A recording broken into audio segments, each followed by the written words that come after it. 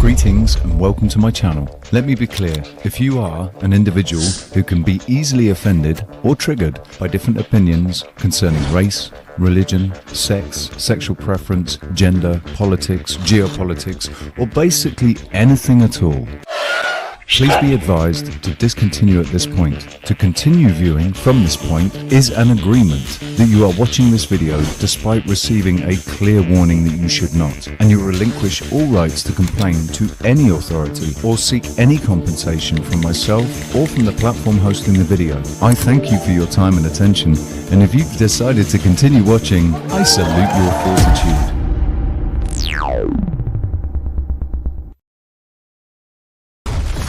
Who's that? Your ball.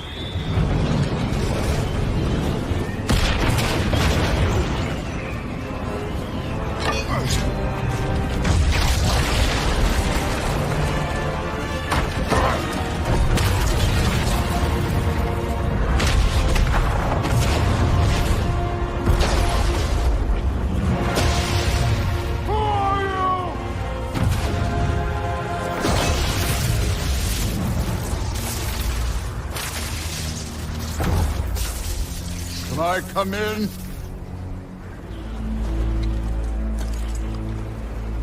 I have meat.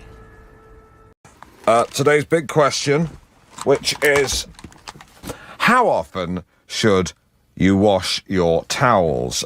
Ted in Wisbeck has been in touch. I don't use towels. I use a hairdryer set on cool. It takes a bit longer, but it feels lovely. And I finish off with a little talc for my testes and bum. See, I don't understand. My thing is, do you want to make the point? Yeah. Well, don't lose your mind in the meantime. I can't even talk to people anymore. It's nuts. Does anybody know how to talk about anything anymore? They don't lose their mind, but you do and we do, and I don't understand why that is. You can't go through. Listen, we're turning this into a joke. This is a joke. I'm not saying you have to. You can't laugh. Be very serious about it, but give me something and speak to me like somebody who's the pilot of a ship, who's very cool and calculated. But this is ridiculous. There's something wrong when you're screaming and yelling at somebody. It's that Piers Morgan school where they want you to go and scream at each other. I don't understand that. It's interesting for a minute, and then it's boring, and you can't hear anything. I don't grasp it. I don't understand what's happening. Oh, my God.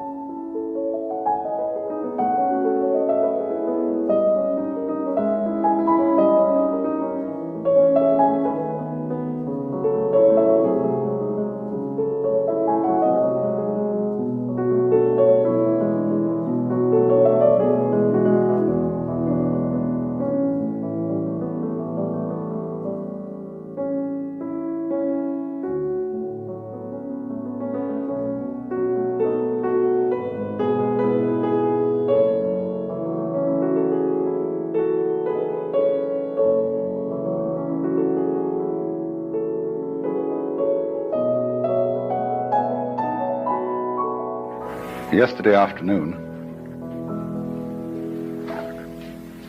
I was discussing the plausibility of two essential features of the philosophy of illusion. The question that we have to decide whether to take life seriously or not, that is to say, whether the plot is comic or tragic. And if it's tragic, you see, must we say that it's ultimately tragic?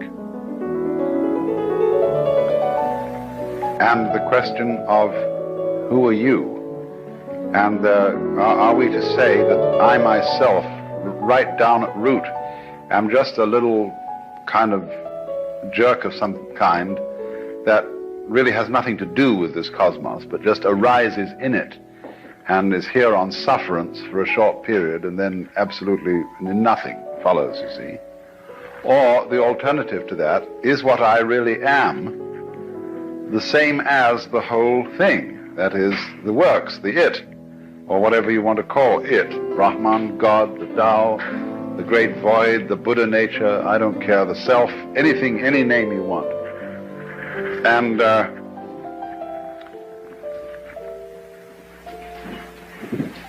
whereas that attitude, you can look at it from various points of view in judging it. You can say it's wishful thinking.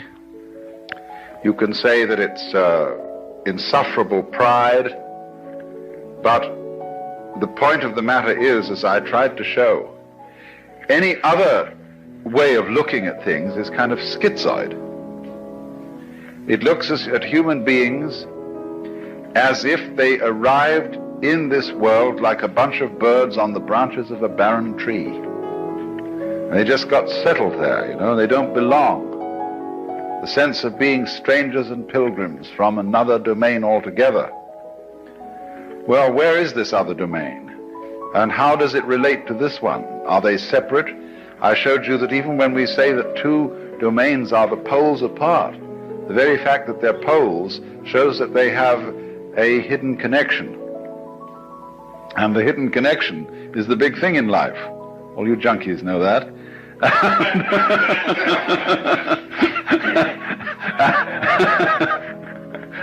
And so, in other words, we get a pattern of organization that is radial rather than an assemblage, as if the universe were really a multiverse. A lot of things that got collected together out of the infinite wastes of space and sort of began to maunder around each other.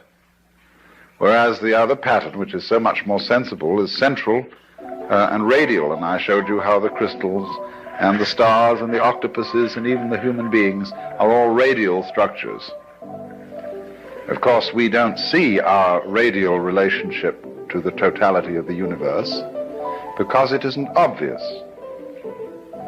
It's obvious that a tree is an arm of the earth reaching up and waving at the sky. And a mountain is another kind of radiation from the earth. And so is a leg from a body, and hair, and things like that.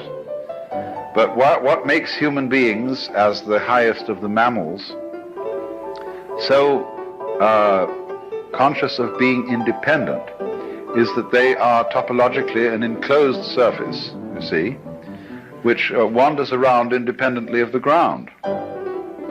What we don't notice is that we are not independent of the ground at all, that wandering around is something that is entirely related to there being some ground.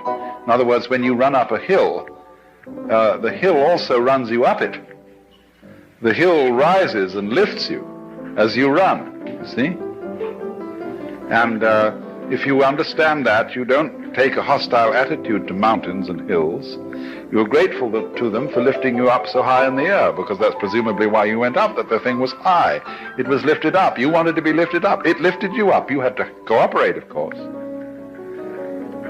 I always like the illustration that I've used before, perhaps you haven't heard it, of the thistledown.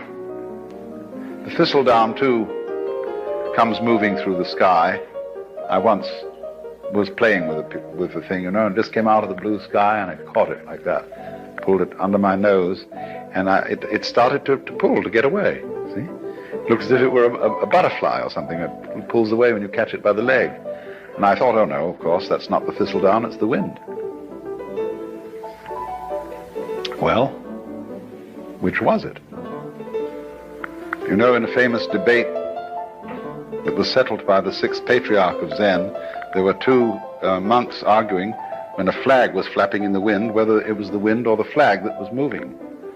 And he said, it's neither, it's the mind. And so in a way, the same thing was true about the thistledown. The mind is the moving thing, because which point of view will you take? Which attitude of mind will you take towards this? Is it the wind moving the thistledown? Or is it the thistledown that is moving itself with the wind? After all, when you see a sailing boat, and there's a man in the sailing boat, who is moving the boat? Is it the wind moving the boat? Or is it the man moving the boat because he was smart enough to put up a sail? Much smarter way of getting around than rowing. You don't have to work. It's intelligence, you see, the mind that moves the boat. And so in the same way, I thought, this thistledown has some kind of intelligence. It's radial, it's organized, it's beautiful. And it's used that to sail itself with the wind, to enable itself to pull like a little organism playing with the wind. And so in just the same way, each one of us uses the universe to get around, and the universe uses us to play with, and to make games and patterns, and to do its stuff. So because we seem to be disconnected and entirely sealed within our skin, that is a very deceptive thing, because the skin is not really the boundary of man. You'll notice that in various periods of art, human beings have been shaped in different ways. And have been more or less transparent at some times, at other times opaque, and sometimes the emphasis has been on the state of mind which this human being is in. At other times the emphasis is on the bodily conformations and so on. In the work of painters today, one sees images that at first sight one doesn't recognize as being human. There was an exhibition at the Museum of Modern Art in New York some years ago called The New Image of Man. And these things didn't look like human beings at all. Some of them did, but that's because what does a human being look like? That depends on your point of view.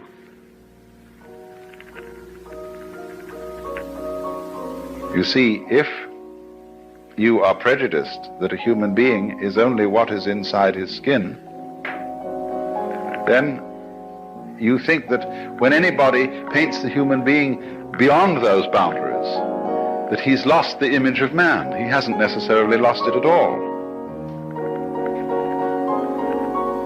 You see,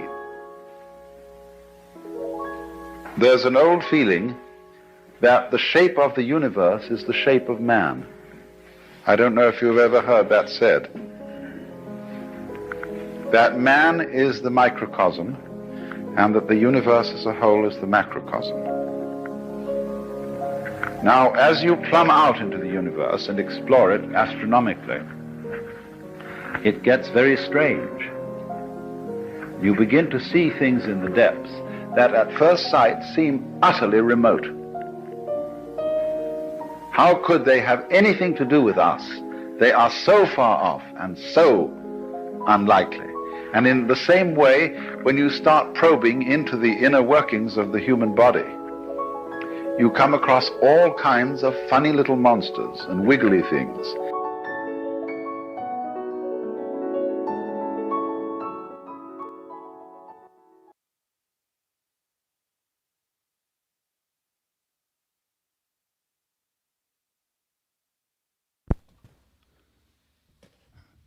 What is that so there, Mr. Alan Watts? All kinds of wiggly things. Happy, what day is it? Monday. Monday. I'm here a little bit earlier today.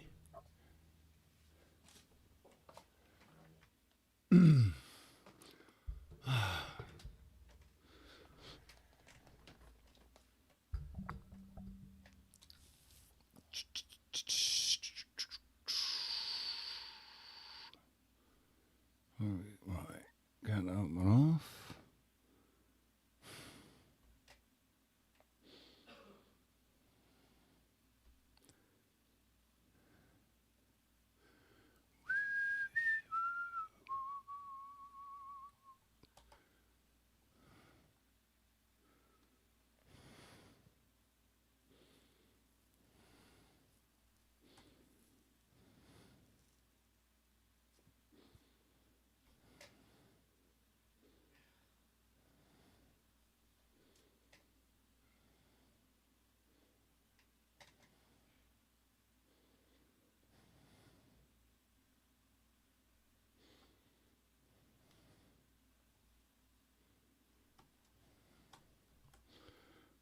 Oh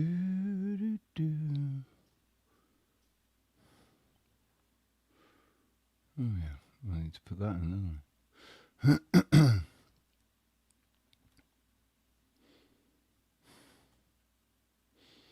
I? Hey, was he?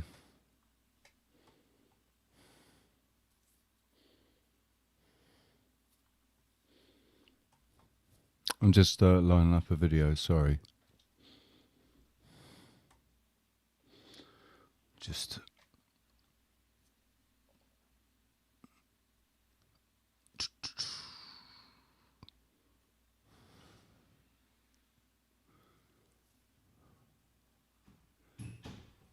Share the screen. There we go.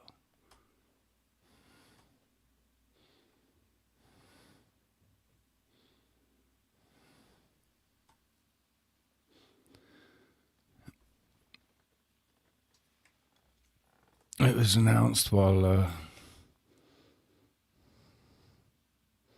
think it was while I was live on Flow States about what's going on in Venezuela. And I think this is very interesting right here. We knew this would happen. And now we want President Maduro back. And now we want to affirm that even though you kidnapped President Maduro, it doesn't mean that the Bolivarian Revolution is over. Tell us about what is happening, because obviously, as I just mentioned earlier, Western media is not very reliable in general. It certainly isn't reliable when it comes to Venezuela. So what is happening? What happened during the attack? How did you experience it? Did you wake up to it? So just to give you a timeline of the things that happened, basically at around 2 a.m. in the morning, I woke up with the sound, with this tremendous loud explosion sound. Of course, I have no idea what was happening. It felt like an earthquake, like maybe the sky was falling down. I immediately got up, immediately went to the window. I could hear the explosions, I could hear the planes flying, but I couldn't actually see them. But I knew they were close, and I knew that something bad was happening because the sound was like something like I've never heard before. Immediately, friends and family began calling me. We began exchanging messages and phone calls, just trying to understand what was happening. We all knew that this was something bad. There was a part of me that already knew that this was most likely a U.S. military aggression, but of course we needed to remain calm, so I just tried to wait until there was absolute confirmation. In the meanwhile, I was seeing videos and photos on social media of people like me who woke up to these loud sounds, and they looked out the window and they saw that there were explosions around where they lived. And so in total, there were like 6 places in Caracas that were hit by U.S. strikes. Not only military complex places, because the U.S. is saying that they only hit these military sites, and that's not true. They actually also hit civilian areas, urban areas, civilian populations. For example, they mentioned Fuerte Tiuna, which is a military complex, but Fuerte Tiuna is not just a military complex. It has a lot of residential areas around it. So the strikes were actually quite tremendous, and they actually caused some civilian casualties, which we will have a balance about it soon enough from the Venezuelan government. So that's what happened. Around 3 a.m. in the morning, we got like the first confirmation from the Venezuelan government that indeed we were under military attack. The communique said that it called the people to just remain calm, but at the same time was saying this is the moment to resist, this is the moment to fight. Everybody has to be in high alert. Everybody has to be ready to defend the patria, to defend the sovereignty. So we waited. We were just like, okay, so we're just gonna continue to wait for more confirmation from the government. Soon after, the defense minister, Vladimir Padrino Lopez, he went on television and he said the same thing. He said, yes, we are being attacked by the United States. This is a criminal, imperialist aggression. This is illegal. This is, of course, something that the Venezuelan army is going to face with our heads holding high. He said that the military was already in the streets. They were already trying to take control of the situation. And he called the Venezuelan people to, of course, trust in the military, trust in the militia, trust in this civilian military union, and to remain calm inside their houses. Soon after that, we got the most devastating statement from the Venezuelan government, which was Vice President Delcy Rodriguez saying that indeed President Maduro had been kidnapped alongside his wife, Cilia Flores. And I think it's very important that we emphasize this part. President Nicolás Maduro, an elected constitutional president, was kidnapped by U.S. forces. President Nicolás Maduro, an elected constitutional president, was kidnapped by U.S. forces. This part. President Nicolás Maduro, an elected constitutional president, was kidnapped by U.S. forces. This part. President Nicolás Maduro, an elected constitutional president, was kidnapped by U.S. forces. He was not captured. He was not arrested. Just wanted to emphasize that point. No, he was moved. Exactly. Right. None of that. We all know that the United States has built this fantasy narrative that the Venezuelan government is somehow behind this huge narco-trafficking organization, with absolutely no proof about that, no evidence about that. They have been using that narrative to kill civilian people on small boats in the Caribbean for 4 months, and now they're using the same narrative to kidnap a elected president and to bomb civilian populations in Venezuela. Caracas wasn't the only place that was attacked. There were also strikes in different states, Miranda, Aragua, La Guaira. We have been seeing videos and images on social media of people who witnessed these attacks. So we know that there were actually some really harm to the civilian population. After all of that, when we had confirmation that we were under U.S. military attack, when we had confirmation that President Maduro had been kidnapped, of course, the next stage was we need to go to the streets. Cage, you ever want to come back up on this panel? You ever want to come back on my panel? You gotta send me money, a lot of money. Simple as that, mate. So that's what we did. Right in the morning, when around 9 a.m., we started sort of exchanging messages. Okay, so where do we go? Of course, we have to go to Miraflores. We have to go to the presidential palace, and that's what we did. We went there. Of course, the city was very militarized. There was a lot of people who were just kind of looking for essentials, people looking for water, looking for food, trying to, abastecerse, find all of these supplies because we don't know what's going to happen in the next following days. But there were also... I should put that into context, shouldn't I? Because none of you can see Cage isn't in the chat. He just tried to join the panel again. And after yesterday, yeah, if he wants to come back on my panel, he's going to have to send me a lot of money. That's the only way that I'm going to let him back on the panel. Basically, I've had enough. I'm not putting up with that sort of energy.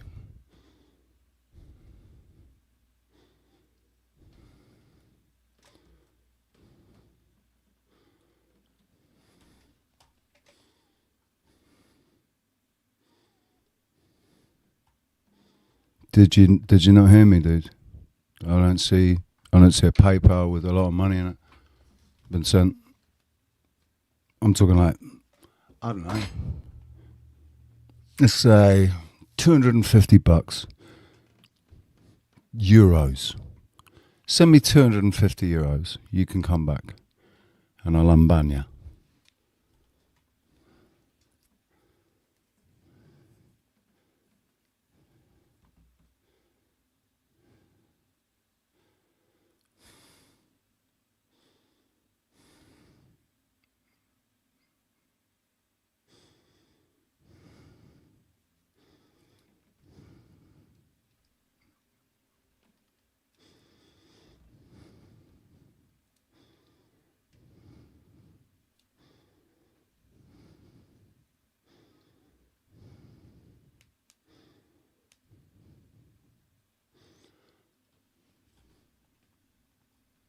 people near Miraflores who were just gathering there in solidarity, who were just taking turns to speak on the microphone and speak their mind, denounce that the U.S. had violated Venezuela's sovereignty, that the U.S. had... Oh, sorry. Hey, shout out to the chat room. Shout out to Wazzy and Sylvie, Nath, how you doing? Ivan, how you doing? Good to see you. The link is not pinned. Apparently. I shall pin it.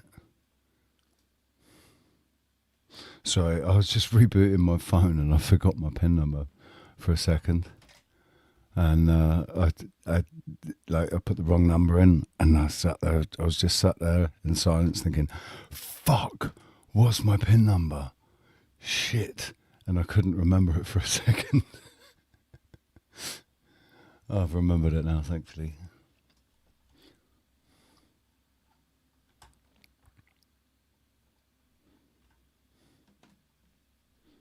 Right, sorry.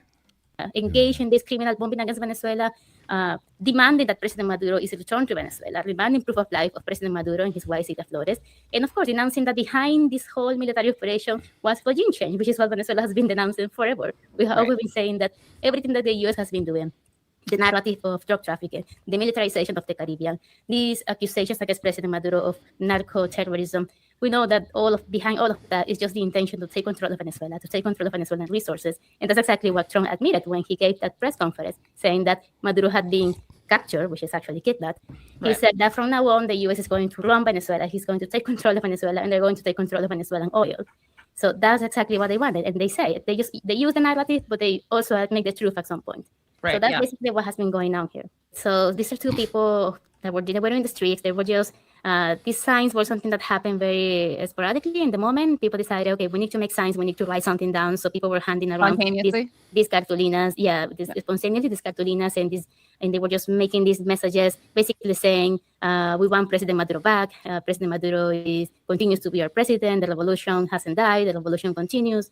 Just affirming this, sending these messages out there saying that we're not giving up. We're not giving up. Moments like this, we have to understand that this is such a new experience. We have never been through something like this. Venezuela has been through so many terrible circumstances. We have been under U.S. sanctions for a decade. We have been through devastating humanitarian consequences because of U.S. sanctions. We have resisted so much. We have faced so many coups, so many coup attempts of mercenary invasions. Well, this is something that, of course, we haven't experienced so far. We have been announcing that this was going to happen. There was a UN emergency meeting that Venezuela called, and not so recently, in which the Venezuelan ambassador, Samuel Moncada, he said it right there in front of all of these countries. He said, the U.S. is preparing to invade Venezuela. The United States is preparing to do something against President Maduro, a decapitation strike, something. And we have been announcing this, and nobody did anything. So this is why right now when you go to the streets and you see Venezuelans protesting, it is basically people saying, we've been saying this, and we've been saying that we were going to be attacked. We knew this would happen. And now we want President Maduro back. And now we want to affirm that even though you kidnap President Maduro, it doesn't mean that the Bolivarian Revolution is over. It doesn't mean that this is, that we are going to continue fighting, of course. Right. So these are all people who just spontaneously got there. They just gathered there, and there was a stage and a microphone, and anybody who wanted to speak, they could do it. So everybody will just go up to the stage. If you're worried about coming on the panel, Sylvie, I don't mind hearing your Little Miss Six like in the background playing. That does not bother me at all. All right, I don't think you want her on camera or anything, but we don't I don't mind. It's not going to annoy me if she's making noise in the background. I think it's brilliant. It's like it's part of your life, right? That's what's going on. So I think it's brilliant, Sylvie. Start speaking about their own experiences with the Venezuelan Revolution. There was a man who was saying, "Oh, I am Colombian, and I came to Venezuela, and I immediately fell in love with the Bolivarian Revolution because it was a process that made me feel like human dignity was actually something that was achievable, you know? Like this is a government that cares about its people, about education, about healthcare, about and the dignity of just being a people with sovereignty and self-determination, not being the backyard of the United States, not being just these, not having puppet governments that just do." I think that might be part of the problem with national identity and all of that, because then you stop being an individual, you're just part of the population.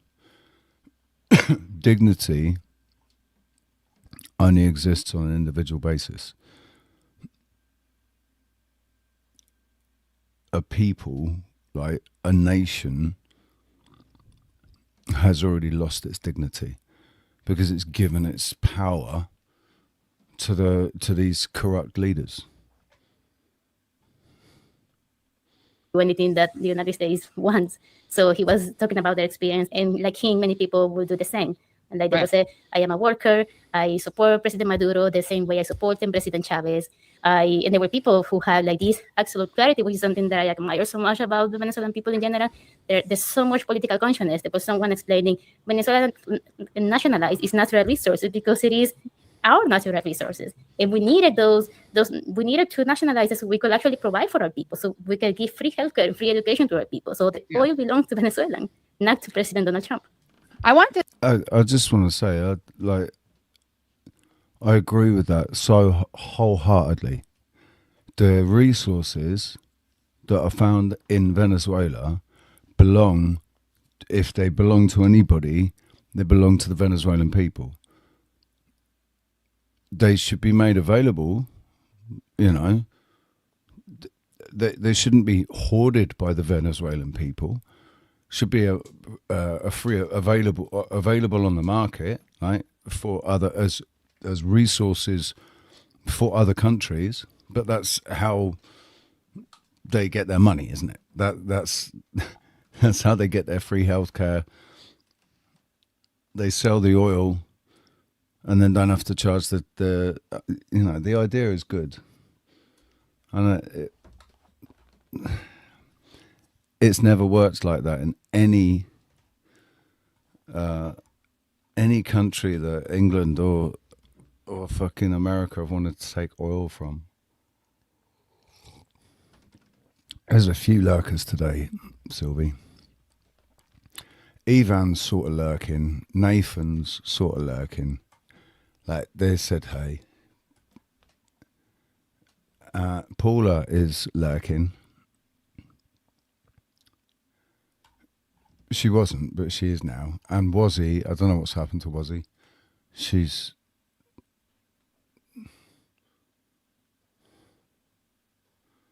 Yeah, that was the last thing she had to say.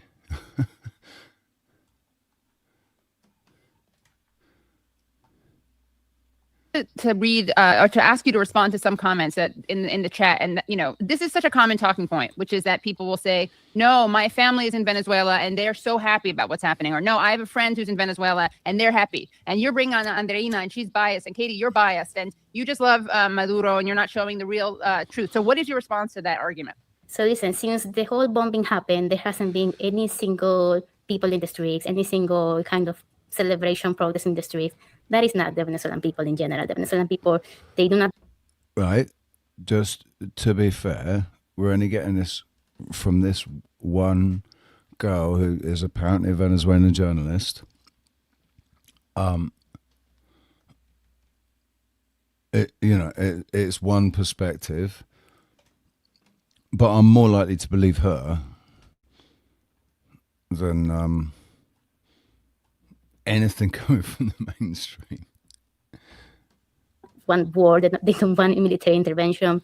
So no, that is not happening. There is no such thing as the country is just calm. The country is just quietly waiting to, trusting that the Venezuelan authorities are handling the situation, trusting that we are going to resist the situation, we're going to fight back, we're going to somehow overcome what is happening right now.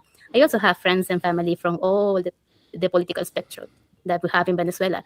So I also have this perspective that I know that many people who may not support the Venezuelan government, they also do not support the intervention of the U.S. military. They do not support this colonialist kind of mentality. I think people confuse this with the small sector that represents Maria Corina Machado, who we all know is someone who openly welcomes U.S. military intervention, someone who has been asking for an invasion, someone who has been selling Venezuela, like Venezuela is just something that she can sell. She has been saying that Venezuela is a sexy woman, that you can just give her up. I mean, we have all this oil, we're so attractive. You can come in and take anything you want once we get rid of Maduro and everybody else. So there's a small section, a small radical section like Maria Corina Machado that supports this, but that's not the majority of the Venezuelan people. And we're not seeing any, I mean, I've been in the streets, I've been walking around, I've seen people, so I know for a fact that is not happening. Yeah. And also, of course, poor Corina Machado, she's Trump does not have a lot of confidence in her. So that must have been awkward for her to watch that press conference. We still have a Venezuelan government. Vice President Delcy Rodriguez is in power right now. She gave a press conference earlier today. She was alongside the entire military officers and other Venezuelan officials. And she was saying that we are still here, we are resisting, we are maintaining operations, we are declaring a state of commotion in Venezuela. We are going to give a balance very soon about the casualties of the U.S. bombings. Yeah. So there's no vacuum of power, there's no such thing. The U.S. has been claiming that they are negotiating with Delcy Rodriguez. They first said that she had already fled to Russia, then they said that they were negotiating with her, and she very clearly stated, I'm not negotiating with anybody. Mm-hmm. I am here, right. I am with the Venezuelan people. We are calling the Venezuelan people to resist, and we are asking, demanding that President Maduro is returned back safe and safe. Right. So she said that the vice president has said no, they're not fucking negotiating. Whatever Trump's saying is a load of bullshit. And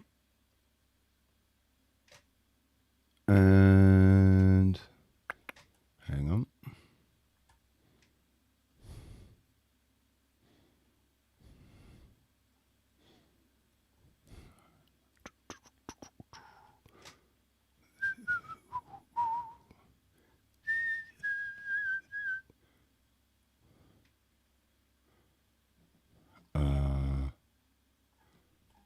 Where's it gone? There we go. Donald Trump yesterday proudly announced the illegal invasion of Venezuela and kidnapping of his president, Nicolas Maduro, and his wife, Celia Flores. Trump and the rogue members of his administration also shamelessly flaunted their desire to run Venezuela and gain control of its vast oil reserves. While everyone suspected the hidden motive to kidnap Maduro and his wife, no one really expected Trump and his fellow thugs like Marco Rubio and Pete Hegseth to publicly confess that the real motive was to occupy Venezuela's oil reserves. Trump also told us that Venezuela's vice president, Delcy Rodriguez, was installed as the new head of the country, and that she will run the country according to his whims and fancies, i.e. as America's proxy. But as things turned out, the motor-mouthed president... Good to see you with your clothes on today, Mr. Landry. I do, dude. Are you sad? I know you wanted it. Fucking hell, mate. I got such a good laugh, though, dude. That's all I needed from that. I wasn't expecting it. I'm going to use it somehow, like in some sort of song. Just you say, you really think I'm going to let you up without your clothes on? But I mean, dude, props to you for just keeping the camera right on, the I was top trying of your very head. hard to make sure you knew I was like, even if you let me up, it was going to be like right there. But yeah, I sort of wanted to see if I could just play it off without even mentioning it. Like, what? Like, this is weird. The funny thing is, I'd actually been in the shower. I was in the shower with my phone, but I was listening to. It was yesterday. I was hosting the stream. I went and took a shower and left them talking, and I was listening to them talking while I was in the shower. But, I've done a lot of things, but I've never done that. I've done I've left the house. And like gone to the store. I wasn't on camera. I came off camera. I came out of the studio and said, and just Well, maybe no, that would have been better. No. So how you doing, mate? I'm good, man. It's been good times. Good times. Tell me what your thoughts are on this whole fucking Venezuela thing. Yeah, I was trying to get some people today talk to me about it and like real life, and they wouldn't even. As soon as I said Venezuela, they're like, no comment. I don't want to get in trouble. So I just think it's what I find interesting, and this might be a weird place to take it, but with yesterday was there's a thing in my town where it's a big statue. It's a Pegasus statue, and it's originated from the oil company like exactly 92 years ago from yesterday, the day that happened. And then this democratic socialist group comes in, and then their logo is also the Pegasus. So that's one of those things that feels like it's the Matrix breaking down, where it's like there's no way that's a coincidence. That's all happening at the same day. And you know what I mean? Gematria, that too. There's so many coincidences, it just seems ridiculous. that like, after... I don't believe in it, but... That's what's fun, is I think I don't like the movie... The Matrix, but asking people, it's a good icebreaker, because today I asked this guy, I was like, okay, do you think we live in the Matrix? And he's like, yeah, sure, whatever, never thought about it. And then I was like, all right, so what are your thoughts on Venezuela? And he was like, oh, wow, that was fast. Like, these people are really afraid to answer this question, which is interesting to me. I think it stank to high heaven the entire time. The whole bullshit narrative about the fishing boats and, that they were bombing and that. It's just, I don't know. This narco narrative and everything. The entire time, it was obvious that all they wanted was the oil. Yeah. Right? And it's like the blood of the earth. That's what I've felt the entire, since they first started talking about it. Because what's Venezuela got? It's got fucking oil, right? And this, man... They're playing it off that it was some sort of military operation and they captured him, but he's got... That's so weird. You've got we just listened to that bird talking to Katie Halper saying, no, they kidnapped him. They came in and kidnapped him. Came in, got him, and fucked off. Just bombed 6 sites and kidnapped him. They didn't. There was nothing legal about it. It was an illegal. So you don't believe the narrative that the people are happy? She's saying that that's not true. The only people that were happy are the people that are supporting that bird that has basically said, yeah, come in and get rid of Maduro and you can have whatever you want. So you I guess this is where it would serve, like, us if we could find a damn Venezuelan. It's an open panel for the whole world. You'd think we'd be able to find one. Everybody call your Venezuelan friends and tell them to come here. I want to know. That's how I felt. That's how I felt about Israel, and so I was really grateful when I made friends with a couple of Israelis, but we don't talk so much anymore. Like one of them, he sent me a Happy New Year message, but yeah, we fell out fucking months ago. Around the same time that I was researching the Khazars and the Ashkenazis. Ooh, but anyway, that's my favorite chakra.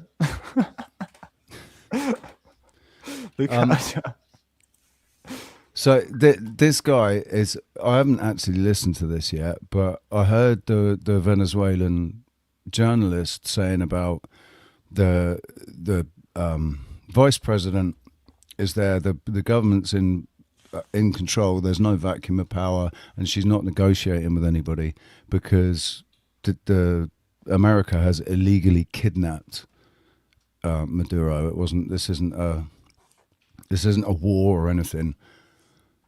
I just want to hear what he's going to say because he's basically, I think he's backing it up. President of the rogue U.S. administration appeared to have chewed more than he could bite. There are no signs that either ordinary public in Venezuela or members of Maduro's cabinet agree with Trump's atrocious military adventurism in a sovereign country. It's clear that, like everything else, Trump appears to have hugely miscalculated the political realities of Venezuela. This is exactly what I shall be attempting to explore in this video, so stay tuned. Let's first watch what Trump had to say about Delcy Rodriguez running the transitional government. He said Rodriguez was willing, his word, not mine, willing to do what he desired. We're going to run the country until such time as we can do a safe, proper, and judicious transition. So what happened to his voice? voice? Be involved with having somebody else get in. He sounds different. No, I've got him on 1.25. Okay. And then we have the same situation that we had for the last long period of years. So we are going to run the country until such time as we can do a safe, proper, and judicious transition. And it has to be judicious because that's what we're all about. We want peace, liberty, and justice for the great people of Venezuela. You weren't going to back Machado to come back and be the opposition leader in your Fox and Friends interview. And then you also mentioned the vice president of Venezuela. Are you going to work with the vice president of Venezuela, or how do you foresee the relationship Well, I understand she was just sworn in, but she was, as you know, picked by Maduro. So Marco's working on that directly. Just had a conversation with her, and she's essentially willing to do what we think is necessary to make Venezuela great again. Very simple. But was he telling us the truth? Or it was another typical bluffing by this deranged US president? Rodriguez has since spoken on Venezuelan TV, where not only did she reject Trump's claims, but she also reiterated that Maduro remained the only president of Venezuela. She also demanded an immediate release of the kidnapped Venezuelan president and his wife, adding that the armed forces had been ordered to fight the United States. Gobiernos del mundo están sencillamente impactados de que sea la República Bolivariana de Venezuela víctima y objeto de un ataque de esta naturaleza que tiene sin duda alguna tinte sionista. Oh, it's like there's a Zionist tinge. Boom. Vergonzoso. Lo dijo nuestro padre libertador en la Carta de Jamaica. El velo se ha rasgado. Hey, I gotta get your honest opinion about something, man. Say again? I gotta get your honest opinion, and forgive me for being crass here, but what are your thoughts on big booty Latinas? On big booty Latinas? No, big booty Latinas. Oh, no, it You're not into it? me. No. No, No. I'm not really into Latinas. I mean, they're cute, but they are I've never heard anyone say that. They're such hard work. No. What did you They're, say? they're, What did you say? They're they're, dirty. they're high maintenance and high work. Just what I've seen. From what I've seen, right? So I went out with I went out with a Canarian girl, and I went out with a Spanish Galician girl, and both, but like the Canarian girl was more chilled than the Galician girl. The Galician girl was fucking. I don't even know what either of You've those never words mean. Canarian? Yeah, so I live in the Canary Islands. Okay. Sorry, I didn't know that. All right. So Canarian, from Tenerife, born in Tenerife in Santa Cruz, Tenerife. But Bea, who's like, that's my ex-girlfriend from like, I don't know, 6-7 years ago. She, man, dude, I think I know what a banshee sounds like truly sounds like. She was, that's the only way I could describe her. She was a banshee. When she'd lose it and she'd just start screaming. You couldn't understand what the fuck she was saying. She couldn't express herself in English properly, so she was screaming in Spanish. And it like, I swear to God, it damn near broke glasses. It definitely broke my ears. And it also broke the ears of all the neighbours, because 3 times the neighbours called the fucking Guardia Civil on us because she was screaming like a banshee at 4 o'clock in the morning. Do you think it's like, that's kind of the natural balance of life where, because they're so attractive, they got to have some, there's the yin and the yang. You got to have some bad to your good. Okay, so what's the best? What's the number one most attractive race? I'm asking the hard-hitting questions here today. For me, I can't say that. It's like saying what's my favourite song, or what's my favourite ice cream. Come on, man. Or, what's my favourite meal. Dude. I can't pick favourites. Like, no, I don't even know. Because as soon as I think of one type, like, I think of one type of girl, and then I think of another type, and then, no, damn. Well, no, one came first. Yeah, but so Latin American is attractive, right? Dark eyes, dark hair, The first thing you thought about was the dark eyes? Mate, I don't just look for tits and ass, man. I look for dark eyes. No, like, a girl's eyes are important, you know? I know. Because I like to spend a lot of time gazing into them, you know? I would be scared of that if I was them. Dude, I like girls' eyes. I like, I like eyes and thighs and tits and ass and feet and fucking shoulders and everything. Like, just the whole thing, the whole ensemble. You don't right? take the bread off the sandwich. I get you. But you can. There's so many different types, you know, and it's massively about how the woman is in herself. Oh yeah, it's not necessarily about what she looks like. It's about how she carries herself, right? What is that above her head? What is that? Is it a fucking Pegasus on that flag? What is that? A unicorn? Oh mate, do you know? I think it is. Oh my god. Well, it's definitely a fucking horse. And that's. Volver a las tinieblas. Oh, I want that title to disappear.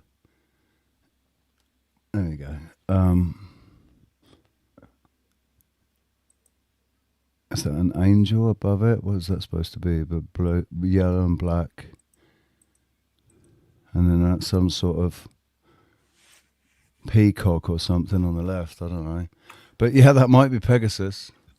It's wild, dude. Se han roto las cadenas. Ya hemos sido libres y It's just a coincidence. Yeah, I know. It's Stop looking for patterns. I get to put me in the loony bin. pretenden de nuevo esclavizarnos. Si hay algo que el pueblo venezolano y que este país tiene muy claro, es que jamás volveremos a ser esclavos. Se activa toda Venezuela y el decreto que ya fue suscrito por el presidente Maduro, único presidente de Venezuela. Hay un solo presidente en este país que se llama Nicolás Maduro Moro. Anyone who knows about the history of Venezuela and Rodriguez's family would know that it would be nearly impossible to expect her to support the US or the illegal settler colony of Israel. Anti-Americanism and anti-Zionism have formed an integral part of their political ideology. Rodriguez's father, Jorge Antonio Rodriguez, was a socialist guerrilla fighter who was first tortured, then killed in the police custody of the US-backed Venezuelan government in 1976 after he was accused of abducting an American executive. He was just 34 at the time of his death in police custody. It was first claimed that he died of heart attack, but subsequent investigations proved that he was brutally tortured by the members of the US-backed government. Odysee Rodriguez was just 6 years of age when she was orphaned by a regime which enjoyed the support of the then US government. She opened up a few years ago about this traumatic experience in a conversation with journalist Max Blumenthal. I want to close by asking you a more personal question. Your father, Jorge Antonio Rodriguez, was a revolutionary socialist. He was on the political side of a guerrilla struggle in the 1970s against the neoliberal, heavily repressive Fourth Republic. This government captured him in 1976 and it tortured him to death. You subsequently went into government and were able to continue his legacy under Hugo Chavez and now under Nicolas Maduro. And you are facing and have witnessed from the inside a hybrid war waged from the outside. So you've seen the continuation of this struggle from out of power to the heights of government here. And I wonder if you have any lessons you can impart to people from my country or other nations in South America, for example, where the left is struggling against neoliberal governments and repressive security services and has not experienced what it's like to actually be in power and to be part of a leftist government. Yo te puedo decir de mi experiencia personal, escuchando toda tu pregunta, que hay un... Do you know, I fucking hate this whole fucking left-right thing, right? Because it puts us in a box? Because it's absolute fucking bullshit. Duh. It's I understand, like, some of my views would be considered leftist or liberal, but I'm not. You lean a little bit that way, like, you know. I don't have a problem with gay people. I don't give a shit if they want to marry each other, right? I don't know. I don't have a problem with if like, I know that I can't control if I'm sexually attracted to a woman, right? It's a physical thing. I cannot control it. I can't. When a girl really, you know, they got the lights my fire, when she really lights my fire, fucking hell, mate. She like calls in the shower. There's a couple of YouTube creators that I've brought up a couple of times, man. If I were to meet them in real life, I'd be a mess. I'd be a fucking mess because I find them extremely physically and otherwise attractive. They're just very attractive to me, right? Yeah. I'm. Let me ask you a crazy question, man. You think you imagine you meet a girl, right, and you just hear the voice, but you're just enthralled, right? Like they captivate you because, you know, women, they can do that with a lot of other cues, but then you get the reveal and imagine it's someone, let's say a man, or some, you know, and that's too extreme. A very, very ugly woman. How would you feel? Do you think you could still follow through because you fucking loved it? Oh, dude, I've kind of had that happen. Really? Where, yeah, I was talking to somebody before I actually saw him, and she sounded. I had an image in my mind of what she looked like, and she didn't look like that at all.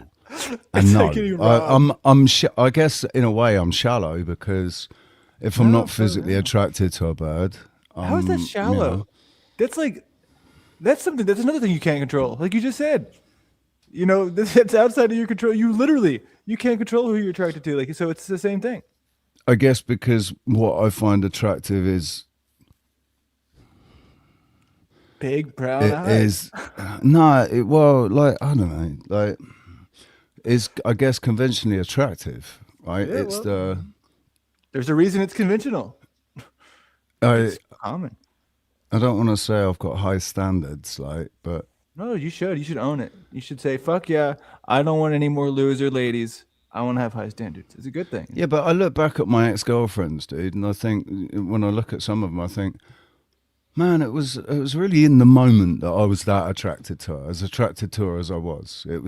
Because, like, in the first 6 months or a year or whatever, in the honeymoon period, it was fucking amazing, and she became more and more attractive, right? Yes.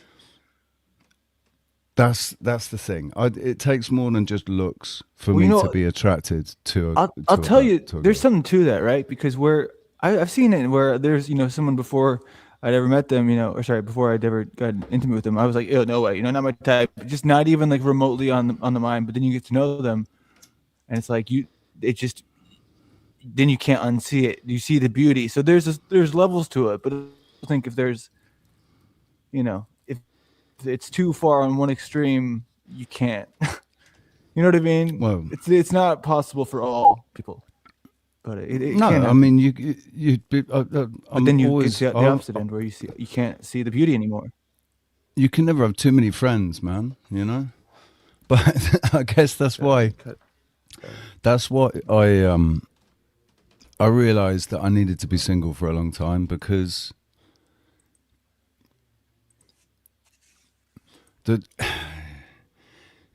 it's better to be friends, man. At the end of the day, it's just better to be. Friendships last longer than relationships do. Right? Are you glitching out?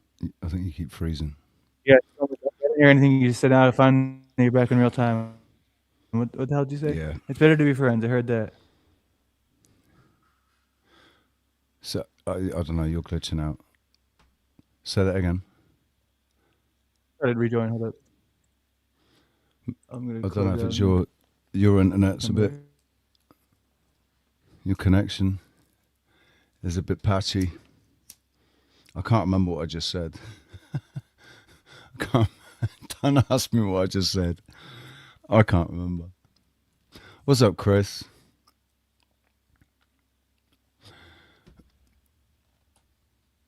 Yeah, absolutely right, Sylvie. I think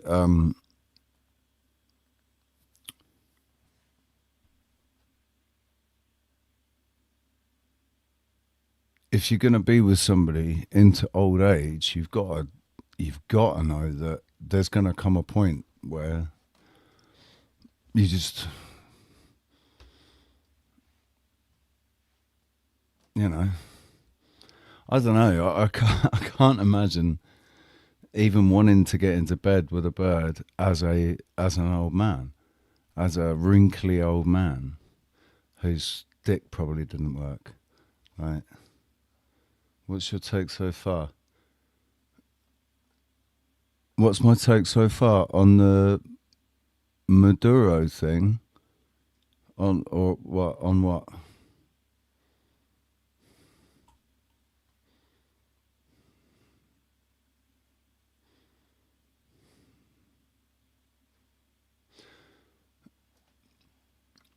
If you grow old and wrinkly together, I don't know. I think sexual appetites decrease as you get older, don't they? I mean, I don't want sex anything like as much as I used. Like, I don't think about it anything like as much as I used to in my 20s and 30s.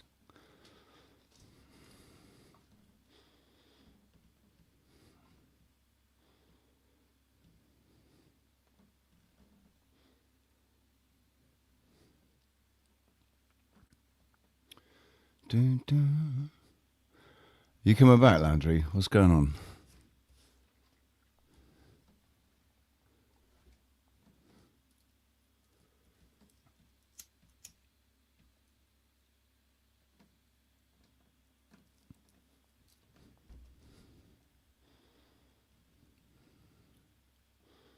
Well, I'll just fucking sit here on my own then.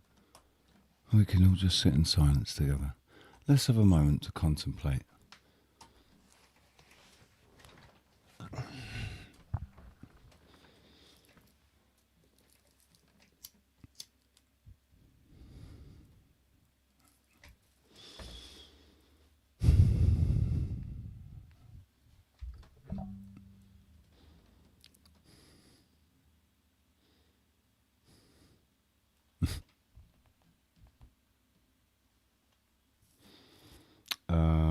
What's going on?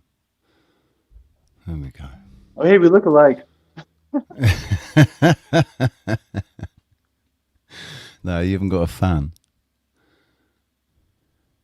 Sorry. Oh shit. You need to get computer, a fan. everything's fucking up, dude. They're on to me. So I don't know. Okay. I can't even remember where we got to. we're talking about something good. Women. Oh, losing attraction, gaining attraction. Yeah,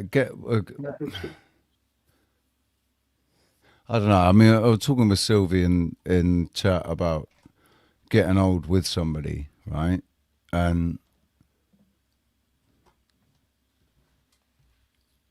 in a relationship, right? In a meaningful relationship with the person that you want to spend the rest of your life with, sex is not going to be a hugely important thing.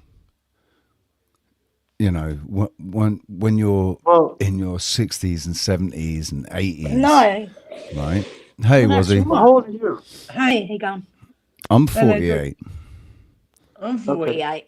Now And I'm trying to Wazzy's think. 48. I'm wondering, because you look old, I guess, in my mind still. But you know what I mean? Because it's weird because I'm starting to look at people who are in their 40s and I'm like, they're not that old, but that used to be so old to me. Yeah. I mean, the only thing, my white beard is not doing me any favors, right, to look younger. If my beard was the same color as my hair, I would look younger than I do. Like, my skin isn't that old. I've only just started getting crow's feet. I got that when I was 2. Dude, oh man. I've been balding since I was 10. Oh, what? Brutal. That's genetic. That one's genetic, mate. Unfortunately. Cage. Oh, good. I'll rock it. Hang on one sec. You're kidding me. We got Cage in the background. Cage, mate, I still don't see 250 euros in my PayPal, so I don't know what you're doing here. Yeah, dude, Cage can get fucked. No, you can pay more than that. That's a minimum. I'm certain now. Have you ever heard this guy Wolfie? Say again. Huh? Do you know this guy Wolfie? You ever heard of him? Wolfie? No. No, right? You never heard of him. No. So I don't see him around either. I see on Brian O'Shea and Paul's over there, and this guy sounds just like Cage. And as soon as I tell him, I'm like, you sound like Cage. He's like, no, what are you talking about? Like, he gets all defensive, and I was like, okay, now I didn't think you were Cage before. I thought you sounded like him, but now I think you're Cage. No, you think it and then is? ever since then, and then he's been following me. Then Cage pops up at Flow States, and now Cage is here. So I'm like, it's Cage. Busted. Yeah. Yep. Anyway, I think, let's not talk about the piece of shit because he's a piece of shit. Let's do it, yeah. Let's talk about old people getting old. Yeah. So when you're married for a long time, the relationship is really, really different from in your 30s when you're having kids and stuff like that. And when you get to 60, 70, 80, or say 70, 80s, you see the oldies walking like at a park and they're holding hands, and I'm just like, oh, that's gorgeous. I love that. It's beautiful. I think that's more companion. It becomes companionship. It's like doesn't they it? go back to friendship again. Yeah. Right. Yeah. Hey, Sylvie. Hi, man. How you doing? Hello. Good. How are you? What's going on, Wazzy? Oh yeah, I feel good. I laid down for. Can I do a fake accent? What are you laughing at? What's up, Keith? How you doing, brother? Oh God, Keith. Hello. Not Keith. Oh no. Oh man. Oh no. I heard Keith you here. fucking venting last night. You gotta do the accent then, Keith, if you want to come around these parts. No. My mustache does enough accent. There. No, the fact that we share a name. My middle name is Keith, so the fact that my middle name's Keith gets some. Keithy. My last name's Keith. Not Leafy. Keithy. I always hated that when I was a kid. Yeah. Keithy. My middle name's Queef. What is it? Sorry, Queef. Not up to me. Queef. Oh God. I got no name. Oh God. I haven't got a middle name. So come on, we're talking about relationships, right? We're talking about Do we have to? being sexually attracted, and like it's got to be that you're still gonna. I don't know, Keith. You're the oldest one here, man. Right? No, dude, y'all don't realize, Well, man. I don't think Keith has any issues being sexually attracted to women at the moment. I think it's going to be later on, and maybe in our 70s or 80s. I don't know. Actually, men. I don't know. I don't know how it works for women either. Well, a lot of people don't share my same position. I'm what they call a sapiosexual. Depends what position. The fuck is a sapiosexual? Oh, I've never heard of that one. That's Yes, somebody. sex with sapien. Well, anyone will do. well, sapien is Homo sapien is the man with a mind, and so me for a sapiosexual has to be an intellectual thing. So you want a man? All right, you want a man with a mind? Hey, I'll let you guys, have if you need some privacy. Intellect, yeah. Intellect. Yeah. I don't have any that's intellect, a big so. role. If you Cage don't have Cage intellect, knows yeah. it means attracted to intelligence, right? Yeah. So okay, Cage is very sapiosexual. I like I'm humor. Humor does it right. for me.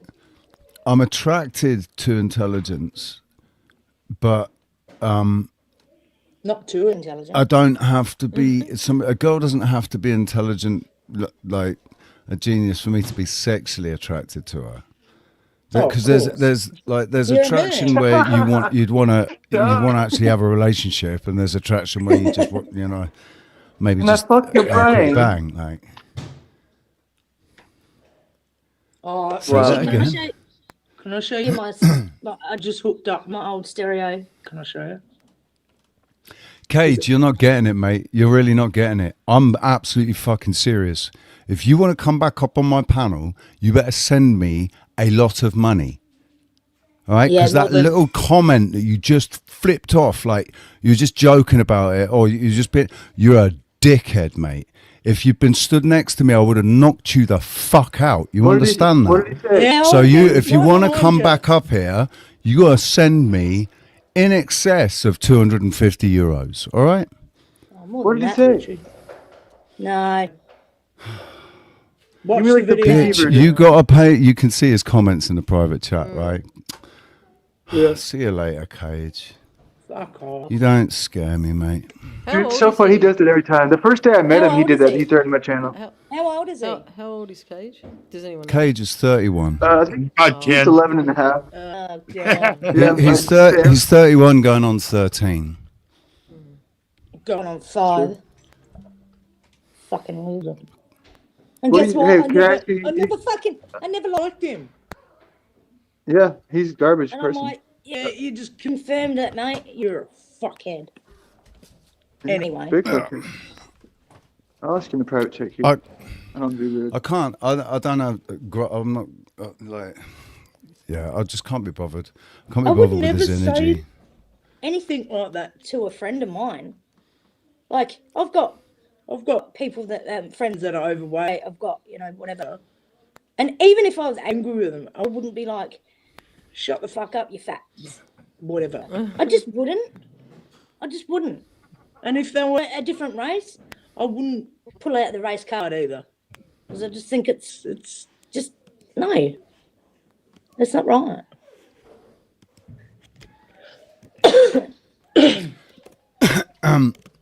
Do you want to see my stereo? What? Do you want to see? I want to see your mono. My mono. So we can compare. Is that another euphemism for Hooters? I don't know. No. It's just the opposite of stereo. Well, stereo, he said left mono. and right. Isn't stereo two? The Oh, how do you Hooters. flip the Sound camera? port? How do you turn the camera on? You have to go into settings, go into camera. You need a green screen, and dude. then You gotta get a the green- other, or you just turn the phone around. Is that Can you make that looks like something that I asked for Christmas in like 1995? Yeah, it's old school. Oh, it was in my 30th. Oh, it was my 30th birthday present. Can you see it? Yeah. Kind of. Hey Keith, you It's ever a call into Sony. a panel in the shower? It's a No. Sony. What? Hang on, You should hang try on. it. Let me put it back up again, because you're obviously really Well, I proud can't of see it, it on man. a pissy little screen, Richard. Well, just hold the This is phone in giving me front the of it. oh, that's crazy. Put a bit closer And to I'll it, was put it? it up. There we go. There we go. Yeah, that looks like Oh, the one I wow. had back in bloody the 90s. Yeah, that is a 90s. It was That pretty is good. It had like a absolutely. 5-disc where you could put 5 Yeah. discs in, you know? Yeah. I was 5 disc and a twin tape deck so that Yes, you could that's right. this on my 30th. record, right? And it's got a handle on the backside and clips so you can clip the speakers onto the side of the stereo. No. And you got your mobile boom box. Yeah, mine clipped on and clipped off, yeah. No. Landry, how old are you? So it wasn't fucking the 30. 90s. 29. I assure you. Yeah, not even 30.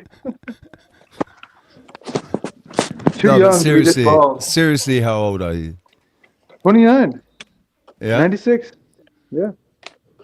Oh shit. And I saw, So that her stereo is probably older than you are, man. probably. But you know what's crazy? I saw the back of my head today, and I like ruined my day. I'm like, I couldn't handle it. Keep You gotta going, get boy. to That's listen. all right. It happens, man. You know, like Now I'm like, I got I'm not taking friends. the hat off anymore. yeah. I got friends at school who were Shave it bald off. by the age of fucking 21. Shave it off, So- get a tattoo on your head. My cousin was bald by the age of 21. So you're I've doing never had to right. worry about it. I made it So my like there's- personality when I was young. That was who I was with my hair. I'm rather grey than Well- fucking balding. So, Oh, look at fucking Jesus yeah. here. Do you know who he reminds me of? Was he? Am I? Because it's a small. It's the other guy, That the is other some American guy hair, with the man. long hair. He reminds me of Steve Hughes. He Yeah. does a little bit. He does. Right, listen, everyone Got a fucking Steve reminds Hughes, you guys mate. of Steve He's Hughes. Hughesy.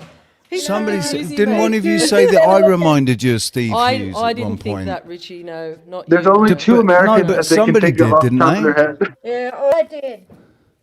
I No, did. If you had Richie long doesn't hair, look it like would Steve be- Hughes. It's no. more your No. I don't think personality, so. I think. I don't see it. No. It's your personality. No, Richard. but you remember somebody saying it, don't you? Yeah, I did. I think it was Wazzy who said Yeah, it. there you It go. It was. was he said it. Yeah. Yeah, it was me. Yeah. Yeah, Steve Hughes is a legend, mate. So you know, Oh. I take that as a compliment anyway. He's a I bloody wouldn't legend. say no. I Yeah. wouldn't say no. Yeah. He's so tall. He is tall, but he's awesome. He's just a What are you fucking doing here, string dude? bean. Yeah. Such a string A bean, string eh? bean, yeah. Yeah. Imagine me and him next to each other. I'd look like a smurf. Get rid of A that. Smurf. Oh, was he? I fucking would. Right, where's it? I don't know, man. man. I'm losing. There. Yeah, I got you. No, I'm trying to Oh, not you. put. Oh, no, Where's you're not talking to me. He's All got right, fair two enough. fucking Sylvie. cameras up, and Yeah, I'm trying mate. to work out. You didn't I answer. know who you're talking to. I said yes. You. Me. Yes. The last one you sent me. Yeah, I know. I said it was on Richie's panel. The last one. Oh, The yeah, magic. the last one. I don't know. I can't really remember. Well, you Was weren't that on your smashed. birthday one? Was that your birthday one? No, the Or other There's so one. many memes. Yeah, the New Year's Day one or whatever. No, when we were doing the songs, remember? Yeah, I couldn't really hear you. Hey, like Oh. if you were singing, I didn't hear you. Oh, okay. Sorry. That's okay. We got lots and lots of Landrys. Oh, had the those, guts. that's, you think that you better get ready because here's some more. Oh, for fuck's sake. A couple of Richies on there too. What are you I doing? see 3 Richies. You see I'm three seeing- Richies? I can You're only see. behind. You're What? behind people. Your head's Oh, behind. I'm up there. Yeah. Yeah. Well, that's only two. 1, 2, 3, 4. I Do you said need some 5, more? yeah. 5. Oh yeah, I guess no, some more. I'm behind him. I'm Any- seeing double, can, man. can we get the? Can we get into? Oh, you're such a big tough boy, Cage. You're such a what's he big tough saying? boy, mate. With all your sock accounts, do whatever it is that you want to do, right? Do whatever it is you want to do, mate. You go ahead. I really don't give a fuck. You understand? Yeah. What a wank. Okay, Zanker. now. Some people I know Oh. are fucked in the head. I got an idea. Make some of those too. Yep. What is it? Oh. Jesus. Is Paula there? Is Paula there? Richie. I can't see. Say again, her in what? the chat Sorry? now. What's up? She was before. Who? Oh. Paula. Paula. Yeah, Paul. Yeah, I didn't get introduced to her the other day. I was fucking spilling. Which one do you want in, dude? Do you want the full facial, the full frontal face, or do you want the? I don't want the full frontal face, that's for sure. You want? There we go. We'll just have one Landry up. That's enough, man. It's. Oh, there you are, Sylvie. I'm like, where are you? Oh. I'm here. I'm sitting in my bar. It's a bit dark in here. Don't go in there. You have your own bar? Mm-hmm. Yeah. Wow. Yeah, she. It's in my house. It's like I It don't is own a cool pub. as fuck, mate. She's she got a does. full size. Owns a She's got a pub. full size fucking snooker table. I know. Fucking And bitch. Snooker? yeah, like can we see your bar? Do you want to see it? All right, hang on. Yeah. Let me just. Yeah. Hang on. All right, I'm Make on my us all laptop, jealous. so just hold on. Let me just. Shit, I'm about to drop shit. Hang on. Hang on. Okay, my bar's a little bit of a mess. I don't know if you can really see it. Hang on. Big screen. Yeah, that's what I'm doing. That's what I'm Hang doing. on, let me move. So that's my bar back there. There's get out of the camera. You. Hey, that's my, get that's out of my the camera. 6-year-old daughter. Get out. And here's my Hey, Heidi. my snooker table. Look at that table. Oh, Look wow. at that table, man. Wow. And like it's got the proper Surfboards. lights and everything. It's got the proper light. That reminds me of the snooker club. That reminds That's me a of the table clean I used table. to play at. My messy Look at bar. that. Hey, you know what? I bought another And the bottle red of, brick. And the It's like- bricks. Oh, shut up. I was just going to say. Look at so the much red brick, space. man. Got another bottle of Scribble. Oh, the peanut butter. Have you, Landry? Have you ever tried peanut butter whiskey? I have, yes. I do remember those days that first came around, man. I was hooked. Really? It's Back good in my shit. drinking days. Yeah, always back miss in your you. drinking days. What, like 5 years ago? It was like, what would it be, like almost 2 years ago. Oh, 2 years ago? I had a drink Well, yesterday. don't you drink Yeah, I anymore? wish I could, That's man. why I was a fun drunk, Hang on, dude. Sylvie. Yeah, I'm a happy drunk. You know, Yeah.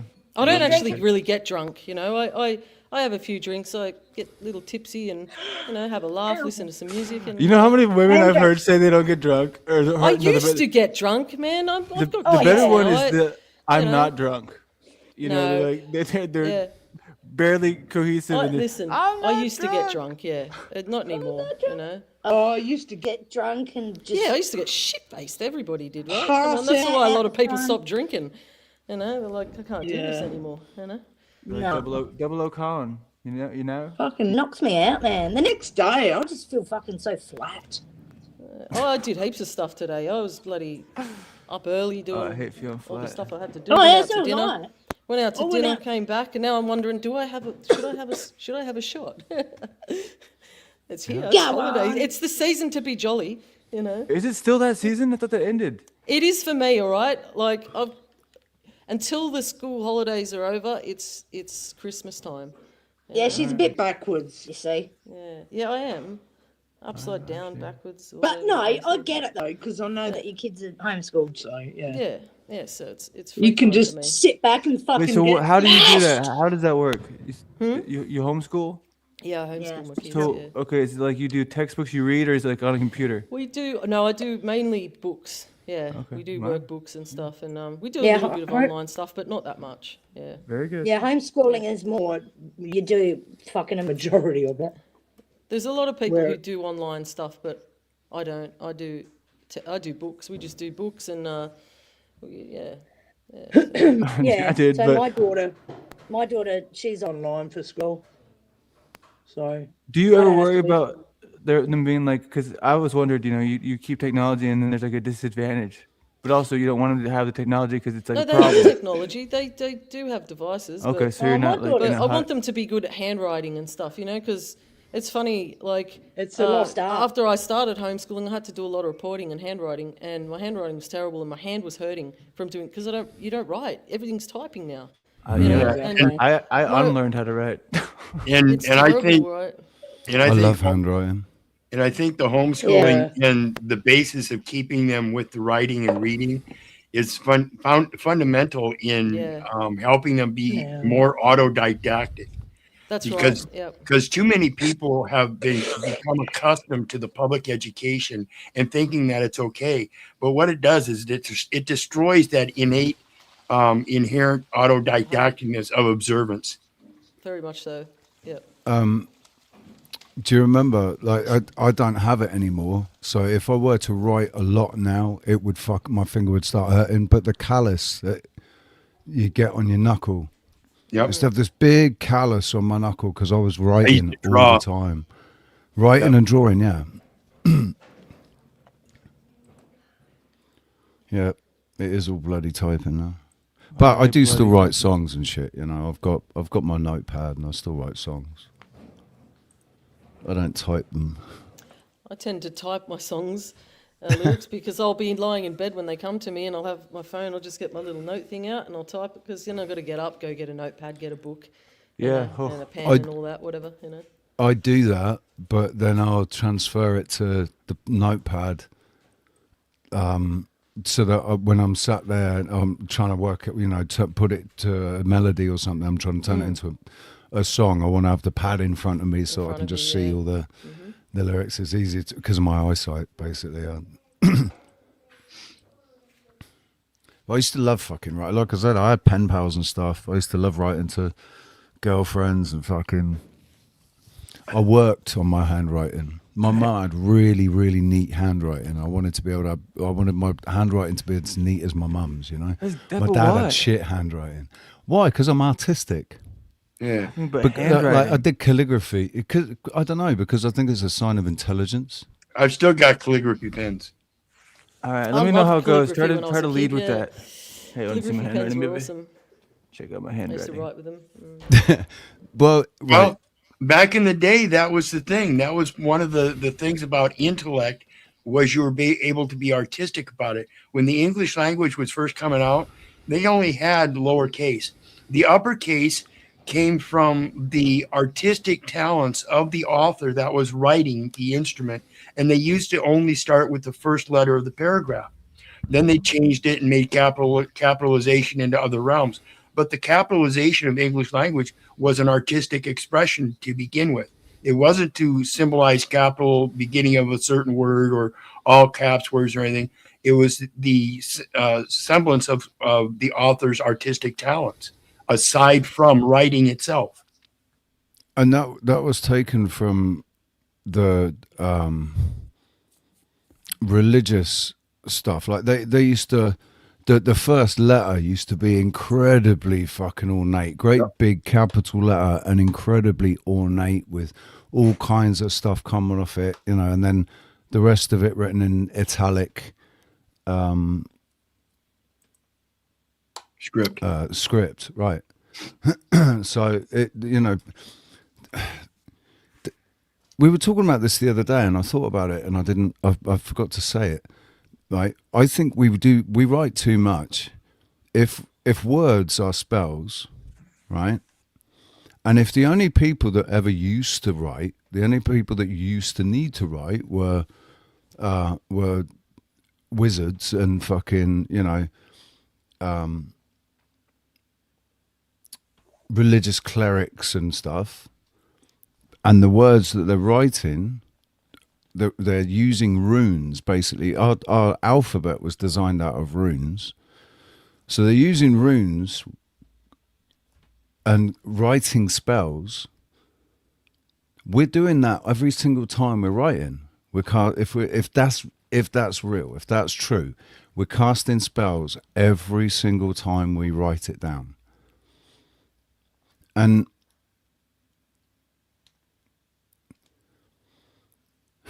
like, it's good for communication, isn't it? But for communicating over distance. But if we're talking to each other, we don't need to write anything down, do we? You can understand what somebody's saying. Barely. Some of us aren't very intelligent, to be honest with you. Some are intelligent enough to use smoke signals. I'll be back in a minute. What do you mean, like What is a smoke signal? There was a day people used smoke signals. They didn't have a written language, but they used smoke signals. They took advantage of certain characteristics, and just like people taking advantage of characteristics of body language. The deaf, for instance, they used their hands to signify language without speaking. But the thing is, they just didn't use many. They didn't have many words. They weren't trying to say complete sentences with the smoke signals. The smoke signal meant there's a problem, or we need water, or we're being attacked. The simple phrases or whatever, right? And so then they changed the color of the smoke. It would be white smoke or black smoke, and how many times they. I don't, how much of that is Hollywood, right? How much of that whole Indian smoke signals thing is actually Hollywood? Well, how much of language itself, of our own language, English language, for instance? This is why we have new terms coming up. Every year they come up with new words, and a lot of it is because of the artistic expression, whether it be in theater or movies or music. There's always that addition, whereas like you were speaking with the smoke signals, it's the simplistic, and it was a simple basic set of things. There was no extracurricular. Now we're getting more and more extracurricular in everything that we do, particularly language.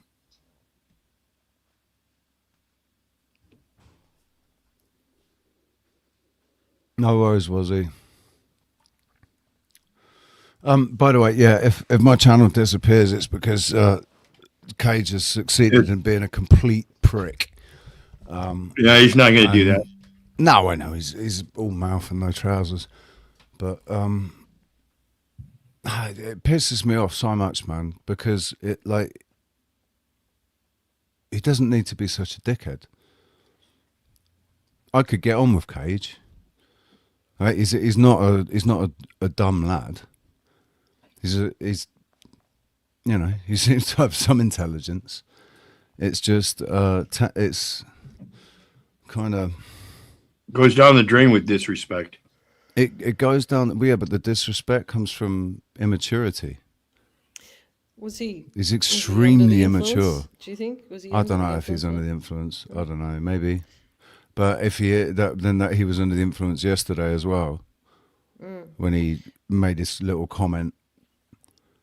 I'm under the about my car accident. I was watching the stream earlier because I was doing things last night, and I saw you alive. I came in, said hello, and then I left, and then I came back, and then so I really only saw a little bit. But that barbarian guy, he was cool. I liked him there. Yeah. Peter was yeah. Yeah. It was good yeah, he was cool. I was really I was really grateful he came up because he's been in a few times, and I've been interested to chat with him. So yeah, he was a decent guy, and that was a good chat, like with him, and Dom and Nude Guru. Yeah, that's right. I haven't still. Callum. It was almost 12 hours, Richie. No, it was over 12 hours. It was it did right. So yeah, it only recorded so much, but we went over 12 hours. Wow. Yeah, it was a good one yesterday. That's a long one. I know, it's just a shit because it's so long. It just makes it so difficult to edit. Yeah. Because I don't have a really super fast processor and graphics card and all of that shit. So a 12-hour video to edit on the laptop is just it'll take forever. That's why a lot of streams like that are good for your private journal. You get a lot of good stories out of those people coming up, just nonchalantly having conversations. A lot of times that's some of your best journal material. What do you mean? Where you can go back and review it and use it for your own intents and purposes of rewriting for songs or stories or anything like that. Flipping up, if you catch an interesting conversation, you've got at least a little clip of a conversation that you can put up on one of your videos to show a premier topic that you discuss on your channel.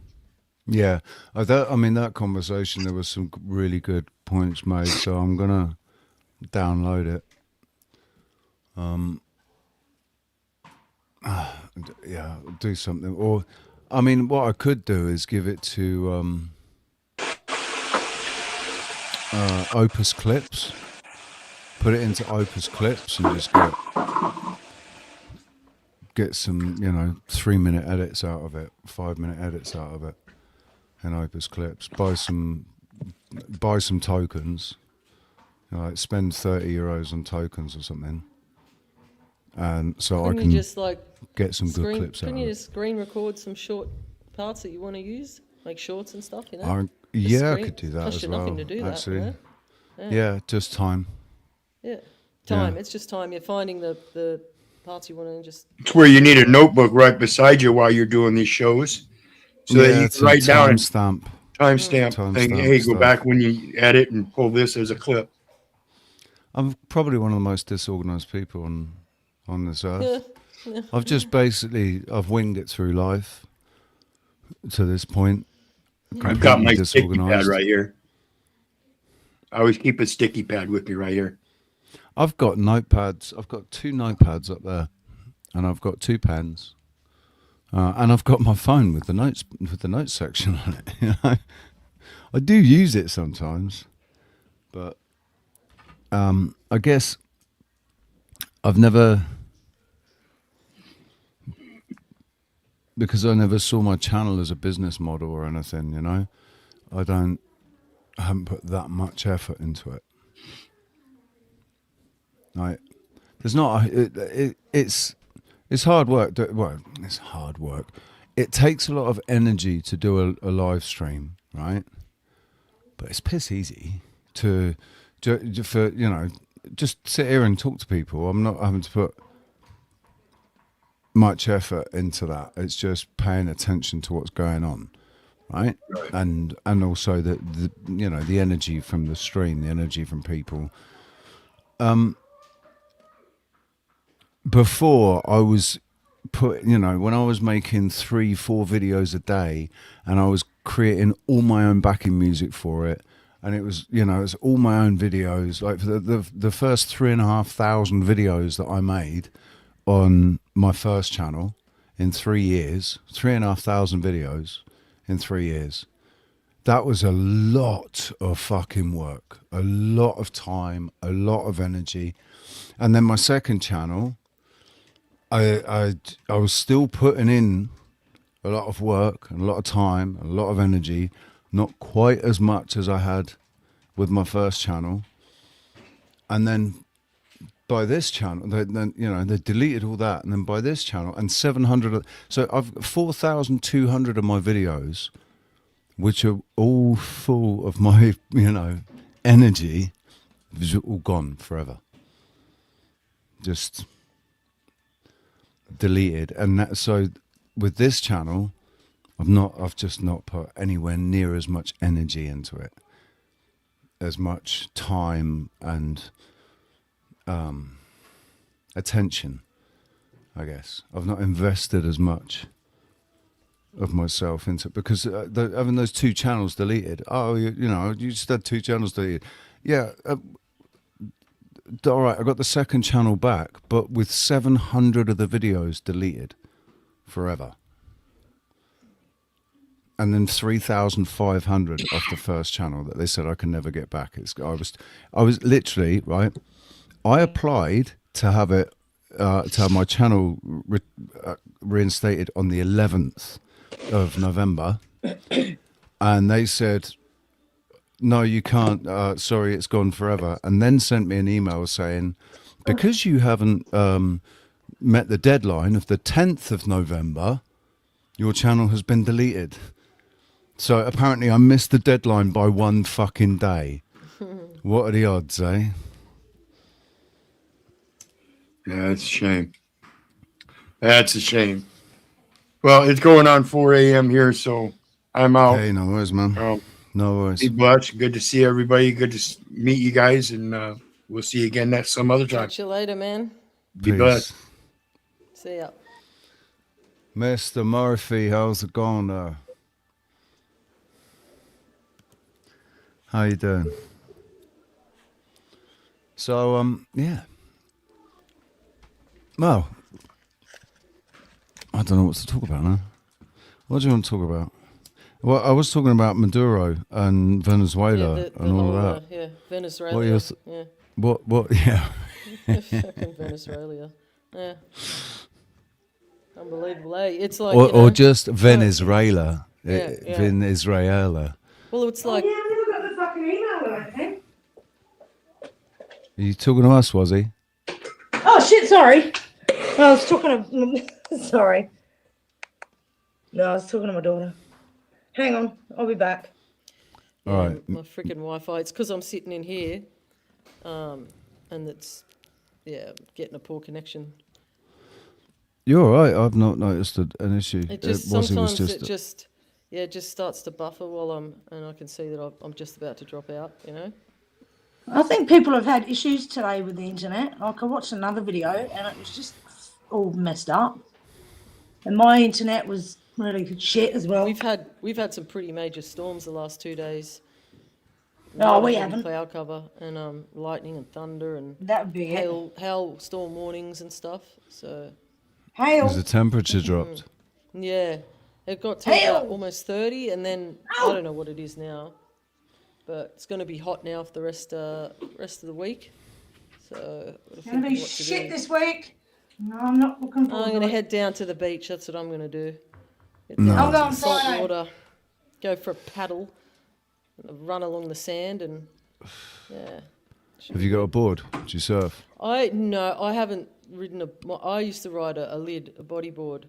I surfed a little bit, but not much. It was hard to surf at Maroubra, to learn how to surf at Maroubra, because whenever you couldn't, obviously you can't surf where the flags are, and the main surfing spots were North End and South End, and you had both the North End board riders and the South End board riders, the bra boys and the, so I rode a lid, most of the time. I bodyboarded. I loved it. It was awesome. Man, you'd never get as fit as if you're a surfer or whatever. I love salt water, man. It's the best. Gross. Chlorine sucks. Not in your mouth. Salt water sucks. Salt water. Salt water is the best. It's refreshing. You feel so good after you've been in the ocean. I don't mind a pool, but I don't like chlorine. No. Like you can get salt water. Yeah, you can. Yeah. There was a saltwater pool where in my old apartment in Portugal there was a saltwater pool. Yeah. Oh. The last time I went bodyboarding, I was 12 weeks pregnant with Lily, and I used to get up. I used to go every day. I'd get up early in the morning and go like at sunrise, or I'd go in between shifts while I was working, because I worked as a community nurse, so I'd have like a 2-hour shift, and then I might have 2 hours in between the next one. So I'd always have my board and my wetsuit in the car, and I'd just go down to the beach, catch some waves. There were many times where I'd go out, well, not many times, there were a few times where I'd be out there and it'd just be so good offshore, perfect conditions, and I could see the clock on the big tower up there going, I've got 10 minutes before I have to get out, and I'd just be like, it's too good to get out, and I'd just fucking keep surfing, and I'd get out, call my work, and just say, car's broken down or whatever, because I'm like, I'll never get these waves again. I can work and catch up with money, but I can never get these conditions and waves again. Do you know what I did when I was 12 weeks pregnant? I went to see Immortal live. Did you just say when you were 12 months pregnant? No, 12 weeks pregnant, I went to see a metal gig. A what? Immortal. They're called Immortal. They're German. German that was music. good. I love German. I like European metal is fucking the bomb. 12 weeks. Yeah. You only just sort of start showing at 12 weeks, don't you? It's like it's not like when I you're was pregnant, but it's not. It's in fact. Do you know? It depends, Richie. Tori wasn't even showing at 3 months. She wasn't even showing yet. So yeah, that's how I was with Lily. With my first, well, she was actually my second pregnancy. I miscarried my first one. But Lily, when I was full term with then, I really didn't put on much weight at all because I was very fit. I worked until a week before she was born. Yeah. I But just, you're it's like lean. someone You're just lean. took, you know those, Naturally you know lean those anyway. Barbie dolls that have you know those Barbie dolls, the toy ones now for kids that have the pregnancy belly? That's what I looked like someone just stuck a pregnancy belly on me, eh? The rest of my body was normal and toned, and it was just like someone just went plop and just popped a pregnancy belly on me. With Heidi, it was a different story. because I've heard that you're more likely to put weight on or retain water or something if you're pregnant with a girl. There's a thing, isn't it? If you've got a round belly, but you don't put much weight on elsewhere, you just got a round belly. It's more likely you've got a boy. Oh yeah, this chick. I was just Woolies. She sorry, so just quickly. No, you're right. She's tiny, like she's short as well, and she's just gone fucking. She's blown up like a fucking balloon, and she's having a girl. My sister I did. knew that, and I fucking guessed that too. I'm like, you're having a girl. Do you know the difference between Lily and Heidi?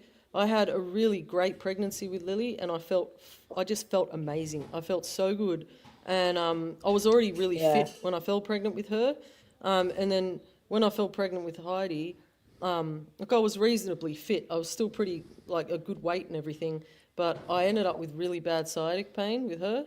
Like I could barely walk. Like I was in so much pain, sitting, walking, lying down, whatever. Jesus. And so I ended up from with Lily, I was 72 kilos full term, and with Heidi, I'd put on an extra 10, so I was 82 kilos. For me to be 82 kilos in my life, it just blew my mind when I stood on those scales that day and saw it was 82. I was like, oh my God. I'm like, how can I be fucking 82 kilos? Fuck. Because you've got a baby in there. Yeah, but, still, there's a big difference between 72 and 82. Your second. Yeah, your second, yeah. Always, I showed much quicker with Heidi, much quicker. Yeah, that's pretty common. And they were both small babies. Like Lily was only 2.75 kilos when she was born. She was just beyond preemie weight. And Heidi was 3.06. So they were both tiny babies. Yeah. Thankfully. My daughter was very, very proud, very happy about that. I know, 8 pounds 6. Yeah. I don't know in 8 pounds 6. What that is in kilos. I I don't know. know. I was an 8 pound baby. No, 9. 8 or 9. No, I think maybe it was a 9 pound baby. I wasn't small. No, you would have been long. I was a podgy little thing, but podgy. Were you a chubber when you were a baby? I had chubby cheeks and a chubby belly. I had like tires on my belly. I had a lot of puppy fat, basically. My daughter was like a Michelin baby. No shit. By the time before she started walking, she's a Michelin baby.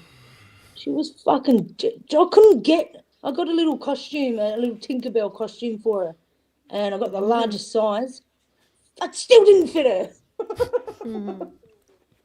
That's how chubby she was. I think I showed you, Richie. Lily was a bit chubby. Yeah, you showed me. No, on my birthday, I showed Richie. I showed you my daughter when she was a baby, didn't I? With my lesbian haircut, remember? Oh yeah. I remember. Not my words. That was Richie's. Yeah, and I didn't really mean it. I was just being, I know. It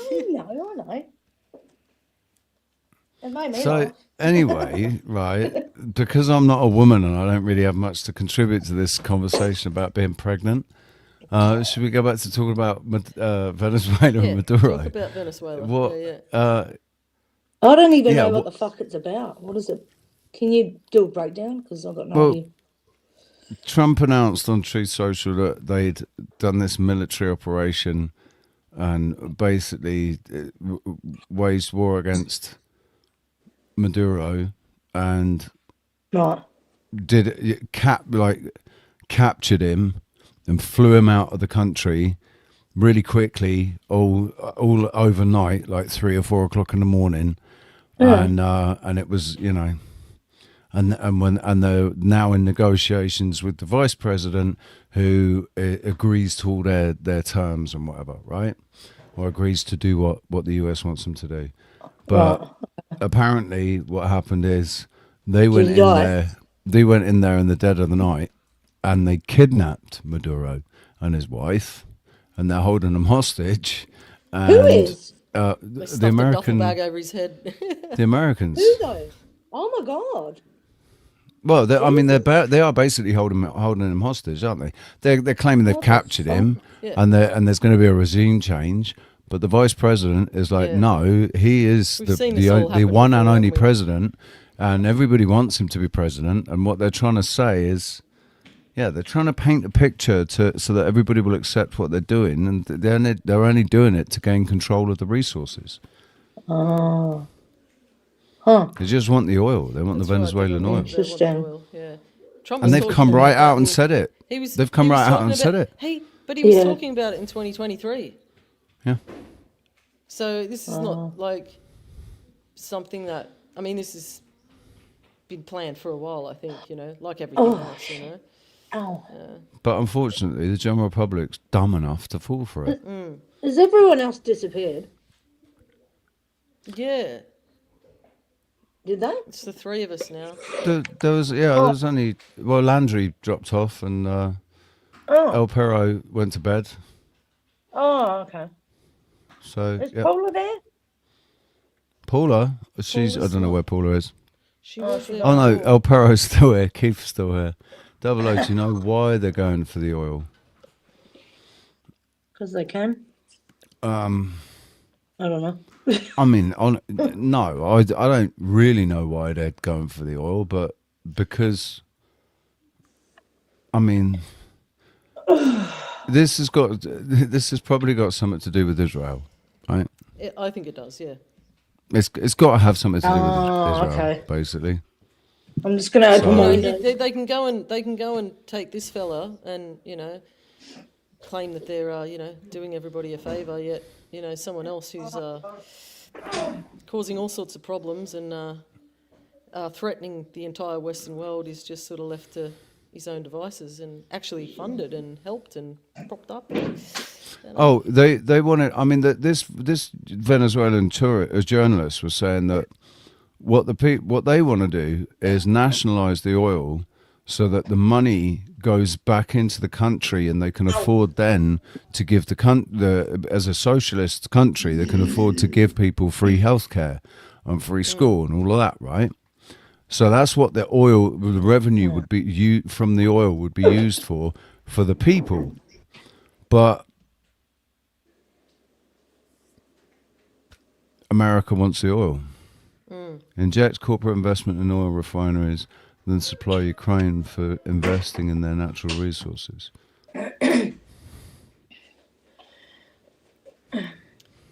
Yep. It's just a repeat of things that we've seen in the past, I mean, whatever it is, it's fuckeries. Like, just Donald Trump coming out and saying, right, I've taken control of Venezuela now, and now the oil is in under American control, US control.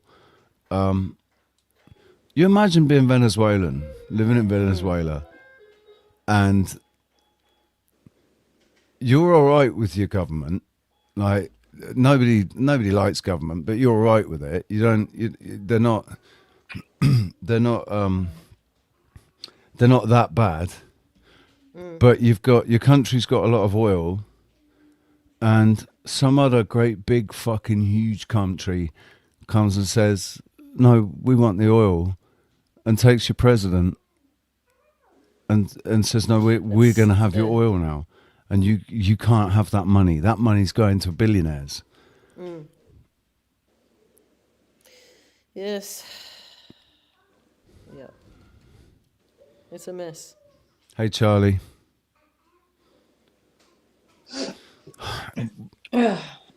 Right, but what can we do to stop it, eh? Nothing. This is just how it is. We're just going to have to wait till 2040. That's like, seriously, that is how I feel.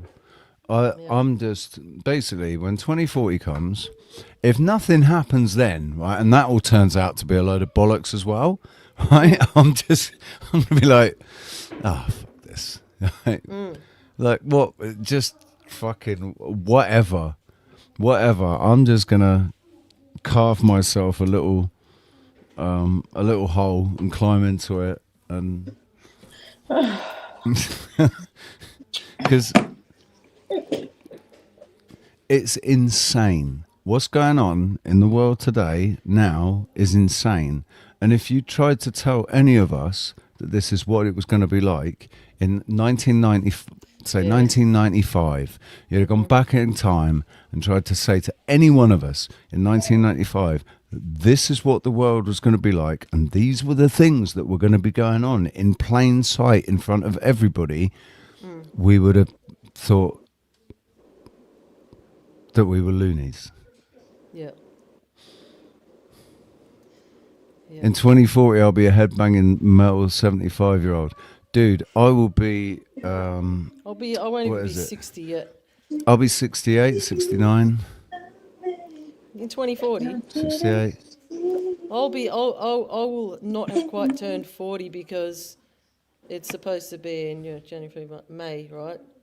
So I'll still have a few months before I turn 40. So you're how many years older than me? In 2040. 3 years older. Yeah, you're 3 years older than me. So you won't have turned 40. 63. I'd say. Yeah. Oh Jesus! If my maths I is don't want to correct. think about that. I was born in 77. Can you hear me? So Right. you're 3 years difference from me. So- So I was 1980. So in 2040, I would be 60. You would be. Yeah, in 2040, I would be turning 60 in 2040. Yeah, because you were born in 1980. Yeah. Yeah, So so, I'll be. I'll be. Because you're 3 years difference. Yeah, you're the same age as my sister. You were born in 1980. You're the same age as my sister. Yeah. It's always Yeah. easy to calculate things for me because I was born on the year. Yeah. 1980. Yeah. Yeah. It's like that with my dad. Wow. He was born in 1950, so I can always Yeah. work out instantly how old he was because it's Yeah. 1950. Makes it Nah, easier. I can't. I'm fucking shit with numbers. Nah, don't ask me. Don't ask me. Yeah, so It's my- 59 isn't too bad. I mean, I could still be riding my skateboard, at 59. Yeah, but It's you know, unlikely, like, but stack. it could be. Yeah, but stack, mate. 62, 63 isn't old either. I don't think No. what Yeah, My but breaking a sister bone is then my sister's is a turning completely 60, different thing. 60 next year, I think. And when you're in your 20s or whatever, and you see a 60-year-old, they seem a lot older. But when you get to your 40s, 60, it has to not be that old. You know what I mean? It can't be. Because you're closer to it than you were when you were in your 20s, you know? I don't want to break fucking bones at 60, man. Fuck that. Nah, well, I'd prefer not But to I'm break not going bones to at be the any one. time. I've never I'm not broken going a to be the bone. one skateboarding. With all the shit that I've done in my life and the things that I've done and the falls and the things I've fallen off, and I can't believe I've never broken a bone. I really can't. Like, I must have pretty strong bones. I was just stepping into the shower and I fractured my shoulder. So, Oh, yeah. What? But you fell and landed on your shoulder? No, I stepped in and fell back.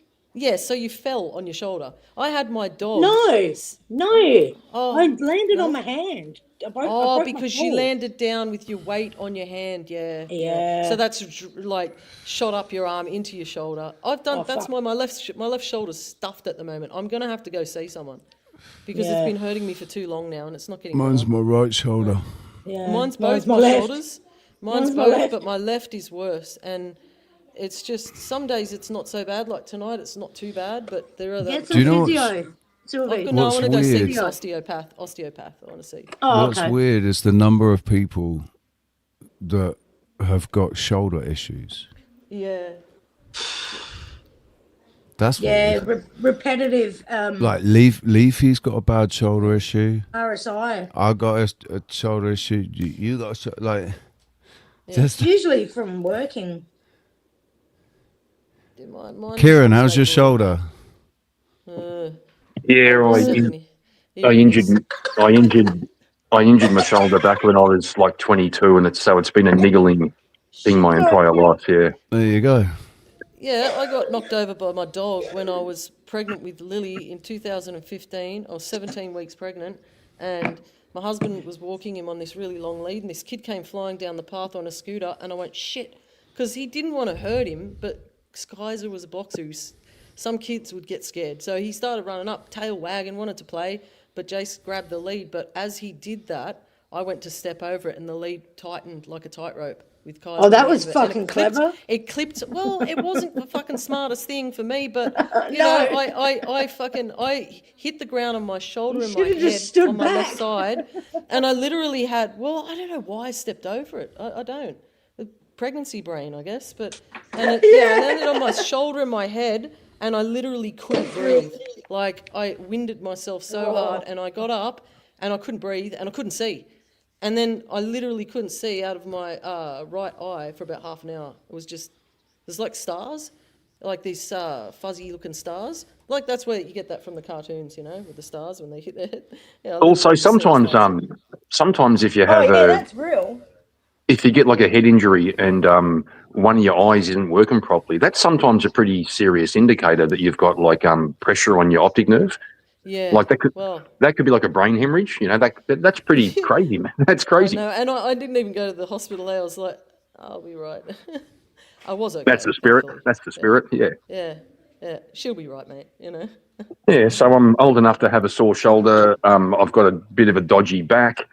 I could list off all the ailments that you know. That's just life, though. That's just life. As you get older, yeah. The joys. Yeah. We were talking about it at Christmas. I was with my in-laws and they're in their 70s and they're talking. Jason's mum's talking about her back and her this. She's Maltese, so she got this accent. And then I'm talking to her and I'm like, fuck, I'm getting old. I'm sitting here talking to two old people about all their ailments and their pain, and here I am doing the same thing. I'm like, this is shit. Like, yeah, you're sympathising. Yeah. Yeah, I know what you mean. I go, hang on a minute. Yeah. It's funny because your brain, like I was talking to my dad before he passed away a couple of years ago. He was 72 and he said, I still feel like I'm 20, you know, like in my brain. Yeah, that's right. It's true. Yep. I'm the same too. Like I sort of notice now, like I drop something on the ground and I go, really? Yeah. Really? I've got to pick that up. I worked in, it's a long way down, isn't it? I worked in aged care for years and I used to have, like, there were a lot of, you know, old men there and women, but they would say, I remember this one guy would say to me, because he was like, he didn't have dementia or anything, but his body was failing him. And he's like, I'm so bored. I just want to go down the pub and play a game of pool and have a beer. And he said, you know, I still feel the same as I did. Mentally, I still feel the same as I was in my 20s. It's just my body is giving up on me, you know? Yeah, I used to work as a gardener and I did a lot of contract work for, we have like a government fund here for elderly people to get their gardens taken care of. It's to kind of help them to stay independent and live in their own home. And I can't tell you how many guys I spoke to, older guys, who, like I'd be up and I'd be jumping in the bin to squash down the grass and climbing a ladder and shit like this. And they come out and they go, mate, I used to do all this. I used to take care of the place. I just can't. And I can't tell you how many old guys said to me, getting old sucks, man. It just sucks. Yeah, it does. Yeah. That's why, like, sometimes dementia can be a good thing because you don't realise it, you know? Like, I used to call it pleasantly demented, you know? Because I remember so many of them, man, they would, like, come and tell me what they were doing for the day and they have the same plans every day. This lady, Dawn Goddard, I still remember her name. She'd be in the lift and she'd go up and down in the lift. Like she'd be going on these lift rides going, I'm off to see my parents today and I've got to look after them. You know, she was, in her mind, she was going to look after them in an aged care facility, but she was in there herself, you know. And a few times she got out. She'd managed, because she was so, like, convincing that people would come to the gate, they'd have to press the security code to get in. She'd go, how are you? Oh, yes. And then she'd just be like, all right, I'll see you later. And she'd just walk out the freaking gate. It's funny how go they across sneak the out, road yeah. and catch a freaking bus, and we'd all have to freaking find her, eh? It was terrible. Sometimes the police would be out looking for her. She was really, like, sneaky, eh? You know? Yeah, my wife's grandma. She lived until she was about 98 or something, and she had a bit of dementia. Not fully, but a little bit. And apparently, there was an Irishman who bought her flowers one time back when she was younger, and that was the story that came up every time you saw her. It was, I think the Irishman come around today to bring me flowers. You know, My nan had dementia, and I was going to see her sort of every weekend or every other weekend. She was living with my cousin, and to her, when I went round there, I was the young man that was caught in her, and I was trying to woo her, but I was married and it was complicated, and every time I don't know, I couldn't help myself, man, because I just used to get so uncomfortable, and I'd be like, Nan, you remember who I am? I'm your grandson. My dad is your son, Philip. And every time when she'd realise who I was, she'd then get really upset. Yeah, she'd be yeah, really that's upset right. and embarrassed. Yeah. Mm. And maybe what I should have done is just let her go with That's it. right. But she, That's no, what we were told that by the directors and stuff, not to ever try to tell them anything about the reality that they're in, because it just causes trauma for them. You know. Yeah. Yeah, I didn't. It deal was with that hard very when, well. like, say for example, there was this one lady, Vanessa, and she had bad dementia, but she'd keep telling me about the TV that was under her bed, and she wanted it, and I'm like, how do you friggin', like, it wasn't there, you know what I mean? So, like, I'd have to try and, change her, like, direction where she was going and get her mind off it, and it was so hard because she'd get so stressed out about it, and her son would come and she'd do the same thing to him, but he'd be like, Mum, there's no TV there. Like, she'd start getting angry at him and yelling at him. I'm like, Was it because she could hear a TV or maybe something she under her could, bed? or like she had a memory of a TV that she had put somewhere, and they keep reliving the same moment over and over and over. You know? I know my nan went back to her childhood. She literally went back to her childhood, and she was talking to friends that had been dead for years, and because she was seeing, like, in her last few days as well, she was completely somewhere else. She was talking to people that weren't there. Yeah. my first wife's grandfather had dementia, and he kept on referring to his wife as like he had a bunch of girlfriends when he was a younger man. And he kept on bringing up their names and thinking that his wife was his ex-girlfriend from 1950 or something. It was pretty tough. It does get tough, but I think sometimes the best way to deal with it is to, like you said, don't resist it. Kind of work with it, like join the world, and then you can manipulate in a good way. You can direct them in certain directions once you kind of join their world. Play along with it, and I remember this one guy, Jack. He was such a nice gentleman, and he was really nice to all the staff. And one day I was walking, because I was a physio, and I was taking a client down the aisle doing physio with this client, and I was too far away to get to him in time because he came out of his room. He did what we call the senior citizen shuffle, and his legs went really, the gait gets shorter and shorter as you get older. And that's one thing that we used to try and do as physios, was train them to take wider steps, and longer steps, so that they didn't get these tiny little steps. And as he came out of the room, and he just sort of like, and he fell flat on his face, like he didn't even put his hands down, and busted his head open. And the guy I was walking in the frame, Cecil, he was a legend too, he goes, oh, and he tensed up, he goes, that's gotta hurt. And I'm like, parked him up, put the brakes on, shoved him against the wall and ran over to Jack, but he was out. Called an ambulance. When he came back, he was a completely different person. He was aggressive. He was, and I remember when he came back into the room, because all the men, there were only a few rooms in that facility that had one bed. The rest were all shared, and some of them had 4. He had 2, and the guy next to him, he was so nice. But like, he comes in out of the hospital, he goes, "What the hell are you doing here?" And he's like, "This is my wife's bed. We're on a cruise. Get out of my room." Oh, God. And he's like, this poor guy, they had to take him out just to calm this guy down, you know. But like, yeah, it was terrible. It's just, yeah, getting old sucks, man. Like, I hope that doesn't happen to me, you know. Getting old, losing your bang, faculties, yeah. Like my losing dad, your mind. he had a cardiac arrest that unfortunately happened to be on his birthday.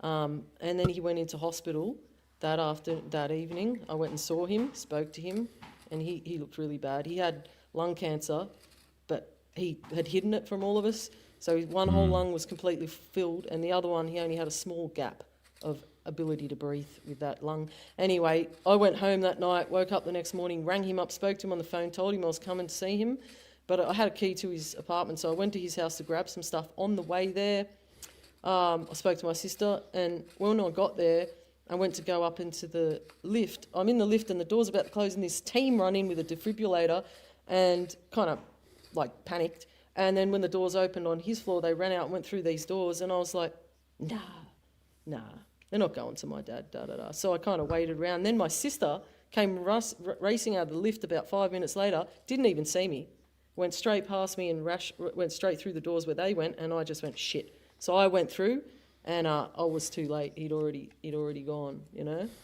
And that's my dad was like, I don't want to go to a nursing home, blah blah.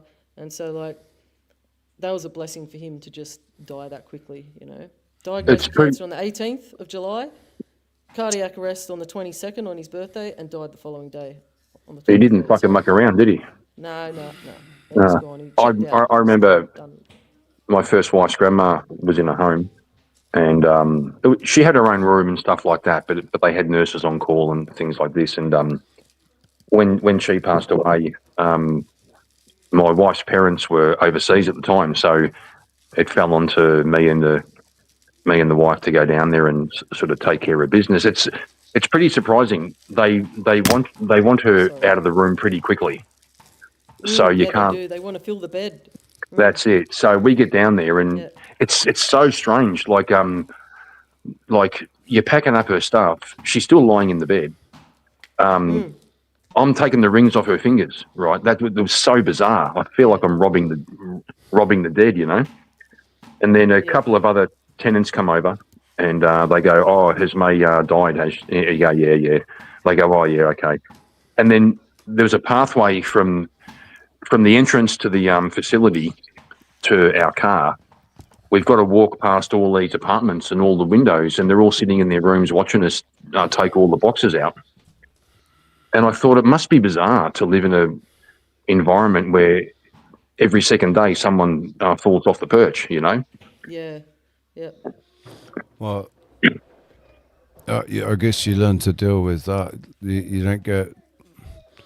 I think it's difficult for carers not to get emotionally attached to particularly, sweet characters. Yeah. Sweet old people, or interesting people. But I think it's kind of an unwritten rule, isn't it? Like if you're working in caring in elderly or critical care and stuff, end stage, yeah, they're at end stage people. You know they're gonna go. So and some of them like linger on for way too long, and you know that's sad. There was one time where they went against the rules where I worked at this facility because they weren't supposed to have men and women in the same room, but they were a married couple, and they were Italian, and the husband wasn't in the nursing home until way later. Like the wife was there, and she had a stroke, and so he moved into her room because he was coming up every day. And I could just see him getting weaker and weaker. He had cancer, so he came and stayed in there with her. And one day he was passing away, and I was asked to sit with him, and because we have a no restraint policy there. We had no restraint policy, so you couldn't restrain them. And the problem was he kept trying to get up, and then if he has a fall, it causes all sorts of problems. So I had to kind of stay with him, and I was with him when he died, and it was pretty traumatic. Oh, wow. But yeah, and because I really liked him as well, I knew him for quite a while before he even went in there. And she was downstairs. And, you know, I myself and this other lady, Carmen, were saying that we felt that she should have been allowed to be in there because although it would have been traumatic for her, at least she could have been with him. And they took her downstairs and kept him. And then when they brought her up to let her know that he died, that killed me. That fucking killed me, man, watching her beg for him to come back to life. It was just fucked, eh? It was how awful. Yeah, it was terrible. Yeah, but you know what? I never worked with children in hospital settings, only once or twice. And I think people who work with terminally ill children, I think that they're something else, those people. Because that's... I couldn't do it, you know? Nah. Right. But, No. Yeah. I couldn't. I couldn't either. No. I could barely do the aged care thing, and I only did it for... I couldn't do it with fucking voluntarily. animals. I couldn't do it with animals either. Nah. No. I think because of the way I see things too, Richie, like I know that this is, it's just we are just passing through. It's an experience that we have. I can say that when it's other people, but yeah, whenever those stupid invasive thoughts come into my head about my own children, that's where I realise, like, that'd be the worst thing in the world. I think losing a child. I don't think there's any pain that could be worse than that. No. Everybody loses their parents. Definitely not. You got to accept that. Like, but to lose a child would be the worst thing. Yeah, in the it's world. a different. Like, how do you live like that? You know. Like, yeah, my friend totally changed.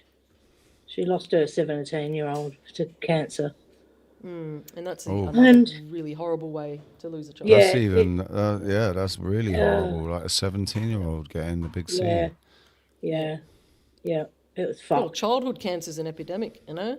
Like there It are is so, now. and you know what? The thing is they keep saying, when I see these, you know, because it comes up in your feed when you're scrolling about, and there'll be a, you know, story about a child who has this rare cancer, and it's like, it's similar to like leukemia or whatever, and they keep saying it's rare, yet do you know how many children I keep seeing with this cancer? How rare could it be then? These things on YouTube, most of them are scams. I think they're not. It's No, not. these are not YouTube. This is on Facebook. Facebook, and these are real families. Oh yeah, like, Facebook as well. Yeah. No, but That's Facebook pretty as well. scam too, The scams. Yeah.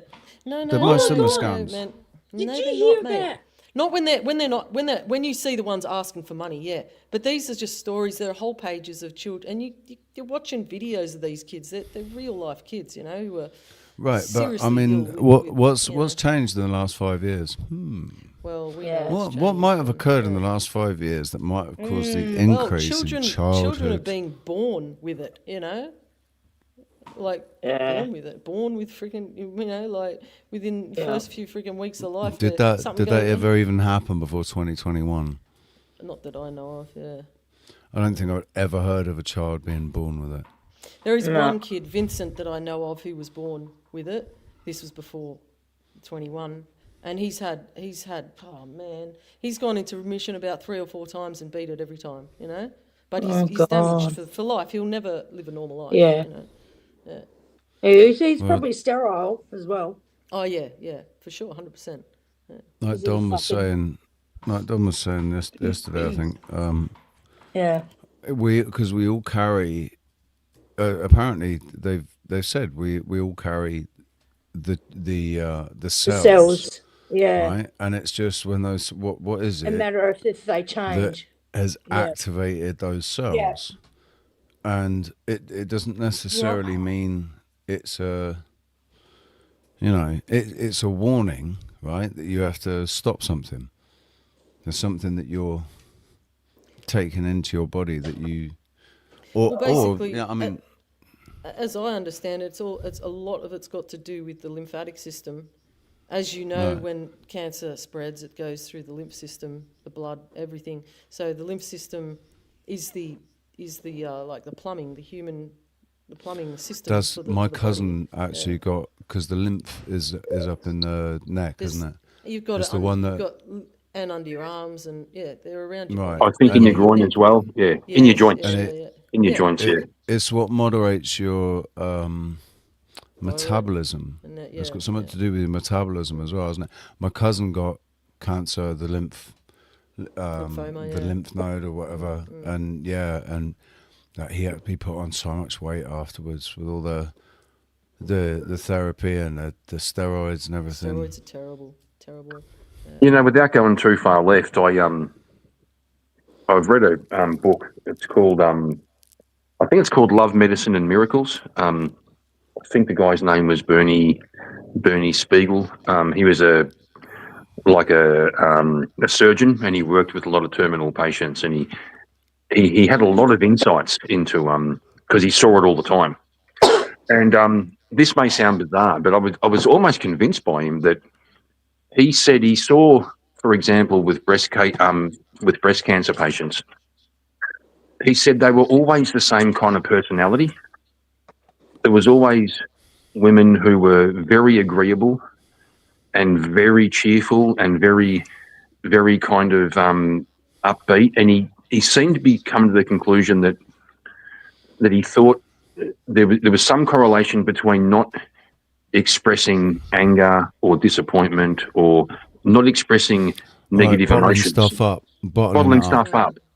Yeah, and he seemed he said, I can't prove it, but I just noticed this correlation that there's something that I've come across before. It's been said that if you hold on to bad energy, that bad energy will Causes metastasize. cancer.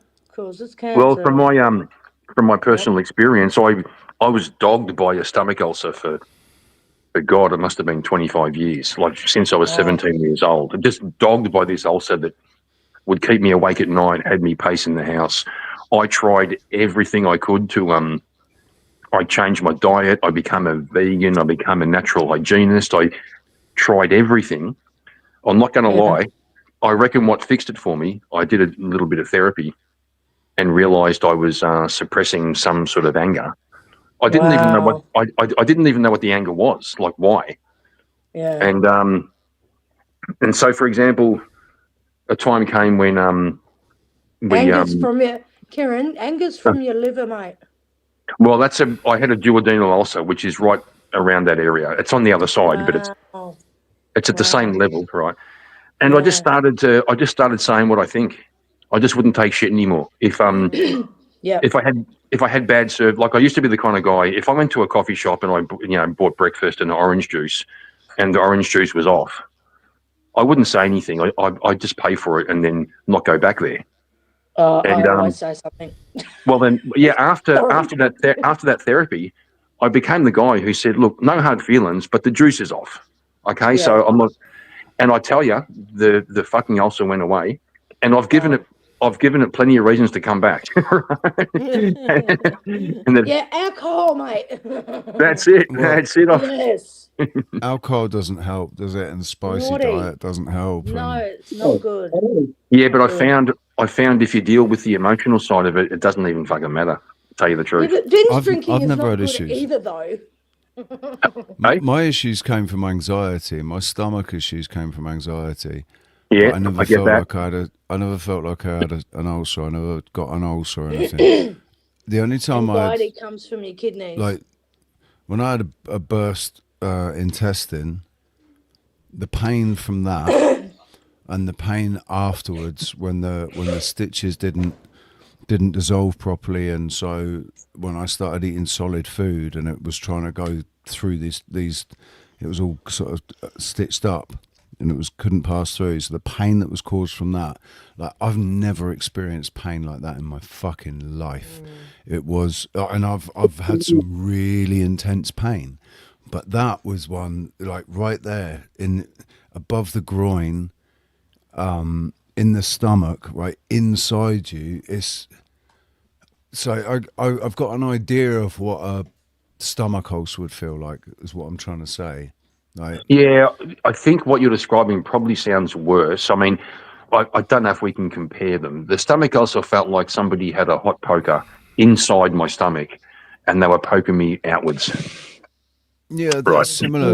That is a similar pain, dude. Yeah. It's verging on the same thing. Peritonitis is burst intestines, or if your stomach lining is pierced, right, you'll get peritonitis from from a burst stomach lining. Well, an ulcer is literally that, an ulcer eating through the stomach lining. So it's going to be a similar, you know, who knows if one's more intense than the other. It's still in the stomach, right? And it's still you don't realize how many nerves there are in your intestines and your stomach. There's actually a fucking lot.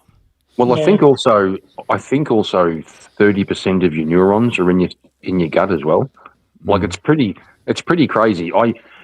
What I discovered through that chronic pain is that especially in your gut, it fucks you up. It fucks up your head. It's like you can't will your way. Well, you can't. It's incredibly demotivating. It Correct, stops you from wanting to do anything because you're just if you have any anything movement. gut related, it does. It fucks with your head. But it's not so back pain, right? Back pain is incredibly debilitating. But you can, if you get an ergonomic chair or whatever, you can still sit there or you can lay down. You can find take the pressure off a bit somewhere. Yeah. You can find relief from it, right? Mm-hmm. But the stomach issue is a bit more kind of core. You can't, and it's harder to treat. You know, I think with back pain, you don't want to take painkillers with a fucking stomach ulcer. Yeah. No. Let's take some ibuprofen with a stomach ulcer. Which attacks the lining of your stomach. Yeah, I think with something like back pain or shoulder pain, even if it is debilitating, and I've had back pain the same. That's been like I was knocked out for 5 months due to back pain not long ago. You can still keep some clarity of mind. Like you're aware the pain's there, you're aware it's debilitating, but there's a clarity of mind you can still use to assess it. When you have problems with your gut, it just fucks with your head. Like it really does. It's even hard. Same as if you've got a migraine, like the pain in your head can actually just fuck everything up completely. And the same with tooth pain, intense tooth pain as well, because that's right up there in your head, or earache, right? A bad ear infection. Earache and toothache are both, and kidney stones. I've never had. I've not had kidney stones, but I've heard it's like pregnancy for men. Yeah, well, worse, I think. And even I can say that because women who've had babies and have had kidney stones say they'd rather give birth. Because there's no letdown. At least when you have, you're having contractions, they come and go. So you get that relief in between, you know? Right. But with a kidney stone, it's just constant pain. Yeah. Well, to be a little lighthearted, there is a thing where they ask, what's more painful, giving birth or being kicked in the balls? And they said, well, women will go back and give birth again. No guy wants to get kicked in the balls again. Of course, there is the baby. Like there is an incentive, Yeah, that's right. Get something out of it. Yeah. When people talk about birth and childbirth, do you immediately get the pains? You feel the pain, like an echo of the pains that you experienced. Well, when I put my shoe on and I pull too hard and I bend down too much and pull the stomach muscle, that's where it reminds me of and that's just one tiny little muscle. When they're all like that, I got to say, of all the pain I've had in my life, labour, and actually because with Lily, I had epidural after 18 hours. So I didn't feel the birth of Lily. But I also had an induction drug, which made the whole experience way more painful. But with Heidi, I had no drugs. I had nothing at all, and gave birth to her naturally. And that was painful. She just popped out. She didn't, she didn't actually pop out, but yeah. I've heard some fire. Let me just say that it's. I've heard some women say that excruciating. Yeah. Yeah. Sorry, I've heard some women say that when they've had an epidural and they don't feel the discomfort, let's call it that, of the actual birth. You can't even feel that you're pushing, can you? It's like they say push, but you can't even feel that you're pushing. I've heard some women say they almost feel a bit disappointed or a bit ripped off that they didn't they didn't go through that. I was disappointed Yeah, because I've I heard didn't that I didn't want all that intervention and everything, but that's just how it happened the first time, and the second time I stayed away from the hospital as long as I could, probably almost too long, because when I got there, she was born half an hour after I got there.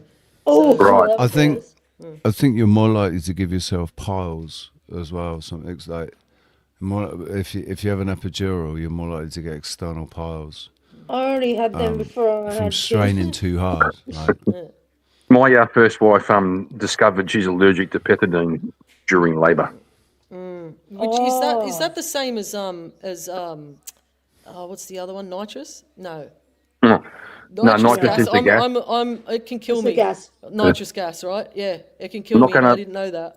I'm not going to when I was lie. using it, yeah. Not going to lie. That's I did take a hit of So the did gas while I was Jason. there. My husband was doing the same thing. Yeah, he Right. was. we here in Tenerife, like I was in Tenerife when they started doing the nitrous balloons down at the bars and stuff. So I had a couple of nitrous balloons, and it's good fun. But the crazy thing, when I was always in a club or a bar when I did it, so the music's blasting, and you do the nitrous, you breathe all the nitrous in, and then there comes this point where whatever it is you're listening to, whatever it is I was listening to, just then started repeating. And it's going boom, boom, boom, boom, and it was insane feeling. But yeah, it only lasts for like 30 seconds. Oh, honey. Oh, God, I feel like Yeah, shit. the epidural was the most amazing thing, like drug, because the amount of pain I was in was just, by that time, after 18 hours and them giving me these induction drug, I was going in and out of consciousness. Let's not forget. Waking up and going, I couldn't believe I was like waking up in the middle of a freaking contraction, like, and when they said give you the epidural, I didn't say no, because I didn't ask for it. Well, But I mean, let's not forget the epidural is a great big fucking huge needle they stick right into your spine. They have to cut your, like, get a little razor like thing to slip to get into your spine. I didn't feel any of it. Jason went like white when he saw the needle, and I was talking to him. Yeah, me too. I Me kind too. of turned a little bit, and he goes, "Don't look, babe, don't look." And I went, No, "I know that- how big the needle is, Jason. It's okay." And it was Oh, the it's best fucked. thing, because all I heard was them slip that little. They cut that little, entry so they could get into the spine and that. But I didn't feel it. I didn't feel it at all. Well, they would have given you a local. They would have given you a local probably did, anaesthetic yeah. for it. I didn't feel it either.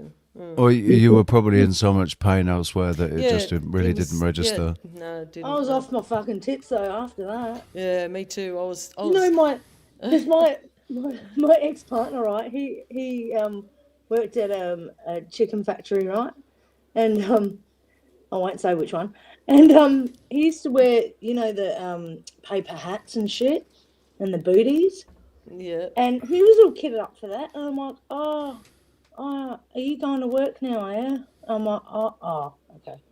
And it clicked. I'm like, what the fuck am I saying?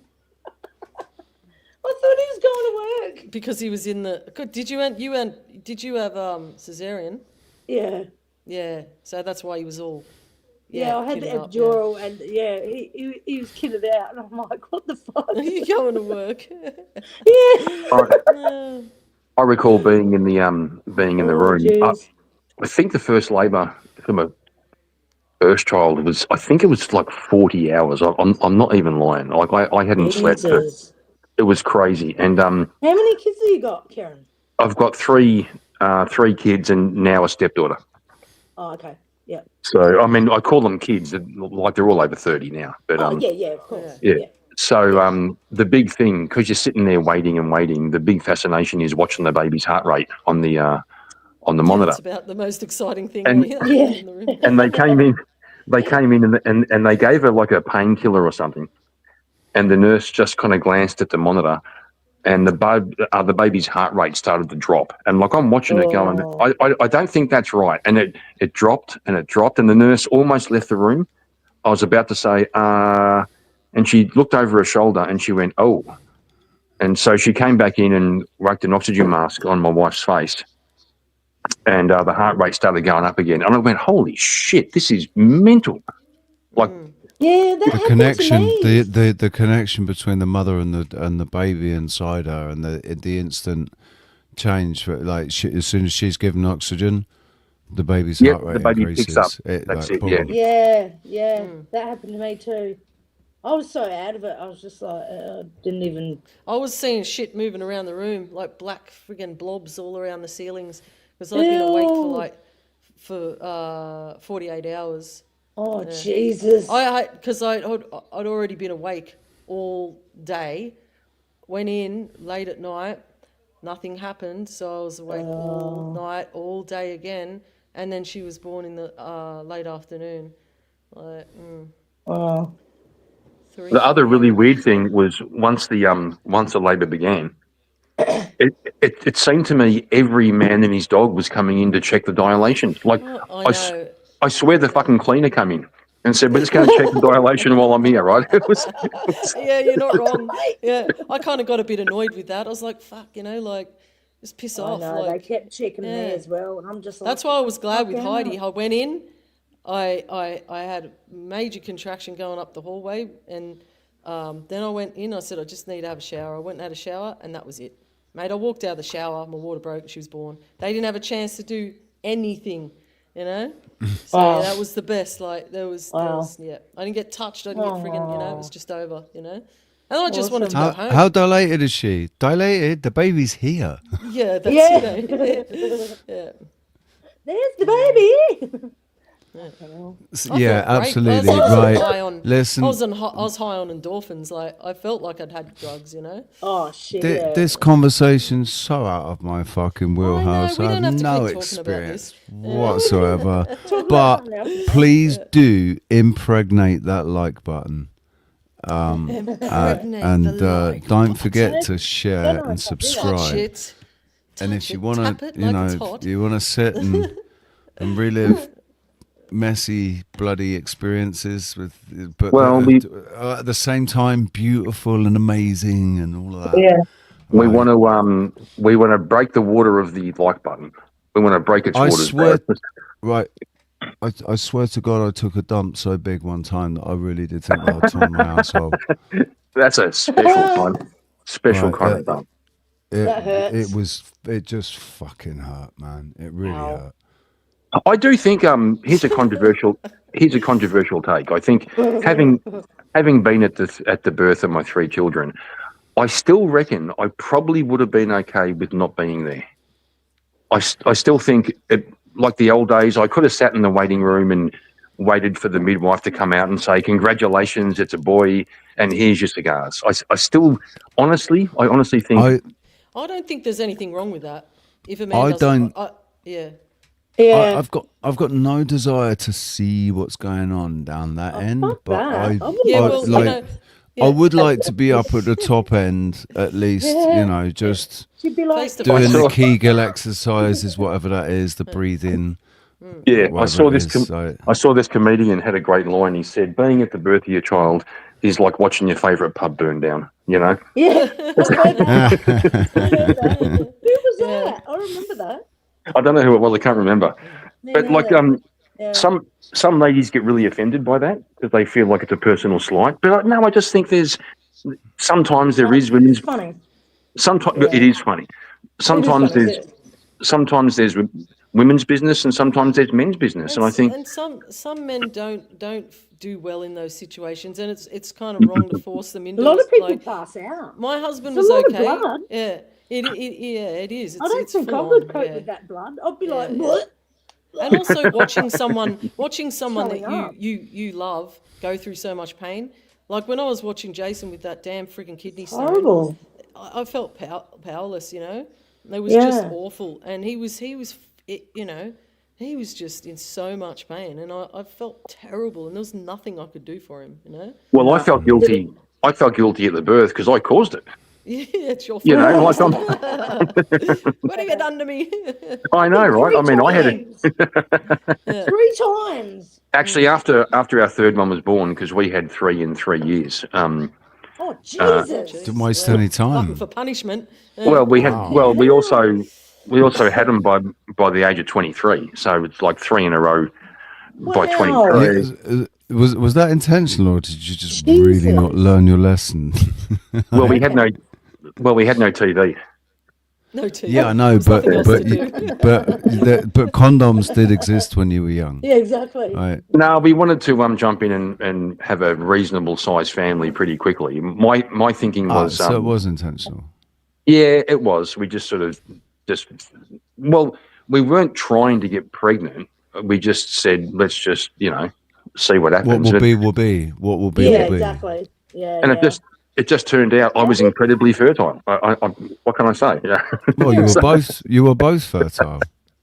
Hey, I'm taking the claim for this one. Hey. Kieran, Well, how did your ex-wife deal with that, like emotionally and that? Because I know this chick, she's like 22, and she had 2 kids, and they're like the oldest is nearly 3, Mm-hmm. and the youngest is like 2. I think in 11 months. Oh, I don't know, really close together, and it really fucked her up.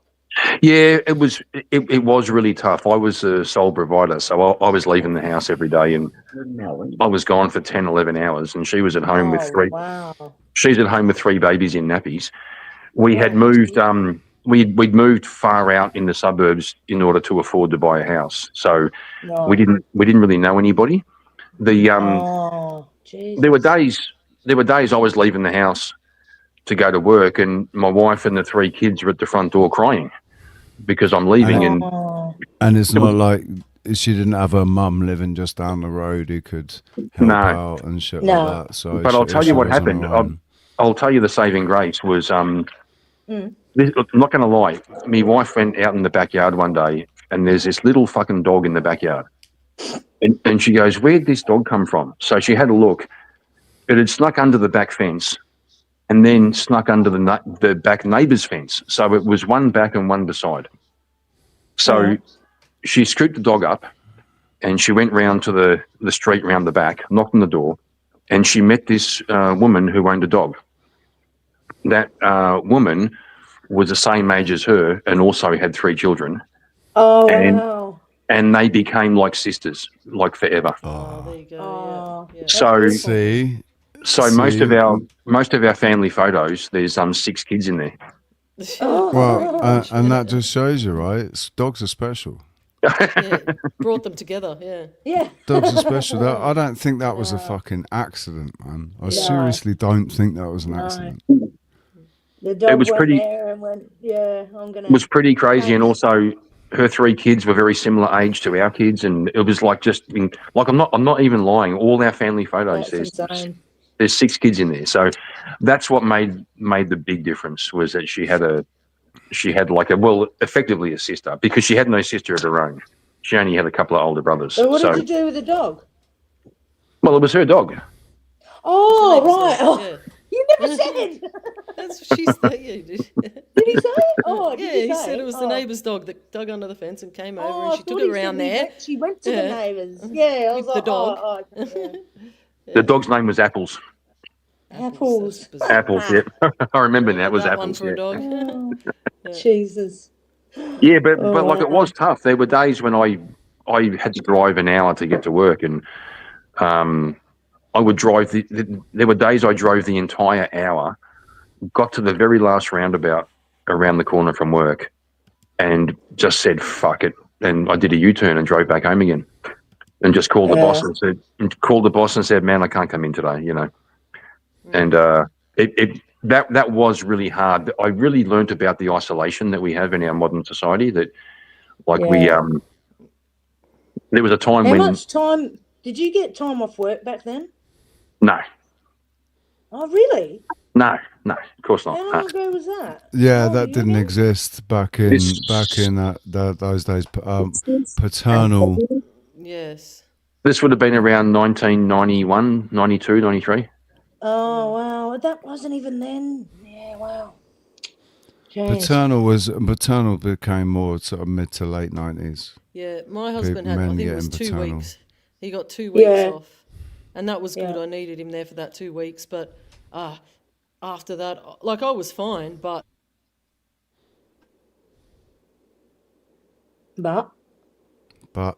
Have you gone mute?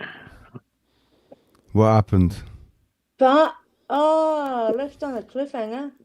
Yeah, Oh, I know, sorry. right? Yeah, my Wi-Fi dropped out. Oh, you no, dropped Lily out, didn't darling. sleep. Lily didn't sleep. No, yeah. Oh, that's keep doing brutal. This, but she wouldn't sleep through the day. So like I became nocturnal and I would sleep.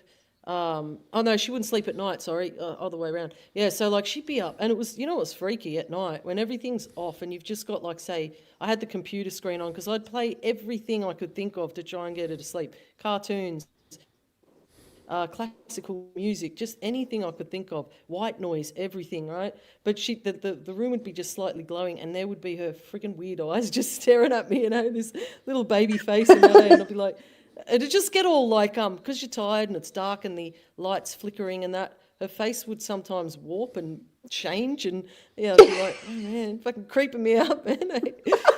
Yeah, she'd sleep in the day, and then I'd have a nap, and Jason would be like, go, just maybe take her, because she'd sleep well in the car. He'd go, take her for a drive. I'm like, I can't fucking drive. I'm too tired. And if she fell asleep, I'd go to sleep. Sometimes he'd come home from working all day. He'd get home at, say, 6 o'clock, and he'd see me. Lily would already be asleep, but she'd wake up. I'd have to go in there and get her back to sleep, and he'd be like, you coming back, aren't you? And I'd be like, yeah, I'm coming back. We'll watch some Sons of Anarchy or something. And then 5 o'clock in the morning, I'd wake up and go, shit. You know, I'd just fallen asleep, and poor Jason was just left out there waiting for me to come back, and I never came back. Oh, that was, yeah. I remember nursing just totally fucking blitzed me out, man. I loved it. I loved. So did I. I loved it. I didn't think I I didn't would, think but you I did. did. I did with I both didn't of them. think Oh, did you? Lily stopped at 3.5, and Heidi went beyond 4. Yeah. Okay. Yeah. So yeah, like. Till That 4 was one years of the best old. things for me. Yeah. Really? Yeah. It was terrible. Fuck I had to keep that. pushing her off. It was bad. It was like, get off. Enough's enough. Yeah. Yeah. Yep. Anyway. While you're talking about that, I'm trying to find where it is in the fucking YouTube studio that you set that whether you can see the likes or not. Because somebody said that you can't see the likes. You can't. Not on yours. No. No. I give No. your videos a like, and I can never see the count. I haven't for ages. Ever. I've never seen them. No, I reckon I did. No, I've never seen. I It's can't always even just been find where it the thumb says. goes white, and then that's it. It doesn't say how many likes Yeah. there are. But Where's Yeah. the setting for it? I don't know. I didn't know there was Right. one. Well, there Yeah, must 'cause- be, isn't there? Yeah, because you can change it. Because I know people that have said, "Oh, I've turned it off," and it's like, "Oh, okay, why?" Yeah, it'd Okay. have to be in the studio somewhere. Yeah. But wouldn't you have to turn it off? You have to do it through. Because You have to do it through YouTube, though, don't you? You would, yeah. The studio, Not YouTube StreamYard. studio. No. Yeah. No. Yeah. So how you been, Karen? Karen, is he there? I don't know. Here, where I'm he still is. here. Still here. Oh, I just said, how you been? How was your Christmas and New Year? Christmas was pretty, I'd say straightforward. I'm kind of at the age where Christmas isn't really a thing for me. It's Same. our daughter Yeah, fuck all. Yeah. turned 18 in December, so it's not really a thing for her so much anymore either. Our nephews are all over 18, so Yeah. it's more just about, we went round to my wife's parents' place and caught up with them and her sister and brother-in-law. Yeah. So, Oh, yeah. it was, look, I hate to sound like a Grinch, but I just don't really get into the vibe of I Christmas. don't either. I haven't Yeah. for a very long time. I sort of have a feeling. It's just like another day to me. Fair. You know? Yeah, well, I kind of have a feeling if you're doing what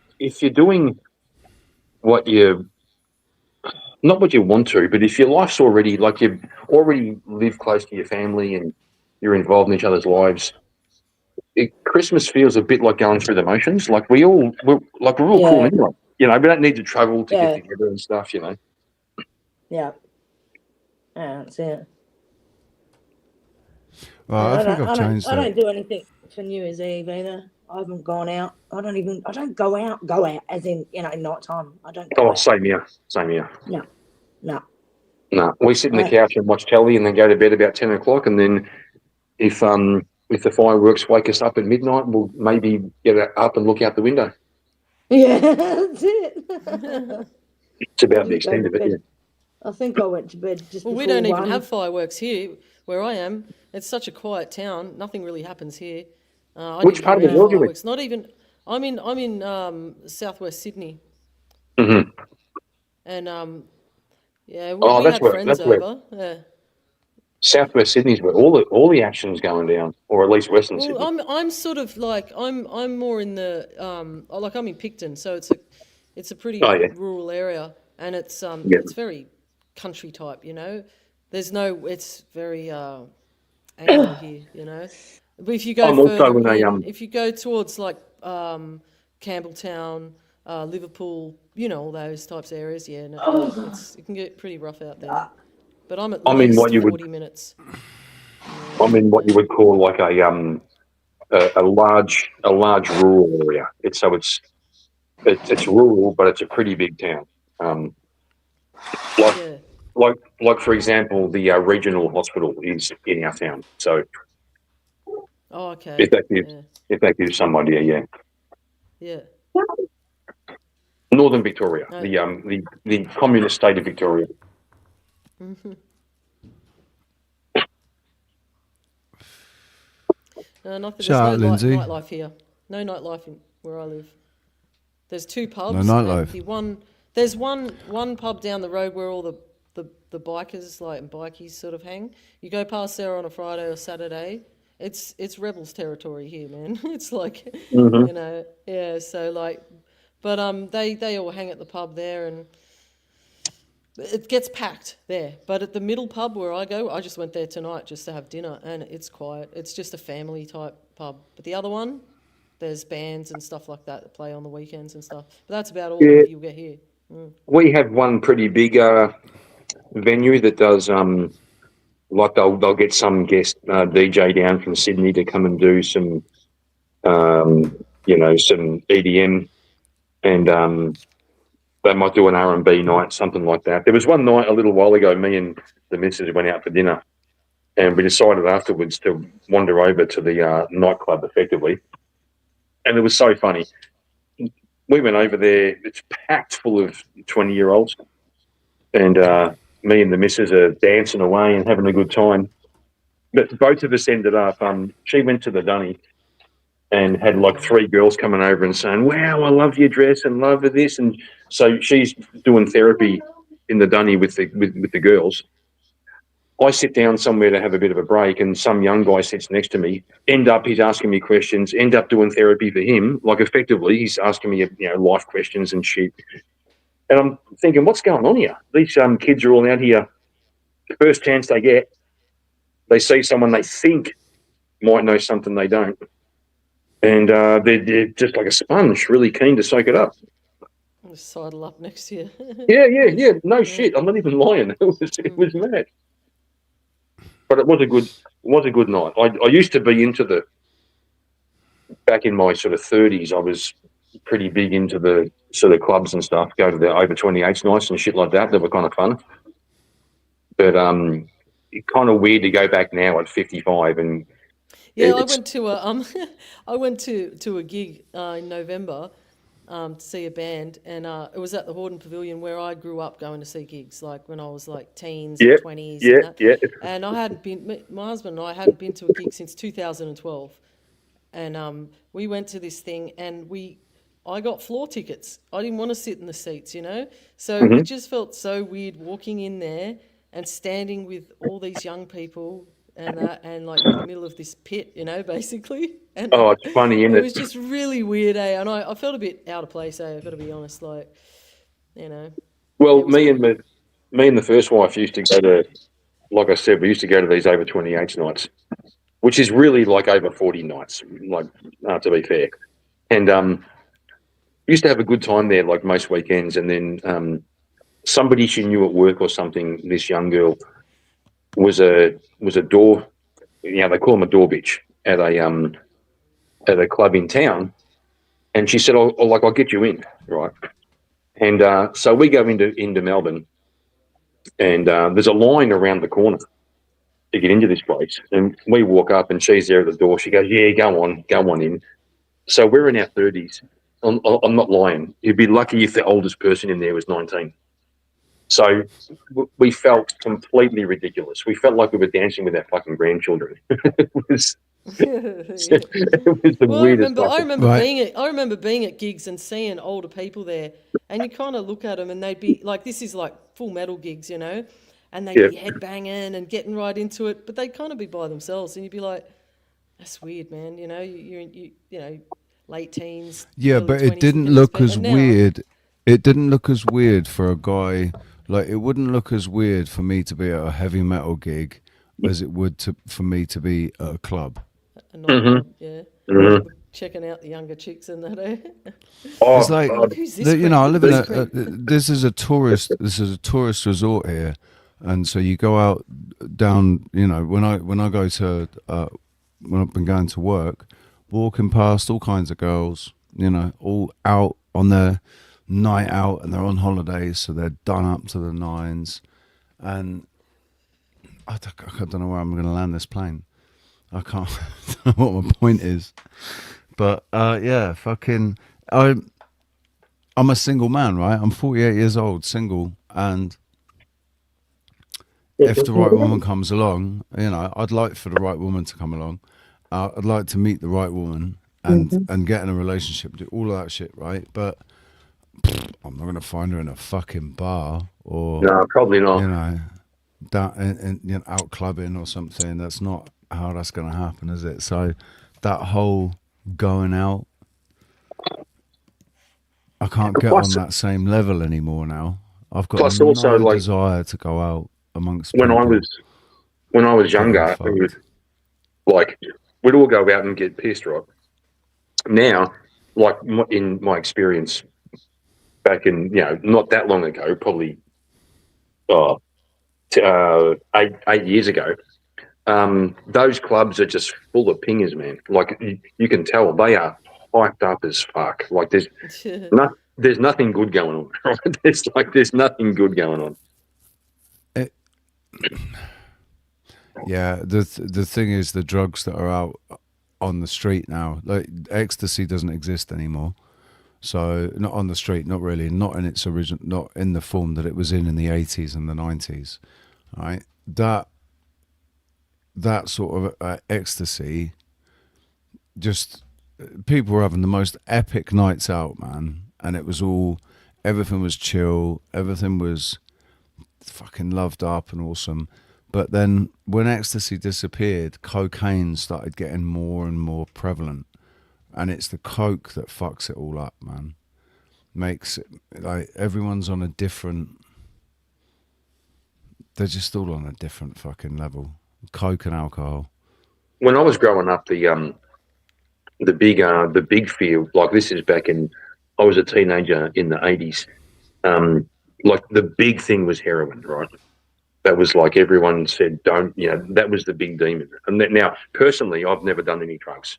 I smoked a bit of weed as a kid. I didn't even like it. And so all this new talk, like I saw it happen over the years where it went to coke and it went to, now they're talking about fentanyl, they're talking about crank and talking about ice. I got no fucking idea what they're talking about. It's bad shit. That's bad shit. Ice and fentanyl itself is fucking deadly. Like, but heroin, yeah, heroin in the 90s as well was another. I was like a teen in the 90s. I had a lot of friends who turned to heroin and they're dead now. Yeah, I didn't. They're all dead. I didn't. No, I never touched there were a it. couple. There were a couple of people that I knew that ended up on heroin. But the most people I met that had been on heroin were trying to get off heroin was in prison. And like the people that I hung around with, they weren't, because heroin was just so fucking heavy. Like we all saw Train Spotting, so yeah. I think what it is people will mess around with, speed, the base speed, and that's the one thing that if you can trade Some people prefer the hit from heroin than base speed, and then some people prefer speed, the hit from base speed than heroin. That's the only way to really get out of it, you know, like to have something else that isn't as addictive, you know, because I know a few people who went off heroin onto base, and that stopped them from using heroin because it just fucks you, like. No, I say go to fucking Peru and do some ayahuasca, man. Yeah, yeah, that'd be the shit. Eh? Bass is so nasty. I did a lot of bass. Yeah, bass and ecstasy, because the methamphetamine and ecstasy. That's what I think destroyed my teeth, like, because it was all in my 20s. It will, totally, yeah, 100%, yeah. That's why these two molars are broken. All my wisdom teeth are gone. You end up with receding gum lines and that, you know. Oh yeah, I got receding gum lines, I think. So yeah, but I think that also came from, like, why is it when we were doing the Devil's Dandruff, you do a line and then you lick your finger and dab up whatever was left on the thing and rub it on your gums. It was so fucking stupid. After a while, the blood, you know, getting bleeding gums like one too many times, like, yeah, that's fucking stupid. I'm not doing that anymore. Well, maybe you can explain why I've got receding gums when I've never done drugs in my life. What the fuck, bro? Genetics, you clean your teeth too hard. That's actually true. I am pretty. Yeah, it's also genetics. My mum lost most of her teeth, but I am a very enthusiastic brusher. So, like, I'll brush until I bleed, right? Maybe get a softer brush. Like, get soft bristles, get bamboo bristles rather than the plastic. I'll just brush harder. You reckon? Yeah, it's a thing. What about, have you ever used coconut oil? Because that can help with your gums a lot. Coconut oil, do some oil pulling with it and that. Just don't spit it down the drain when you spit it out. Spit it in the bin, so it'll block your drains. I don't know. Something happened. I used to this is so weird. I developed an ick to coconut oil. I used to love, like, Thai curries and stuff like that. And then just one day, I just can't, for some reason, I just flipped and I just can't deal with coconut oil. I don't know why. You don't have to, like, you just, you know, I think it's better than having gum issues. Just suck it up, you know, just like, and then spit it out. You don't have to eat it, consume it, swallow it, just like. Actually, I think I know what it was. One time my wife made me a carbonara, and she put coconut oil in the carbonara, and I just went, no. Coconut oil. I said, no, that's wrong, right? And and since that day, I'm not even lying. Since that day, I just said, oh, bro, coconut oil, really?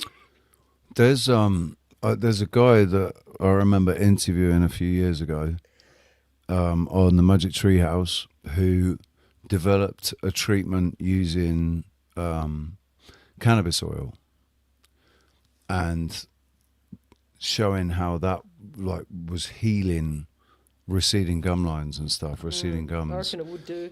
Really, really well.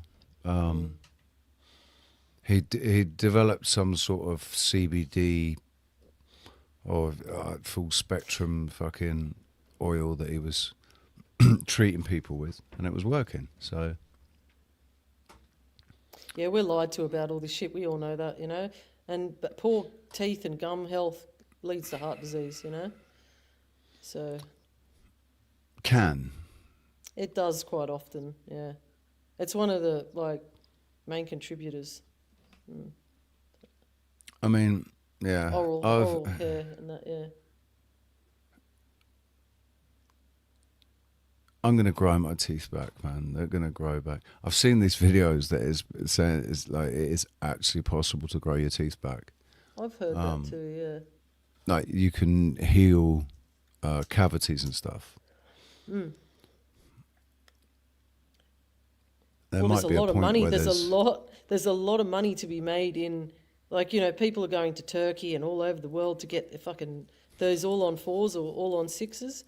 There's this lady that I saw on, I think she's in the UK, and I think, I'm not quite sure, but she had gone to Turkey. Yeah, she was in the UK to save like a couple of £1,000, right? So she went to Turkey, got the job done, and came back, and everything was fine. It was all good, but the bottom row just fell out. They just fell out, and then she started having pain and all sorts of. Mate, you should see her freaking face now.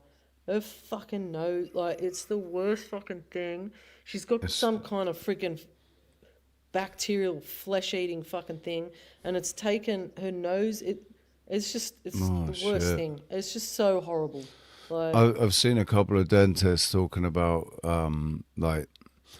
root canals and implants, bad, right? Really Having peg implants. That's what they were. Implants, yeah. Yeah, how bad? It's not a good idea. It's a foreign material, right? And so your body can reject it. But the root canal is so dangerous. It's deadly. Talk about Alzheimer's and fucking dementia. And I wouldn't have one. If I was told that I had to have one, I'd just say remove the tooth, you know? I've had a couple of root canals, and I'm not going to lie, they weren't that bad. And you end up with like a dead tooth, so they do feel a bit different. Like if you tap them with your fingernail, they do feel different. But I also opted once to pull a tooth out instead of a tooth canal. I said, no, just pull the cunt. I kind of regret it. Because I lost a tooth unnecessarily, right? I found they weren't that bad.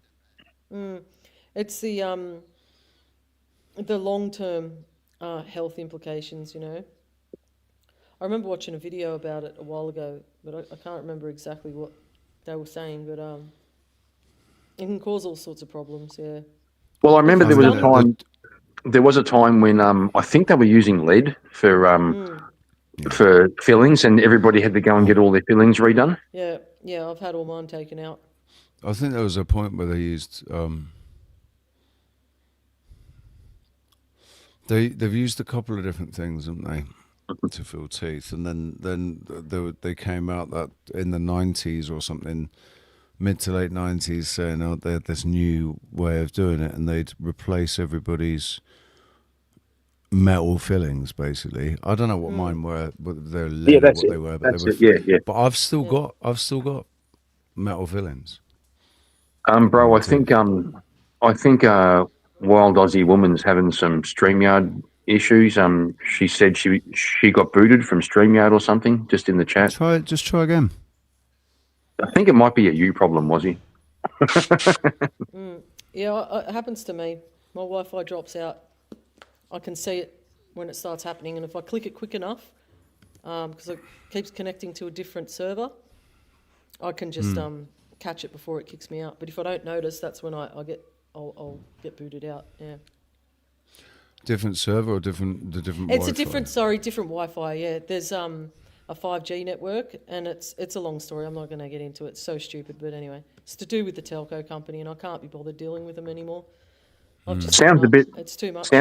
Sounds a bit like you're stealing your neighbour's Wi-Fi, to tell you the truth. No, I've got my own Wi-Fi. They sent me a modem. I was supposed to get an upgrade, and they sent me this modem, and then when they sent it, they cancelled it. But they actually didn't cancel it. They sent it to me, and I had it. Anyway, it was to do with the SIM card. It's just a nightmare. So I ended up having to use my old modem, which I've had since 2017 or something. So it's outdated, and it can't carry 5G very well. Yeah, gotcha. So when it tries to click over to the 5G, it ends up dropping out. So I need to get that modem set up, but I can't explain this to these people. Yep, I gotcha. You know, yeah. And I have no issue with anyone where they come from, but if they can't speak English, it's kind of hard to work shit out, right? And they keep reassuring me that they know what I'm talking about, but no, that it's just going around in circles. So I've just given up. You know? I actually a few months ago I ponied up and forked out for fibre optic to the premises. So I'm hardwired in all the way. Yeah. So there's no more. Yeah, we might be able to do that, but it's a bit more of a hassle than we thought. So we're gonna have to wait and see what we can do. I was hardwired in when when I was in the other room, because the modem was right outside my room, so the cable went out the window and straight into the modem. And now I'm gonna need a fucking 10 meter or no more, 30 meter cable now. You can get it like a booster, like a Wi-Fi booster that goes in between. And no, I don't want to use the Wi-Fi. I want to hardwire in with an Ethernet. Yeah. Same here. So I'm just looking up there because that's the window where I've got to go through the window and then up along the ceiling. Yeah, we've got a massive slab out the front, concrete slab, and it comes all the way through. And for them to connect it, it was just a nightmare. So they'd come out here, but they couldn't do it on the day, and then they said we'd need to arrange this, that, and the other. And I just can't be bothered. Yeah, I got them back out. We have a small concrete path in the front of the house, and damn, they butchered it when they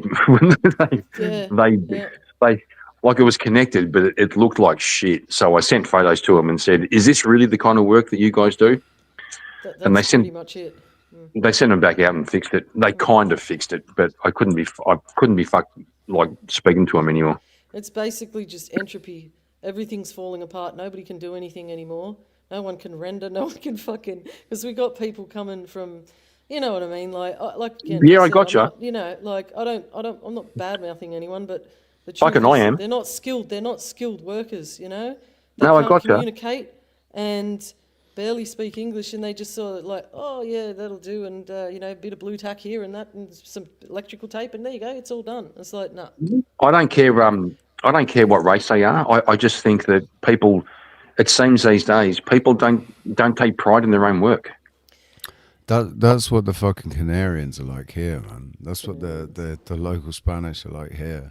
Like this entire building has just been kind of bodged together, and like it's a miracle. My room over there.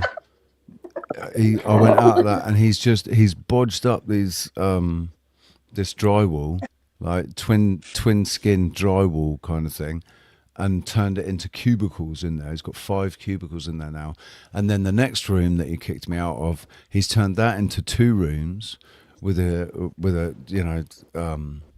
drywall. Bodge job. Mate, yeah, and like DIY. the electrics are literally there's wires sticking out everywhere with electrical tape and shit. It's all completely bodged together. All the lighting and everything outside. It's a massive fire risk, I reckon. But there's no smoke alarms or anything. Oh God. Oh, great. You can install your own one. Just stick it on the roof and that, and just if you're worried on the about ceiling. No, you got to be an electrician to put them in. No, you fucking No, you don't. No, you You don't. get them at You Bunnings, buy just one. stick it on the fucking roof, man. It's got a battery, boom, that's it. You don't need to plug it in. It's going to be battery powered. No, you can drill it in. You can drill it, or you can get ones now that they have adhesives, and you can stick them around the place. No, I wouldn't want a battery one. Then you hear they're all battery, mate. I've got 9-volt. A 9-volt battery lasts for quite a fucking long time. It makes a little cricket sound when it starts to, Yeah, no, mine aren't. Even in my apartment, they weren't. I think. No, mine. Maybe I'm wrong. Battery. You're probably wrong, Wazzy. Oh, fuck you. There and have a look. Get up there and have a look. Fuck off. Maybe they're not even working. You should go. No, because after 10 years they've got to put brand new ones in, and that's what I had done last year. Yeah. So yeah, it's like law, they have to do it. So well, it's part of the rules here in Australia, isn't it? Yeah. Yep. Yes. So yeah. You come and join us, Casper. No, What are you for saying? fuck's sake. What are you saying, was he? I just said for fuck's sake. No, you were just about to say I was something. just going to say, what's everyone doing tomorrow? I'm going to the beach. That's what I'm going to do. I'm doing an online review of a debate I had online a couple of weeks ago with the guy I debated. An online review, me and another Australian guy. We had like a formal debate online a couple of weeks ago, and we're going to bring it up, and we're going to talk through it and break it down and say what we did right and what we did wrong. Who won the I'm debate? going to the gym tomorrow. Me. Yippee. But I'm losing weight, were so you- I don't care. Were you debating Kieran, whether I've women lost- should be subservient to men? No. Kieran, Yes. I've lost 10 kilo. Fucking good job. Keep Took going. a shit. She took a shit earlier. Yeah. It was a big one. Yeah. No, I gave up sugar. Hang on, 10 kilos. Huh? Did you say 10 kilos or 10 pounds? What Hello? did you say? 10 kilos. Kilo. That's pretty good going, man. That's How like, long?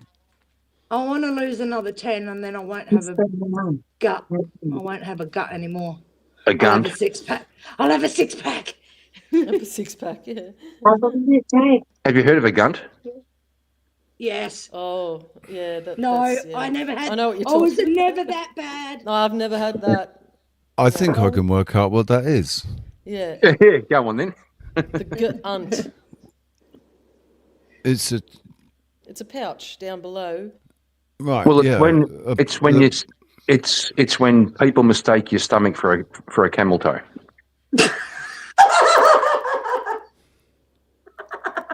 Yeah. Yeah. Oh my god. Not Yeah. very So good. another 10 kilos, and I'll be showing off, and I'll be taking selfies, and no. Don't put them on here. Don't put them on here. Where? Don't She be. wants to don't- get. She wants to start an OnlyFans. I know. I was going to say the next step is. You see, How here's dare you? here's the arc. Here's the I was gonna do trajectory. it- Richie, I was going to do it for free for you, but now, no, forget it now. Now it's $5.99 a month.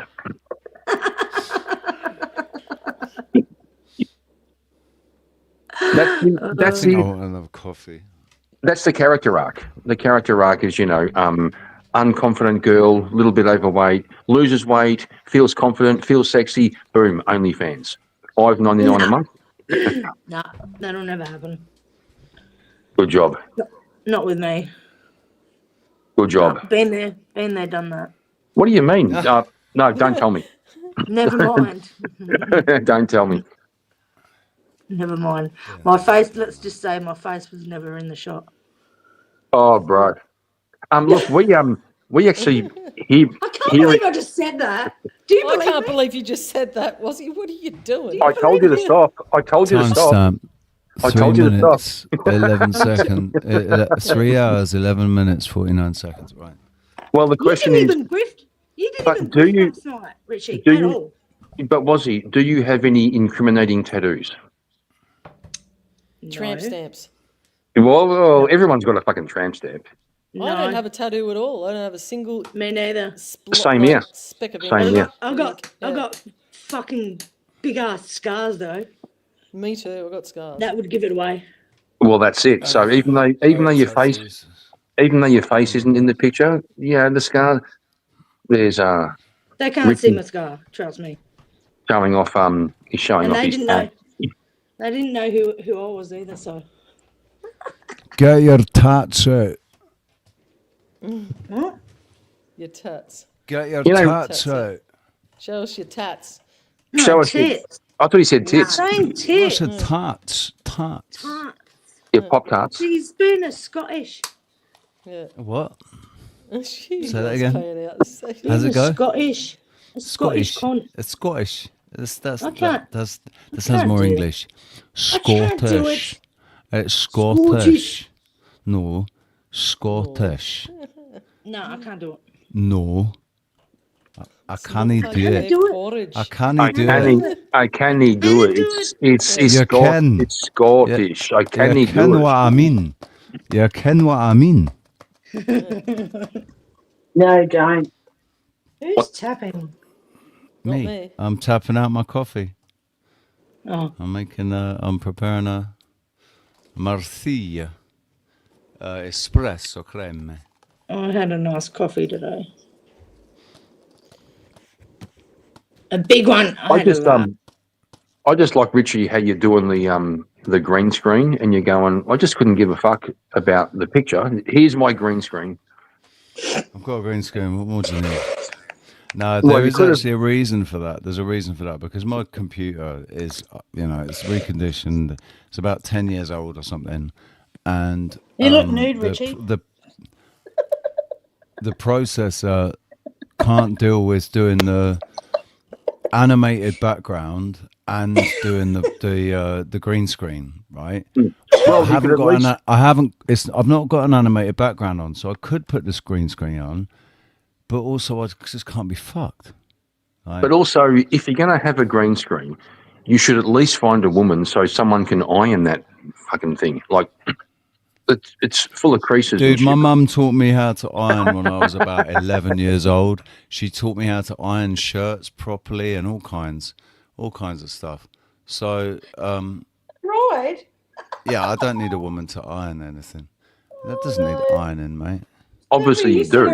I don't need. I don't iron my shirts. I don't iron anything anymore. I used to, and now I just. What's the point? If you wear it for an hour, all That's the true. creases will just drop out. That's true. That's actually true. Yeah. I don't iron It at doesn't all. make any difference if you iron it or you don't. It all looks the same after an hour. Yeah, that's what I'm saying. I wouldn't bother. Yeah. But My my mum stepmum- used to my iron the stepmum- bed sheets. She used to Oh iron the my bed God. sheets, the fucking pillows. Richie, my first wife used to. Jeans, My first wife used to iron Sorry. towels and underwear. Well, no, mum wouldn't do the towels, but she'd do the tea towels. Tea Not the towels, bath yes. towels, but the tea towels. Tea towels, Underwear, underwear, man. Like who? Underwear. Because they feel soft and you know. Do I don't they? use an iron. I the only time I would iron something is if we are going to say a wedding or something like that. My husband has he has his black or white button-up shirts or whatever, because the way he puts things away is just crump called whatever, and he'll pull it out and I'll be like, Jesus Christ, that's got to be ironed. You can't go out looking like that. Yeah, that's fair. He couldn't Do you iron a think- shirt to save his life. No. Do you think I Anyway. I don't know. wear undies. Fuck I haven't. undies. What the fuck are undies? I've never heard of her. Undies. Undies. Never heard of. Never heard of them. Underpants. You've never heard of undies? Well, yes, You've never- I'm making. No, I'm making a point. I just feel like underwear is superfluous for guys, not for girls, but for I guys. hate it. I hate it. I don't wear them. I'll wear underwear. I think comfy boxer shorts are important, hate 'em. right? I don't like boxer shorts that creep up your ass. I just feel like you can the- solve the whole. You can solve the whole problem by dispensing with them Free altogether. balling. Yeah, Oh no, yeah. I don't. I can't do that. I don't. I said this before. No. I don't want to wouldn't. do the commando thing, right? Because it makes me more aware of my thing, right? Because it's slapping against my fucking thigh when I'm walking. And So then it's you gotta like, adjust every 5 minutes. and then just being aware of it, and then it's like I don't want to think about it. I just want to put it away and not fucking think about it. I'm not getting it at the moment. There's no woman there to Exactly. take care of me. Yeah, but it's a So- matter of. It's a matter of conditioning. Like for a day or two, you feel a bit weird, but then you kind of forget about it. Like, Dude, No, I I'm don't think 48 I could years. do it. Listen, you're in your 50s, right? I'm 48. You can't trust the fart, right? You can't always trust the fart. At least if you got boxer shorts on, it can take care of that for you, right? Actually, it's a fair little point. buffer zone. Fair point. But it's around the front. It's the little spot of shame. Like you reach a certain age where beige pants are no longer an option. Yes, beige pants. Yeah. Beige pants are no longer an option. Oh, beige pants were never an option for me. Well, that's fair. That's fair. But no, that's actually a good point. That is the I only don't wear drawback. fucking pants. What I'll about wear men leggings. wearing no undies and tracksuit pants? Oh, No, I'll do. bad look. Listen, I'll do that with home, my do girl. what you I'll want. do that with my girlfriend at home. At home, Right. yes. but not out to But the I wouldn't. shops. I could No. not do that in the shop. No. I won't even go to. I can't even with my boxer shorts on because it's. Well, I think like Don't you know wear how. tr- Well, you know how girls, like, you know how girls can, do you know how girls can wear a top to show off their cleavage, right? And no one, yeah, like that's totally cool. Girls can wear a top to show off their cleavage. If I wear tracksuit pants to the supermarket, I'm just show showing off your pouch. Yeah, yeah. So is that wrong? You can do what you want. Is that wrong? No. It's like basically it's like a girl, right, seeing a girl topless on the beach. Nobody really cares about seeing girls topless on the beach, but if a guy goes running around with his wanger fucking flapping, it's a bit different, right? So I think it's the same. It's the same kind of principle. Nobody wants to see a guy's fucking junk, you know, whatever it is. It's because cleavage is it's naturally beautiful, sexy, and fucking awesome. The ball bags, man. You know, Yeah, I don't know. There's not like no. Maybe I mean, what if like you could just, if there was just like a little hole, so just you could just have your ball bags out. There's no shut. You just see your You need nuts, like a little push up right? ball bag thing to push them up and, you know, get the ball bag cleavage. Ball cleavage, yeah. Pull the wrinkles back and tighten them up a bit. Pendulous nads, I've heard, is something that happens as you get older, right? Your nads become more pendulous as you get older because the scrotum stops needing to contract or whatever. Right? This is not my area. Has anyone seen Well, that you were video? talking about fucking pregnancy earlier, so suck it up. Has anyone seen that video? It's like a fucking short on Facebook or whatever. It might even be on YouTube. I can't remember. But this guy goes to sit down, right? And he has a pair of boxers on or whatever. And it's like you said, he's older, so they're hanging a bit lower, you know? And he goes to sit down on this chair, and it's one of those chairs with the, you know, the slats. And he sits in and gets wedged in there. And he's fucking screaming, and his wife's like, she starts. It's like in Spain or something. He's like, if it pops through, how are you going to get it back out? Like, well, you've got to put it back out. You've got to squash it. You need. Ouch! That's the fucking worst thing. Eh?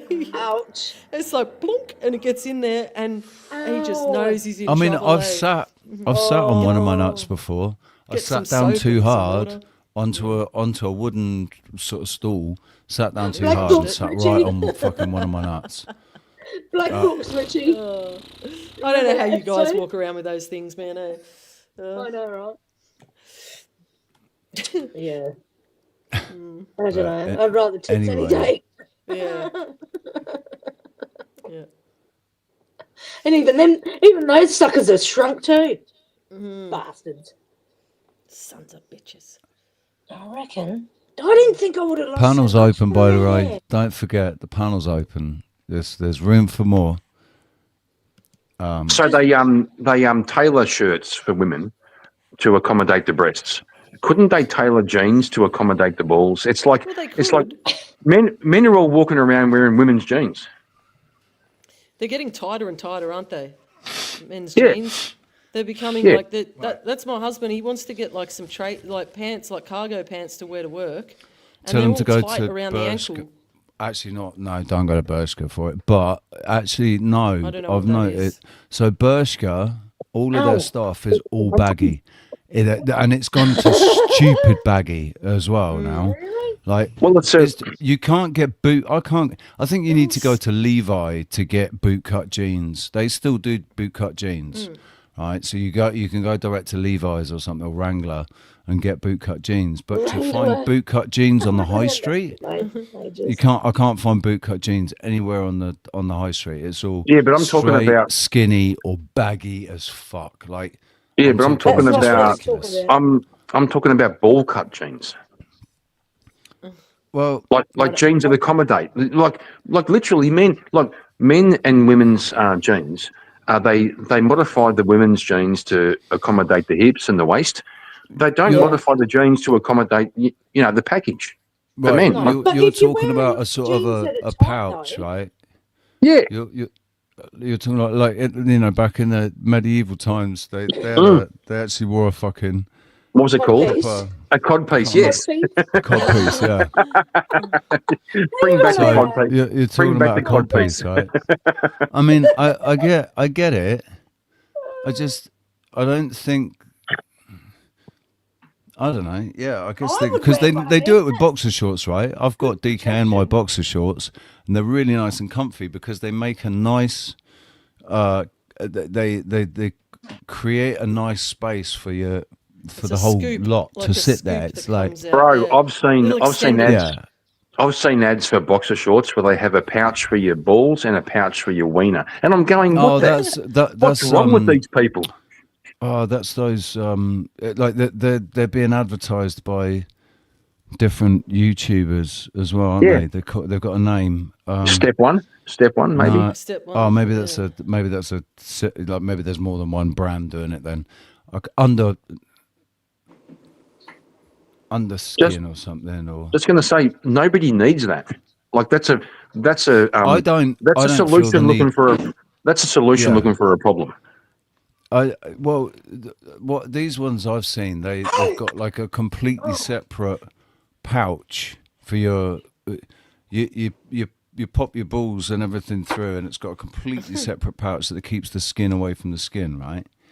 So there's no basically there's no Yeah, it's skin fucking touching weird. skin in that area. No guy needs that. No guy needs that. No, I mean I have to adjust myself when it gets stuck to the leg because that happens, you know. It's not hard. All you do is poke your leg out to the side a little bit. You just go like go like that and move it, and then it's all nice and like it doesn't. I think it'd feel weird if it didn't get stuck to the skin, and I needed to do that every now and again. It's kind of a reminder, you know. It's like, oh yeah, I've got a dick. There it is. Right. I don't know. Can't believe this conversation we're having. I know. I was gonna make coffee for fuck's sake. I'm just looking at my massive Mambo bone schlong that's sitting on the wall over there. Oh, I should have showed it to you before. What the? What? You're looking at what? Hang on. It's a big schlonger. Hang on, I'll show you. Hang on. Did you say Mambo? It's Mambo, the bone. You know Mambo. Hang on. Let me just turn this light on. Hang on. No, put a big screen, Richie. Full screen. So I won't be able to see where it is. Hang on. Can you see it? Oh, shit. Oh, the picture. No, yeah. I can't get the light on okay. it. Is it there? Is that better? No. Oh, yeah. It's a bone that looks like a schlong. Yeah, it's a...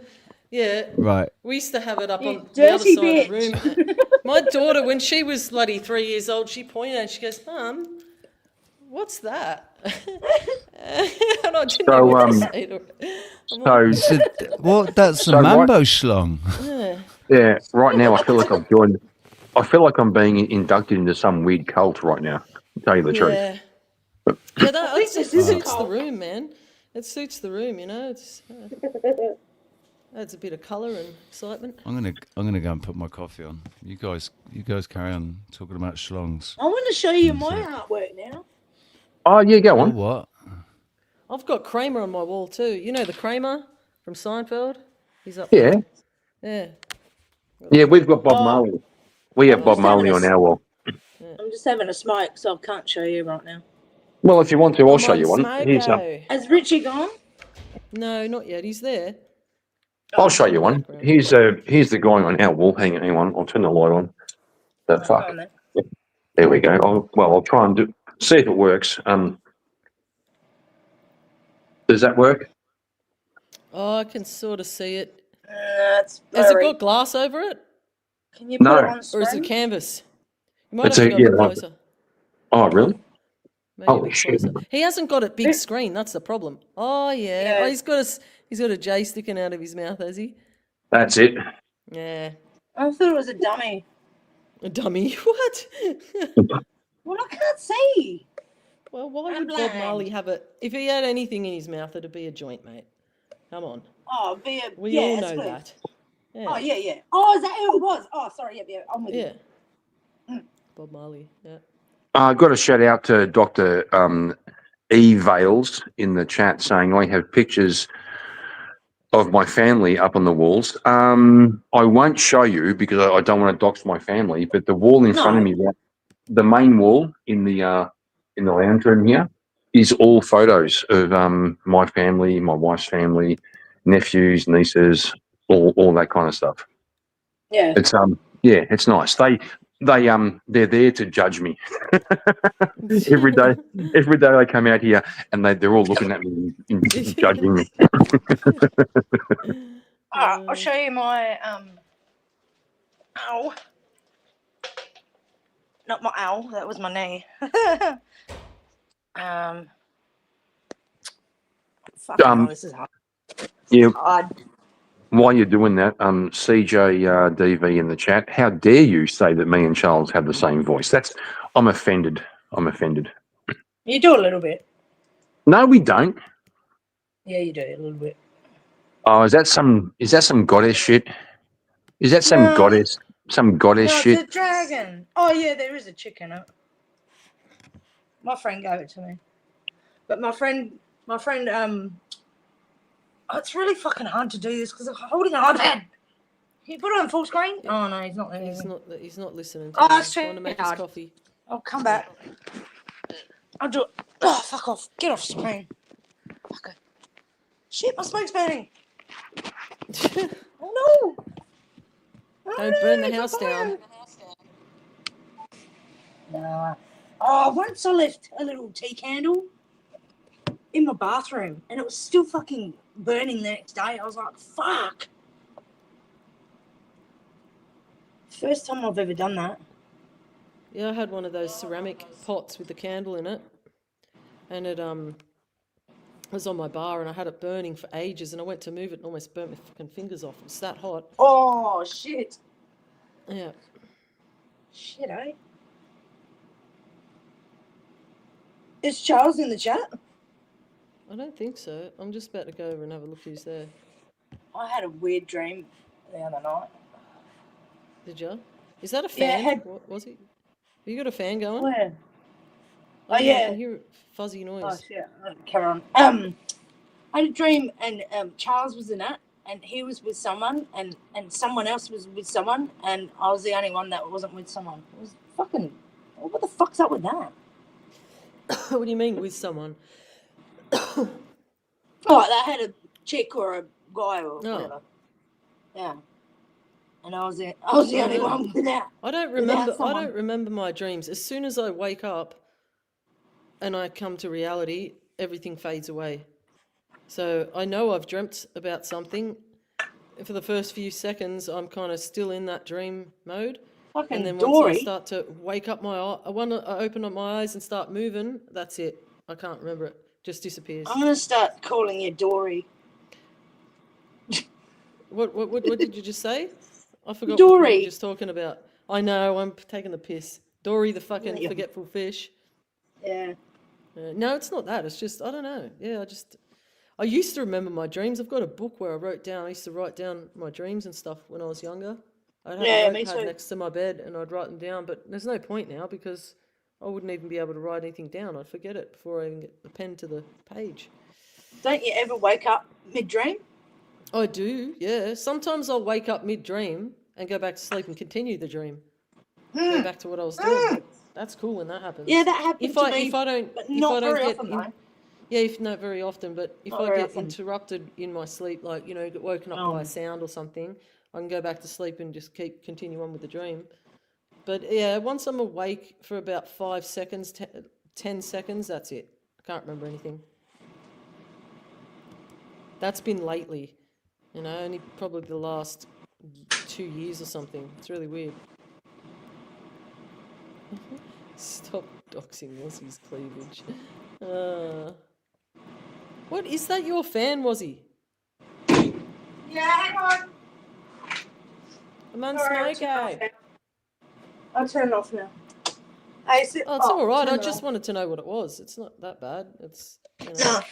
Hey, I haven't seen any cats around now. The crazy No cat issues man's now. gone. Yep, fucking wanker. God, he's a wanker. Fucking Asian. Oops! Oh, I'm a racist. Yeah, well, you don't Sorry, say that. I don't fucking vibe with them. End of. Like, I'm not Ah. racist. I'm definitely Yes, not. I'm not, Chris I'm was not just attracted saying- to them. Yeah. No, Chris in the chat was just saying apparently weed has something to do with remembering dreams, and it's 100% true because when I What does? smoking pot Oh. or weed Oh. using, yeah. Because when I used to smoke a lot, I could remember my dreams and that, and yes, since I stopped, which has been quite Dream a while heaps. now. You dream heaps if you smoke that. I dream pretty much every night, but when I wake up, I forget what I was dreaming about. Who's this? Paula. Oh, Paula. Paula. She said she fell asleep and just woke up. She ate food and then she was gone. Yep, cooked food. Yeah, We'll know do the that. feeling. Yeah. Cooked food, and if you got thyroid issues, yeah, it'll do it too. Yeah. I know someone with really, really bad thyroid. And get this, she was and I won't say who, I can tell you after, but when she was born at home. I just gave it away, didn't I? Oh fuck. Never No, mind. you didn't. You just Don't said worry. my. Yeah, I know. Don't All worry. right. Never mind. I'll tell you later. Yeah, you can tell me later. Yeah. Kieran, wakey. Are you there? Kieran. I went out to ran dinner. away. I ended up getting a bloody steak and I ate too much. Came home. I go to get a beer and I got women nagging me on fucking line. Bro, come on. Get fucked. Beer o'clock. I'm not in there. I've got plenty of that butterscotch whiskey up there, man, but should have started drinking that now. It would help me sleep, though. I go to sleep pretty quick on that. Yeah, but you don't sleep well when you're fucking smashed. No, you don't get smashed. It just I know, helps, I'm it's just like a saying. nightcap, you just have one or two and that, and then, And you off you go go. to bed and you fall asleep a bit quicker because it takes me ages to Yeah. fall asleep. I lie there and just can't fall asleep. That's where the CBD comes in handy. Learn to meditate. Meditate. Yeah. I don't do that stuff. Well, what do you got to lose? Well, I wouldn't be able to meditate. My mind's too active. When you meditate, you've got to try and shut everything off. And Well, there's the issue then. That's the problem, exactly. And I just wouldn't be able to do it. I'd probably Yes, get you angry at would. myself and frustrated because I can't. Yeah, no. Yes, you can. Everyone can. I couldn't do it when I was younger. I tried, and it wasn't till, years and years later, and I actually started doing it. And it's probably in the last 5 years, I reckon. I can do it, but yeah.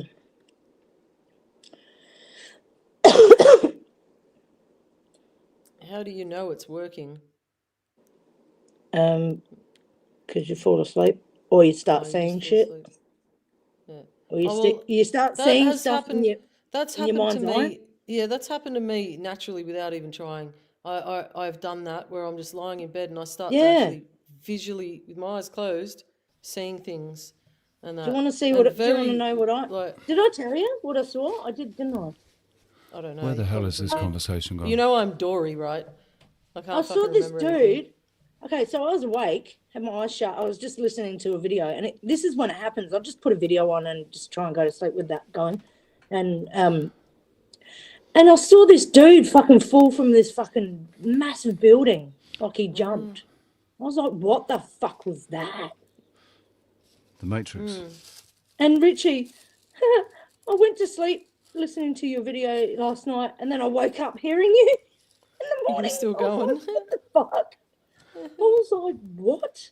I'm like, what time is it? And it was like That's like 6:30 the other in the night, morning. it was 3:45. I remember actually it was 3:48 when I looked at the time, and I quickly went on to my phone and that, and yeah, you were still streaming. Callum was on there, and I'm like, holy shit, they're still going. I was know. Not getting involved now. Not getting involved. Gotta go No. to bed. It's bedtime now. No, I listened to a bit and then I fucked off out. Yeah. Part of me went for a walk at the park, which, it was a bit warm. Oh, It's warm Richie, today. Kieran. Yeah. What? It's Kieran. Are you there? Yeah. What? I'm going to show you my thing now. my art. Your thing. My thing. Your thing. Don't show me your Your thing. now. Don't show me your thing. Fuck. I'm not. Are you Richard, going to can show you us put your it on? stereo again? Can you put on thingy? Big. Oh, I'm gonna get rid of that. Oh, your portrait. That's Your me. portrait. Oh, is it pretty? Oh. I never smile. Why don't you smile in your photos? I did. This one I did. Sometimes I feel like I'm smiling, and I've There. seen, and I see it. Like I look Aw. in the camera, and I'm not. Oh, you're smiling there. In the other one, you Yeah. weren't. The other, you're trying to look sultry in the other one. Well, it was a different photo, so yeah. So this art, my friend drew this. My friend did this. Hmm. That's cool. Can you get rid of the comment, Richie, please? That's an old one now. No, there's Oh, yeah, photos that helped. there anyway. And that one. Oh, it's like a dragon or something. Is that a dragon? Yeah, that's no. cool. Yeah. Chick That's in the cool as middle. well. I like that. Yeah. I like the intertwining of the wings. Yeah. And that. Oh yeah. And what else have I got? Oh. Art. I got friggin'. Oh, I can't see shit. I need to get some more artwork on my walls, man. That was another one she did. Oh fuck! I nearly fell over. Don't go falling over. That's cool. I've got the life that's- cycle of a frog and a butterfly that my kids did, and That one? and family canvases. I'm not showing those. That's my. Oh, German Shepherd. Ah. Is Oh, that, yeah, is that I is thought there a that. is there an urn? Is that an urn there? Yeah, that's my girl. That's Shepherd. the ashes. Oh, Yeah. that's sweet. And there's my girl there. She was beautiful, man. She was. Yeah. And there's me at 15. Is that a can of beer you got in your hand? 15. Yeah. No, it's not a beer. It's daisies. Oh, it's daisies. Yeah. You look older than 15 there, though. Like more Yeah. grown up is what I'm saying. Yeah. Yeah, you don't. Yeah, I was going to say you don't have 15 in that picture. Yeah. Really? Yeah. Oh, okay. Well, I never could get in the clubs before I was 18. I couldn't get It's in the weird. friggin' pubs when I was 18 and had my friggin' ID. They still wouldn't bloody let me in. They thought it was fake. It's bloody terrible. I was getting served for alcohol and cigarettes when I was 14 years old, and then when I turned Yeah.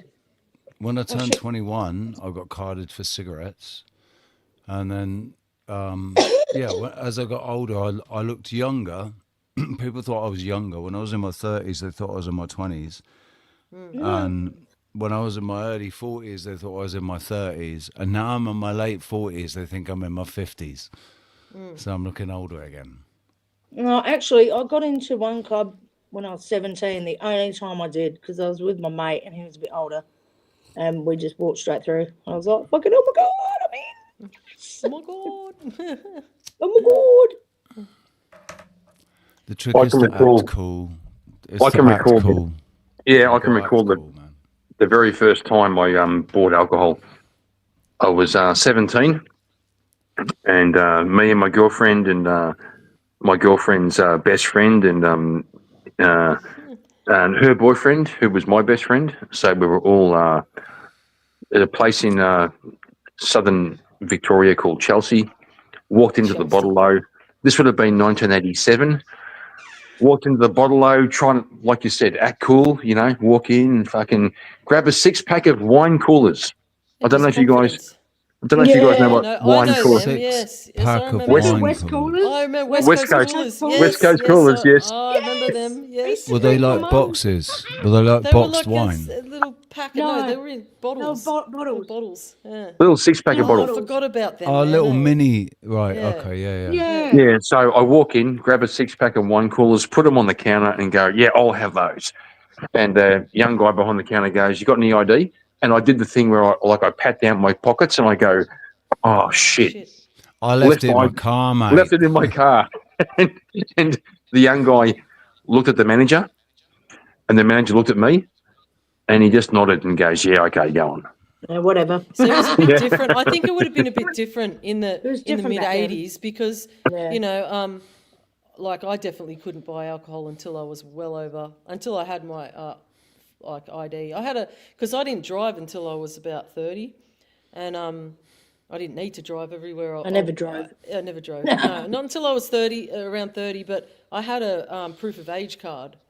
That was the only thing you could get. And I remember when I went to the RTA, when it was the RTA, to go get that when I turned 18, I went there and my mum had the birth certificate extract.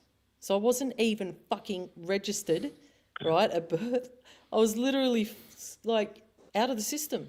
And I went and got myself a certificate, a birth certificate. I put myself into the system, not knowing. Oh, So, damn. you know what I mean? Like, so I had the birth certificate extract and they wouldn't give me a proof of age card with that. I had to go to births, deaths and marriages and register my birth, right, which I did myself, not knowing anything about all this shit. And so, yeah. No. And that's when I got my proof of age card and I was like, yes, I'm going to the freaking, I think it was the Coach and Horses or something like that. We're going and I'm going to go and drink a bloody schooner at the pub. And I went there and I have a twin brother, right, as you know. And so we both had the same birthday. When we went to the thing and gave showed our proof of age card, he looked at him. He goes, he's like in Kiwi. Well, you both got the same birthday. And I'm like, well, because we're born on the same day. We're twins. Nope. Yeah, we're twins. This is fake. Take it. Oh, Wouldn't let us go No, in. no. I was so embarrassed because like all my other friends were able to go in, and it really sucked, Like, you know. But Well, how's this for fucking bullshit? When I turned So- 16, they'd put the age of cigarettes up to 18. When I turned 16. Oh, that'd be good. That'd be good. I could get they- cigarettes because the You- corner shop guy would sell you them because he Right. was struggling to make Oh, money. yeah. Yeah. So you'd When I just was- come up and he'd look at you and you'd look at him and Winnie Blues over the counter. There you go. Thank you. You know, $5.50 or whatever. I don't know. They were cheap as chips back then. You know. When I was 10 years old, that would have been 1980. My dad would send me up to the shop to buy 4 packets of smokes for him. I was doing that in the 80s. My mum And, used to do it and there too was as no well. issue. And there was no issue. And there was no issue. With a note. I was 3. I was 3 years old. 3 years old. Yeah, I was In 3 months 1980. too. I was an What are you equal. talking It about? depends what month that was. I was born in. Oh, yeah, I was 1980, 3 so too. Oh, no, it would have wasn't. been. I would have wasn't just born been yet. in the tummy, my mum's tummy, or not born, like, or just, you know. Oh, But Right. yeah, used Well- to take a note to the bloody corner shop. Yes! You know, with your mum, a forged signature, just a scribble at the bottom. Oh, that's from my mum. She wants a packet or whatever. He didn't care. And after a while, I didn't have to bring the note anymore, and he'd just give them to me. You know. Yeah. I think I've got a memory of going down the post office and getting some cigarettes from my dad or something. The post But office? The I post can't remember. Well, it was a post office and slash like news Slash agent. slash thing. news agents. You know, Oh, I see. Yeah. it was. I mean, I just know it was the place I got my news sweets from, and then it was the first place I got a paper on that. Sylvie, Kieran, you know Big W, right? Yes. Yeah.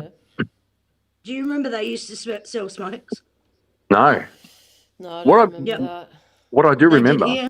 what They I do did here. remember, what I Yeah. do remember is when you went to Safeway or Woolies, they had ashtrays at the end of the aisles. Yeah, because you could smoke in there. You could smoke in the Yeah, you could You could supermarket. smoke on the buses. You could smoke. You I could smoke on the know. train. Yeah. You could If you went smoke to- on the plane. If you went- Hospitals. If you went to the I doctor, remember. if you went to the doctor, the first thing you do is pull out a smoke and light it up while he's Yeah. Right. And- If you went and to the also- cinema, correct. the And cinema, also, you had the left side was non-smoking and the right side was smoking or Like a something. It was Saturday. fucking What's the ridiculous. point? Yeah. What's the point? Also It's the- in the same fucking place. Yeah, I know. It's the same. The, Yeah, you're Stupid. the classic one was the fish and chip shop. The fish and chip shop always had one of those rectangular grey boxes that said "Smokers Please" on top. Yeah, well, you put your- yeah, Like yeah, the bar yeah. ones, like Yeah. at the bar. And they have it You know, on the You used to ground, see yeah, people floor. shopping and walking around, say Franklin's or whatever, smoking a cigarette with their trolley. They take their last puff and just throw it on the floor and stub it out on the floor in the shopping centre. It's so Oh my funny. It's God. like, Yeah, nowadays it's so frowned upon. I remember They- when they Oh, took do you remember smoking. that?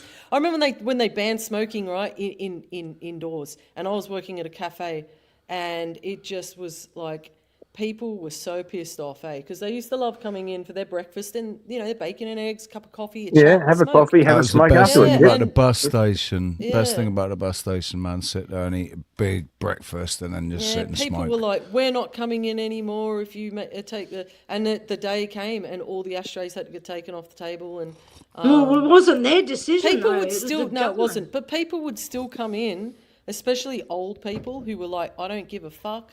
I'm 90. I'm smoking," and they'd be in there. And I remember this guy was smoking, and because you could get fined for it, right? If you owned a business Yeah. and you allowed people. So Nina, Oh, yeah. she was this Serbian.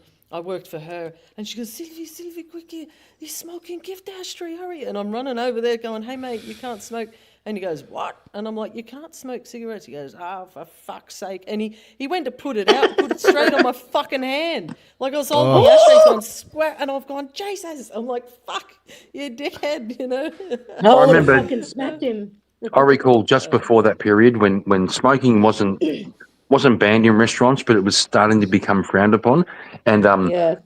you would go to a restaurant and everyone's finished their meal and everyone's waiting for someone to spark up. And then Yeah. one guy would pull a smoke out and light it. And it's like fucking dominoes Everyone. all It was through the like a restaurant. Mexican Everyone- wave. Like a Mexican wave of cigarettes, right? Yeah. Yeah. Wow. Same with the They used to have advertising, smoke. like, Yeah, I remember they'd still have smoking and- no smoking sections, and when the restaurant was big enough, like they'd have a no smoking section.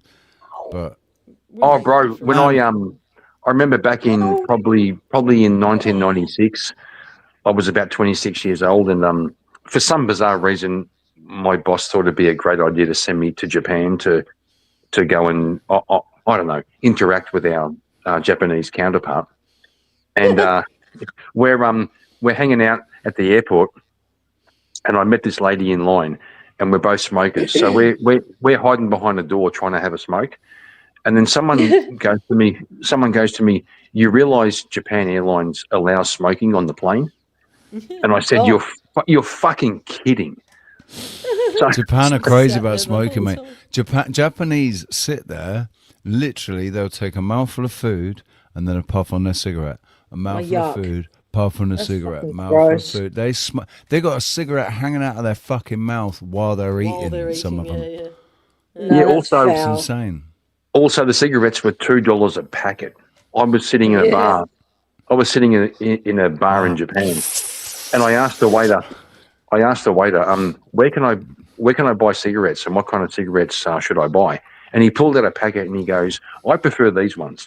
I said, "Cool. Where can I get them?" He goes, "Have these," and he handed me the packet, and I thought it was the best. Then I realised it cost him $2 for the whole fucking packet, but it wasn't. But it was nice of him. It was nice. Right. Yeah. I can still get a packet of smokes like these.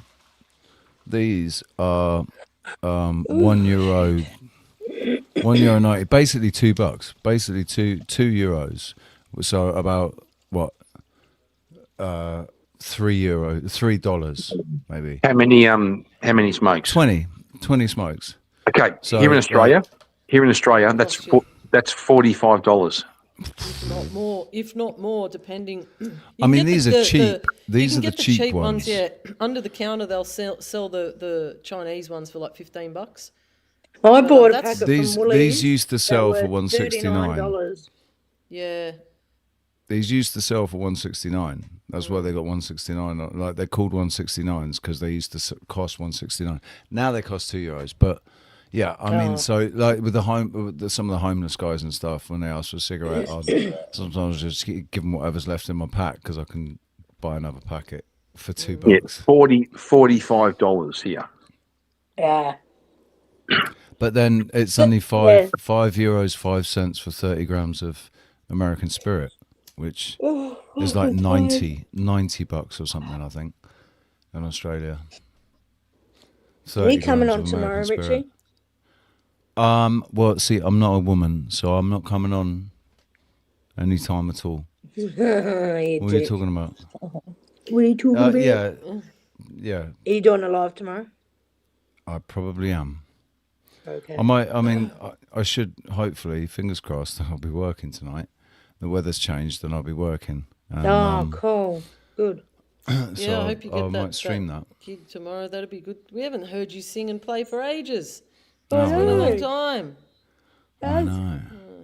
Oh, God. But having said that, I'm going to check out because it's 11 here and I'm going to get my girls off to bed because I don't want them cranky tomorrow and complaining and whinging, and I want to go to the beach and do some stuff tomorrow. So I'm going to check out. Nice one. All right, Sylvie. Thanks for coming up. No worries, man. Thanks for Good chatting with us. See you, darling. Later. See you, girl. See you later. honey. See you tomorrow. See yous. Love you. Tomorrow. Tomorrow. We love love you you. tomorrow. Sylvie's only a day away.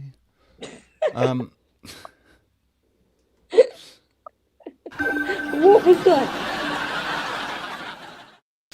Add a drop of lavender to your bath, and soon you will soak yourself calm. So, That was a great episode. He also suggested, if you're feeling depressed, do something different. Roll up your sleeves or eat a night.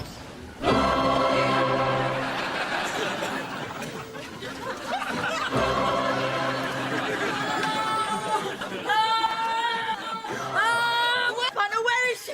Where is she? When you're feeling under pressure, do something different. Roll up your sleeves or eat an orange. Bruh. Oh, God. be on the lookout for things that make you laugh. If you see nothing worth laughing at, pretend you see it, then laugh. Have you Then ever laugh noticed at a it. calm person with a loud voice? Try and speak softly once in a while.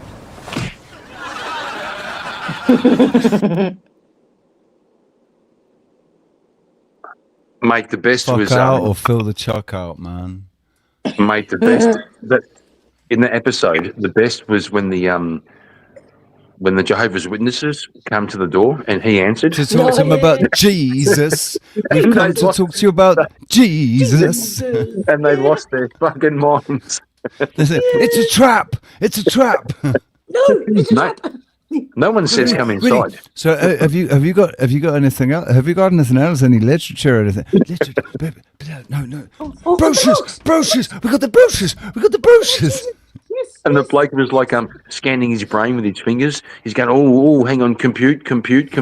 Yes, there's a Bible verse. Yes, there's brochures. There's brochures. It's fucking insane, mate. And old mate was just trying to do his fucking avoiding doing his taxes. And he did make a very fine suit out of receipts. He covered himself in. Yes, he did. Oh, post-it notes. Post-it I notes. still do actually love the fact that you Australians it's part of love your it. culture as well. Black Books 100. and Yeah. Spaced. Did you watch Spaced? Nah. No. Or Do you remember- or the Green remember- Wing? Nah. Do you remember Metal Mickey? Metal Mickey. robot, isn't it? Vaguely. Vaguely. I used to watch the original Shameless, like the Americans did Shameless, but the English did Shameless first. Yeah. Oh, English did Shameless first, right? Just like Yeah. they did Geordie. The English did Geordie Shore first, like And The Office. And The Office. Yep. Yeah, and The Office as well, and basically all The great British are humour better. came from not the British, the English. It came from English people, and Welsh are quite fun, and Scots actually, and the Irish. They're pretty fun. All right, the British, right? Yeah, My favourite. But I mean, they're just, yeah, but I mean, we are the funniest. I love the Scots too, but I love the Irish and Welsh as well. So yeah. I mean, what's his name? Billy Connolly. Oh yeah. He's a funny man. Yeah. But if you haven't He seen sure Green was. Wing, right? Oh my God. Oh, Green. What did you say? Green Wing.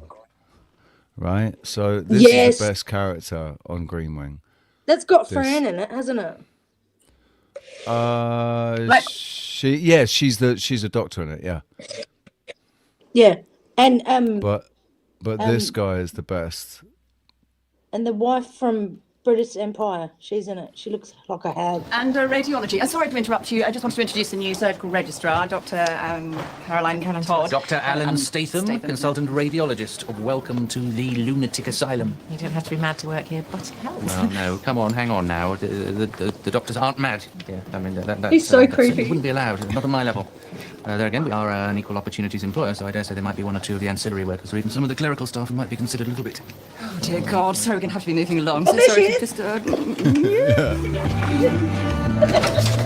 I'm like a little counterpart.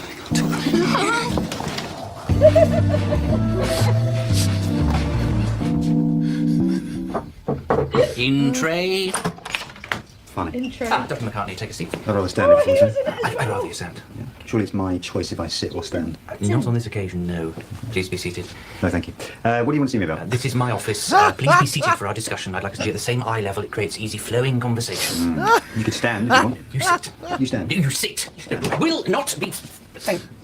Right, now, I wanted to have a discussion with you about your review of the board next week. This isn't... I swear to God, I've met somebody like this, right? That's what's so fucking funny about him. I've met somebody this awkward, this unbelievably awkward. This is the kind of behaviour that they will not tolerate now. Will you be sit? Will you be sit? Look, this kind of insubordination is precisely the reason you were overlooked for promotion last Wednesday. Right. And as a result, get out. I'll discuss this with you later when you're less... Handsome. Less... Charming. Less sitting... Get out. Thank you. You can sit now if you... I will not!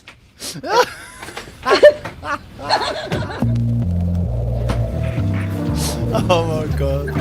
Guess who? No idea. Jack Nicholson? No. Gosh, you're so predictable. What do you mean? Every day you do this hand mouse thing. Well, I thought you liked it. Wouldn't be so bad if you change things a bit. If you, I don't know, view something other than your hand. Hand on off. You can tell that back in the day, right? She was like, she wasn't bad looking back in the day. Don't you know who she is? From the British Empire. Yeah. Mr. Britas' She was wife. the wife. Yeah. Yeah. It's her, eh? I didn't honestly, I hadn't actually remembered that. The British Empire was funny as well, It's man. fucking her. Yeah. I was like, oh my God. I was just... Oh. That's my suggestion. Yes. It's coming from you. Derek. Wednesday? You've got to be more exciting, a bit more spontaneous. That's right, well, I'm sure that can be arranged. No. It can't be arranged, that's the whole point. You've got to just do it. Right, but when? Don't ask me, it's up to you. It's supposed to be spontaneous. Right, I'll have a think. No, don't think. Well, we don't think. Where would we be if nobody thought? You know, no art, no literature, no music, and no medicine. You know, we'd just be in the jungle like rutting, sweaty, dirty beasts. I want to start.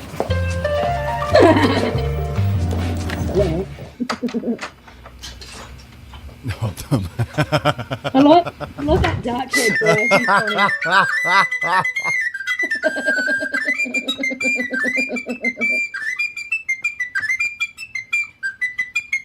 What the fuck is he doing?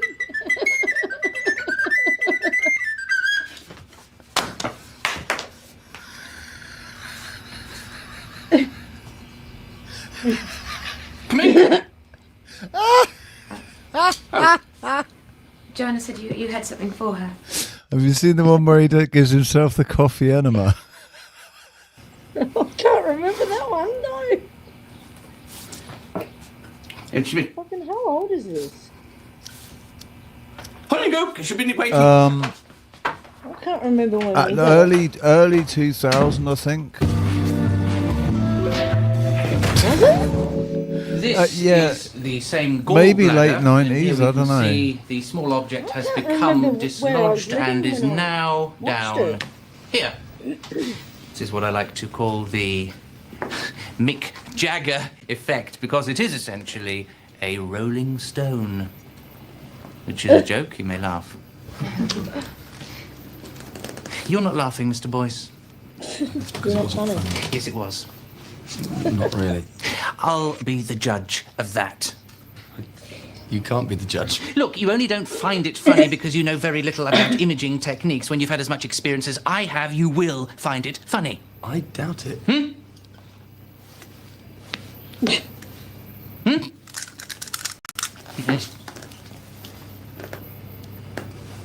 You can't make me laugh by poking me. Well, just heed me. Heed me. So, Lyndon, I want to fucking see. they're funny old things, aren't they? Not if you speak kindly to them. I think you have to be immensely clever to really get to grips with the fundamentals of the IT world. Oh dear! Oh, piece of shit! Nah, the coffee enema isn't in this one. I don't think, man. It's the funniest one. Anyway, I that's can't actually Green remember Wing. that.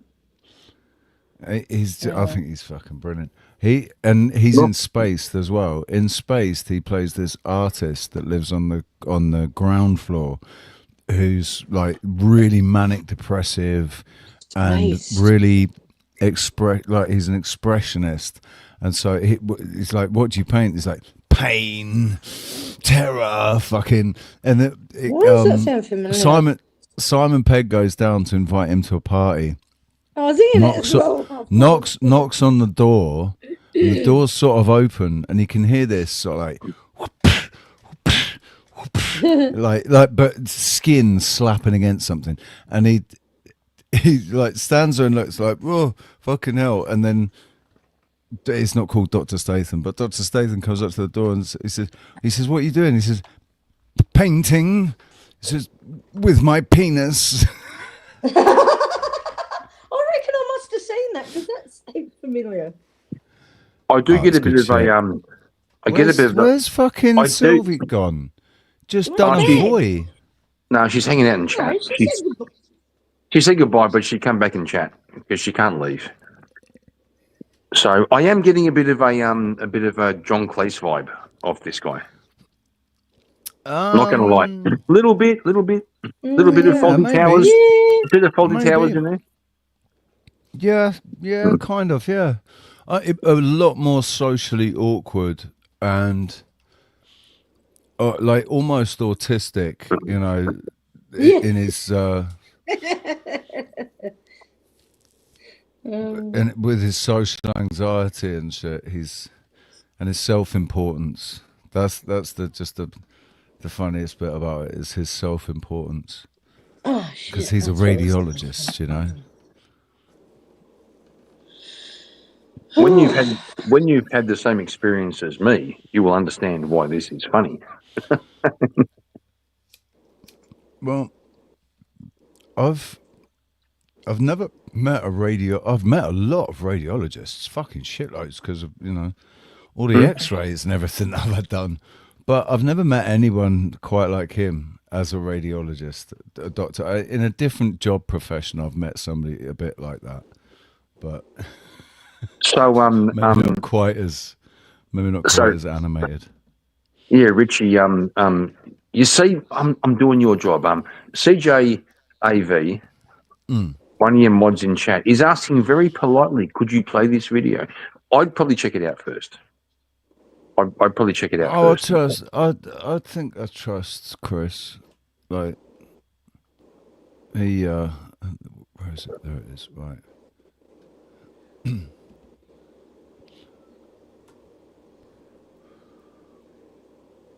Chris, it better be good. It's on you. Fastest chef in the world. What?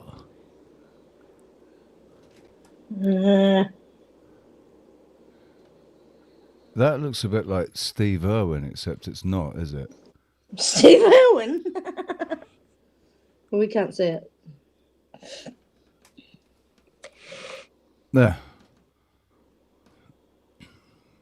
Who the fuck is it? Who is it? I've actually got a good friend actually who does the same thing, and he goes around kids' parties. I can just interrupt you there, Sure, Jason, sure. and we'll probably get back to you soon, Freddie. I think we're going to have a look at a bit of speed cooking. We're going to do a cheesy souffle, double souffle for today. It's a French dish. We're going to be doing a few jus and also some chicken towards the end. Let's waste no more time. We're going to do this as quick as we can. See you at the end. First we're going to do, get the blender going. Milk in there. Probably easier. Just stand the knife there. Cut about a quarter of the milk in there. Look it out there. Just kind of whack it in there. And just another half. That's no good to me. That's real horses for courses kind of stuff. Don't know where that came from. You need some tomatoes, bit of spicy tomato kind of jus going on here. I like to use these nice citric tomatoes. It's always nice to pepper them if you can. Just pepper them lightly. Bit on each and go in your first jus. Wrap it on there. No good to me. Okay, now what you going to try and do? I don't get me. All right, trying to get a bit of bacon in the juice. It's Haller's bacon, of course. First time we can use the fry pan. Whack it on there and an iron. Turn it down a little bit. Now time for our chicken. Then number 5. A lot of people often ask, do I use grain-fed chicken or do I use corn-fed chicken? Neither really. What I tend to do, I get the corn, I try and stuff it in there and feed it to them later. A lot easier, got the choice then. Sometimes I get a bit of a jaw, they get some holes in there. And obviously I'm really kebab back in the first jus. No good to me. Hank, that's the pasta area. No good to me. Probably no good to me. We need something for this jus. Back it in there. Yeah, Could you imagine? Could you imagine going around this guy's house for dinner party? I've got something to show you. Or this guy, right? You don't know. You've got no idea what he's like, right? You good mates down the pub, whatever, and he says, "Yeah, man, yeah, I'll come over and I'll do a barbecue or something, you know, or I'll cook up a curry for the lads," and you let them free in the kitchen, and imagine that, man. Can I show you something, Rich? No. What do you want to show me? Of course you can show. What? You won't be able to see it on... Well, then there's no... What? Yeah, it doesn't work. Can't you say? Emotional pain chart. The emotional... Okay. How did we get here? What is this? No, because we were talking about it before. Can you not just send a picture? Send put a... Is it... Oh, you haven't got fucking signal, have you? No. Yeah, I mean... Is Sylvie on there? Eh? Is Sylvie on there? Sylvie's in chat, I think. But, No, is she on Signal? I don't think she is. Oh, no, she's not. No. Oh, okay. No. And I don't talk like that, so shut the fuck up. No. Meh. That was just too hectic, Chris. It was very amusing. That was crap. That was Did not amuse me at all. Well, that was Kiwi comedy, apparently. Sorry, mate. Just didn't do it for me.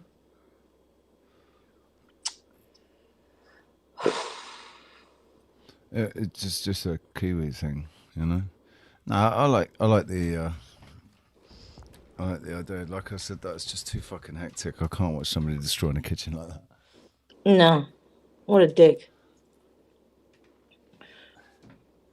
I like watching people cook, right? And I'm actually really grateful for people that are into cooking, because I'm really into food. I love food, and I like to eat it, but not enough to get into preparing it all and all that shit. I like. Well, you can't really do that there anyway, can you?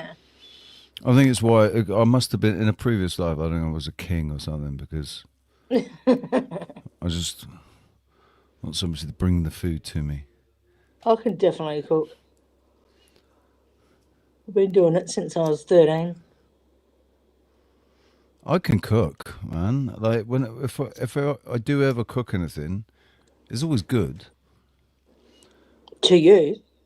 No. All right. I've cooked like spaghetti bolognese and lasagna and Oh wow, risotto. It's easy. Risotto.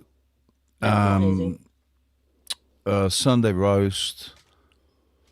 And my speciality is my English breakfast, because it's all about timing, and I don't really fry. All I fry is the eggs, and maybe the mushrooms, and maybe some bread. But fuck the bread. Yeah, I grill the sausages, grill the bacon, so the bacon's nice and crispy, and it's all about. You do it separate. All about timing. You cook the sausages and the bacon first. You cook the sausages. Start the sausages under the first. grill. That takes fucking forever. No, it doesn't. Couldn't be fucked. Throw it in the fryer. All of it. Nigella Lawson was so fucking overrated, man. And Gordon Ramsay is the biggest prick alive. He's a dickhead. And Jamie Oliver is a Still out. Well, I've got They're two all opinions. twats. Got two opinions. Yeah. First of all, Jamie Oliver, I did buy his 15-minute meals. That was pretty good. I did make a couple of good Thai curries. Jamie Oliver's got some good recipes, man. Yeah, no shit. Yeah. Nigella, but Nigella is way overrated. My wife massively, mate. My wife just fucking loves Nigella because she's all sensual and kind of sexy and curvy and she's bigger than she's a bigger girl. She's got big old fucking hips and a big old booty on her, and she's a little bit. She's basically carrying a bit of weight with her, but it doesn't let her bother her. She's just as sexy and sultry, and she's got big juicy lips.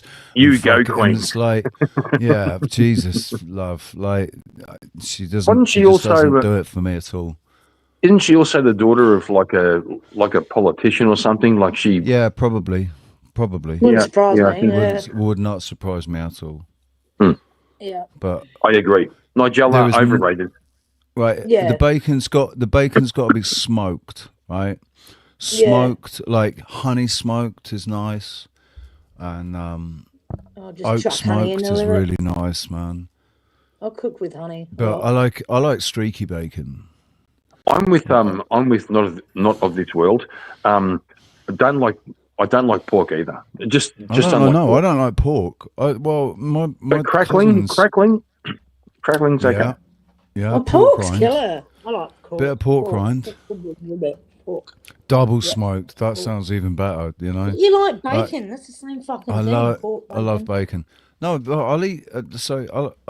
My cousin, when she slaughtered her pigs, those pigs tasted fucking amazing. The pork chop was just amazing. And the ham that came from them was fucking amazing. They smoked that. It was a really good smoked ham. Honey roast smoked ham. One of my favourites. One of my favourites. Can you show us that show? What show? The other one you're talking about. What, Space? Space. Yeah. With Simon Pegg. Yeah, I think I looked up something else one day, and then I actually saw that show, but I don't remember watching it. But when you said about it and you explained it, I was like, "Fuck, that sounds familiar." It's so like I was watching it on repeat. Like I think they only made 2 seasons, maybe 3, but I was watching it on repeat just constantly for months after I split up with my wife when I left her. Went to live with my cousin. That's all I was listening to. So when I hear the theme tune and everything, it's really weird. It sort of takes me back to those 6 months after I'd left her. Like, which I mean, it was a good time. No, it was a good time. It's not bad memories. Like I've still got this on hard drive. I'd sometimes watch it. Like, oh fucking hell, that's funny. I don't understand. Is it something I've done? Look, it's just not going to work, okay? Yeah, but it's 5 years, 5 years. I was drunk. Oh, we had fun. We had good times. To be honest, I don't remember much about it. I don't just give me a reason. You think I'm unemotional, don't you? I can be emotional. Jesus, I cried like a child at the end of Terminator 2. With the thumb and the molten. Is there someone else? Sort of. Oh, what? My boyfriend. That bastard! I bloody knew it. I'm sorry. No, I really am. Wait, just wait. Just doesn't feel right. Okay? Fine. All right? Fine. Look, there's a bit of change. Sarah, please don't do this. You can leave yourself here until you find somewhere else. I love you. Oh no! So this is the opening situation, right? Yeah.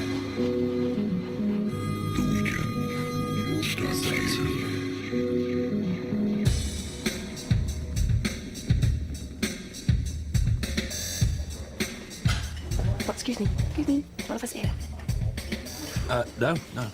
Thanks. What are you looking for? What have you got? Hmm? What have you got? She thinks he's a drug dealer. Oh! Oh, no, what are you looking for? So I thought you were a drug dealer. Oh, thanks. That's all right. No, I'm flat hunting. All right. Yeah. Same with these mates. I say mates, I'm not really mates, we're just people that I've met in a squat. But I didn't meet them in a squat. I moved into a squat with them, which was fine. And he was I remember interested. her too. Anyway, there was this guy, and Eh? I remember that chick. This chick. What happened? You say there was a trial. What? Huh? Her trial was recorded and shit. What's that? What are you on about, Chris? Whose trial? I think he's talking about Nigella. There was some. Oh! Yeah, there was some kind of scandal about like doing lines and shit. I think I'm just watching chat. I have no her idea. Her husband was a coke. Fucking well, maybe she was too. A Coca-Cola addict.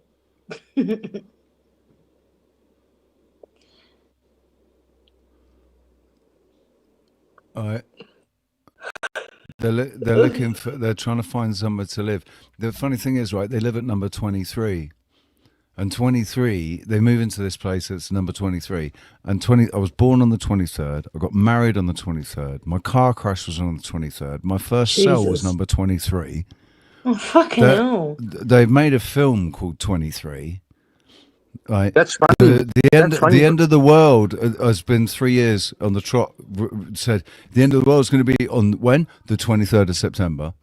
That's really weird. That's really fucking weird. So like, I'm not that guy, but somebody once asked me, "What's your favorite number?"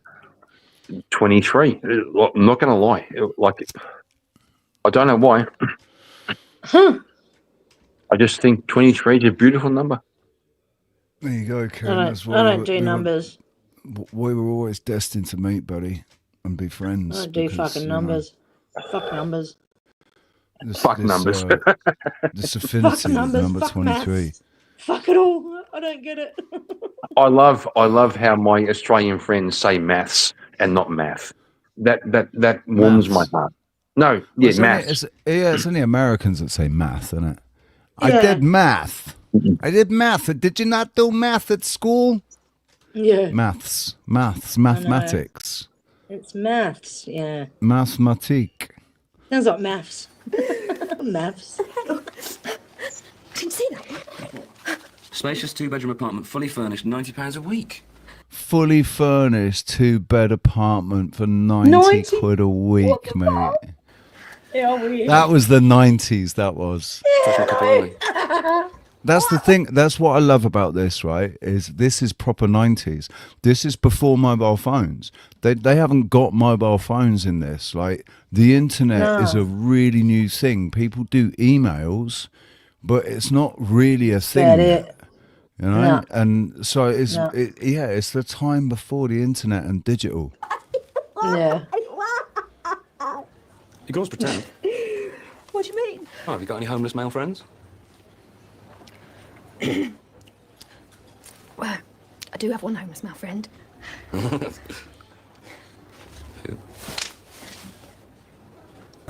Okay, you're born in Highgate to John and Gillian Bisley on 7th of September 1974.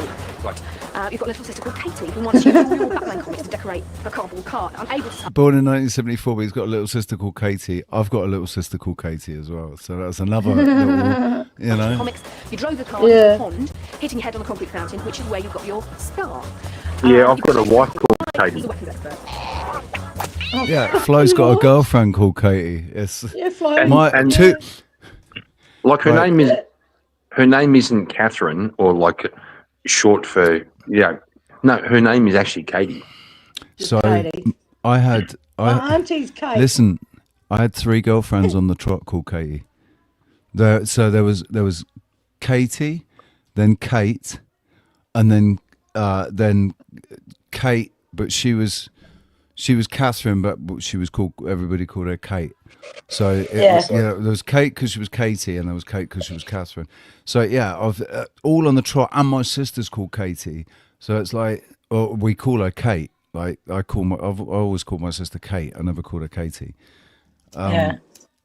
Also, I once had once in my darkest hour, my girlfriend was called Paula, my best friend was called Paul, and my mate's girlfriend was called Pauline. And Jesus. and also my confirmation name is Paul. So I go, what the fuck? There's something going on here. What's with the? I don't know what a confirmation. I don't know what a confirmation name is, but does that mean that your initials are KP? No. It means when you're a Catholic, you have a first name, which is Kieran. You have a surname, which is Markin. You have like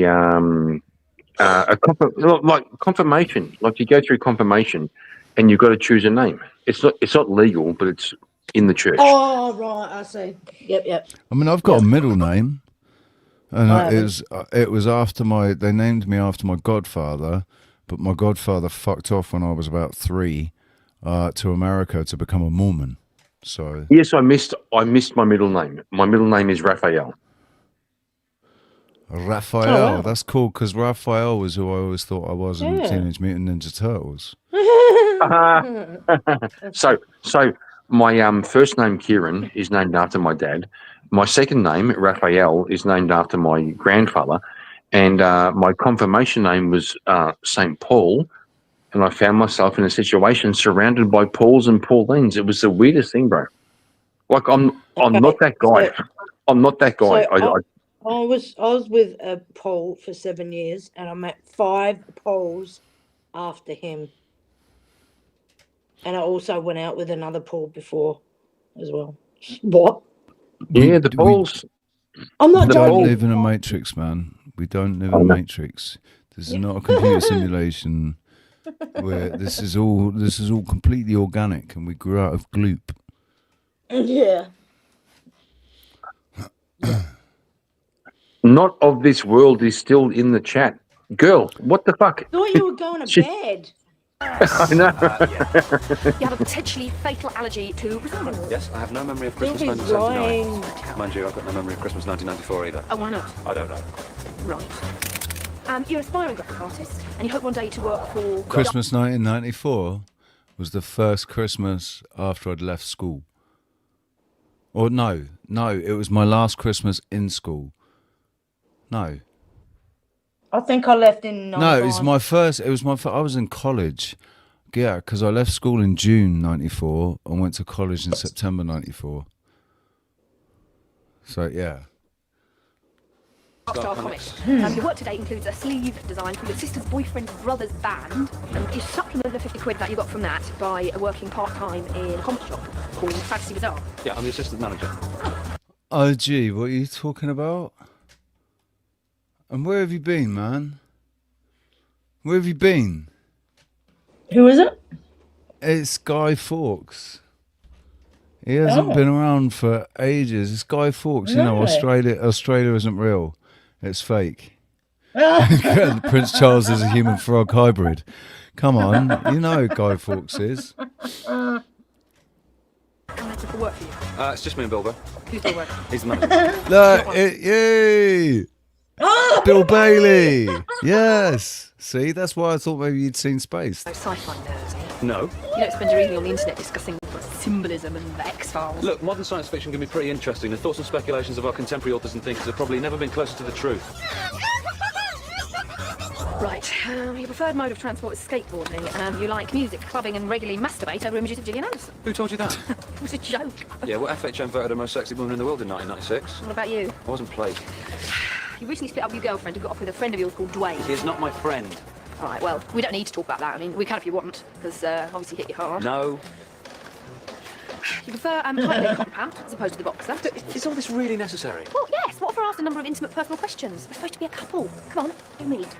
Okay, you were born in Richmond in 1975 to Ben and Emily Steiner. You have a brother and a sister. What I love, right, is that you can see that those are actually pictures of her. You They're can real see that photos, they are yeah. real photos of her when she was a kid. You graduated from Kingston Poly. University. Whatever, in 1996 with a degree in humanities for which you received a Yeah, third. which is fine. Well, that's what I expected, yeah. Michelle from EastEnders got a third. Did you know that? Anyway, it's not the grade that matters, it's being there that And counts. this is the other thing as well, like her character, the way she is and the way she speaks, her cadence and everything. I've known girls like her. She is an English girl, right? Yeah. You have a boyfriend called Richard who's studying in Hull. Hull. Hull. But we're not going to mention him. You want to be a journalist, but you haven't quite tried that yet. And your best friend's Richard. called Twist, and she works in fashion. Yeah. You've got no skincare routine to speak of. You're scared of mice and spiders, but oh so much greater is your fear that one day the two species will crossbreed to form an all-powerful race of mice spiders who will immobilise human beings in giant webs in order to steal cheese. I never said that. Yeah, that'd be good though, wouldn't it? I know. All right, that's it. Oh, my name's Daisy. All right, I'm Tim. Hi. Is it just moving in? I was thinking we do that thing, you know, like in that film with Andy McDowell and Gerard Depardieu. You know, where they get married so that she can keep a house and he can get an American work permit. What, green card? Green card. What's it called? I don't know.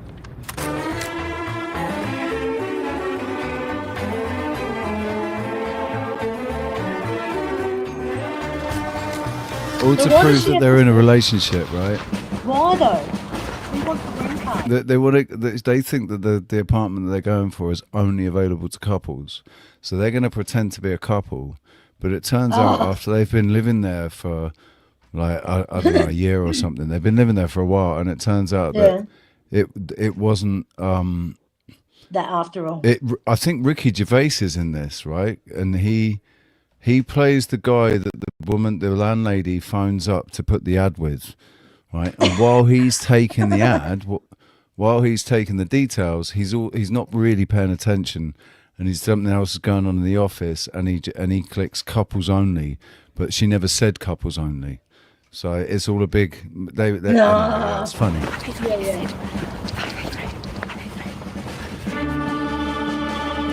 Her name's Marsha.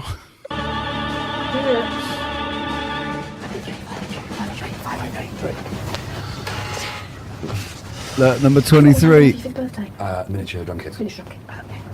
Yeah. Hey, I don't want to seem too pushy. Right. Oh, I'm Marsha. Hi, we're A couple.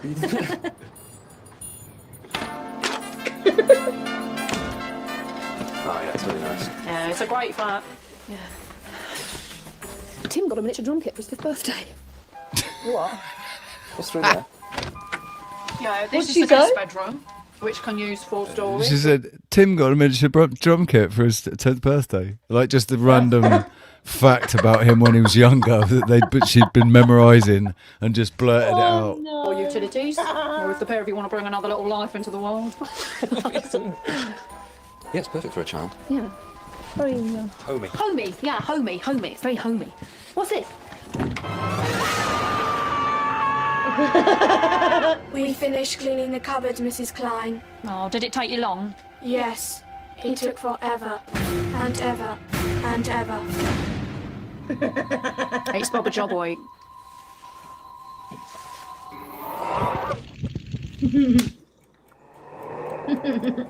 So, what do you both do for a living?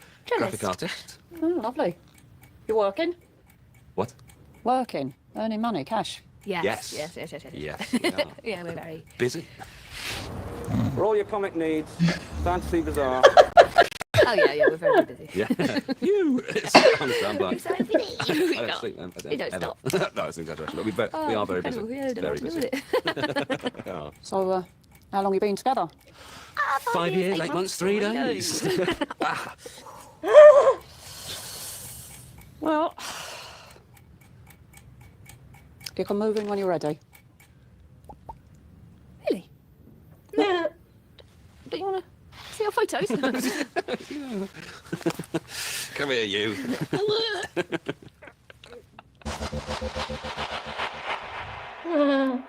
I think it's definitely a 90s. It's like it's proper. This is proper 90s, man. Proper 90s TV. Yeah. When days were good and life was fucking awesome, everything was cool. Racism was sort of kind of dying out. Like it still existed a little bit, but you know, everyone was pretty cool with each other. Like gays, whatever. Yeah. Skin color, whatever. And before the internet.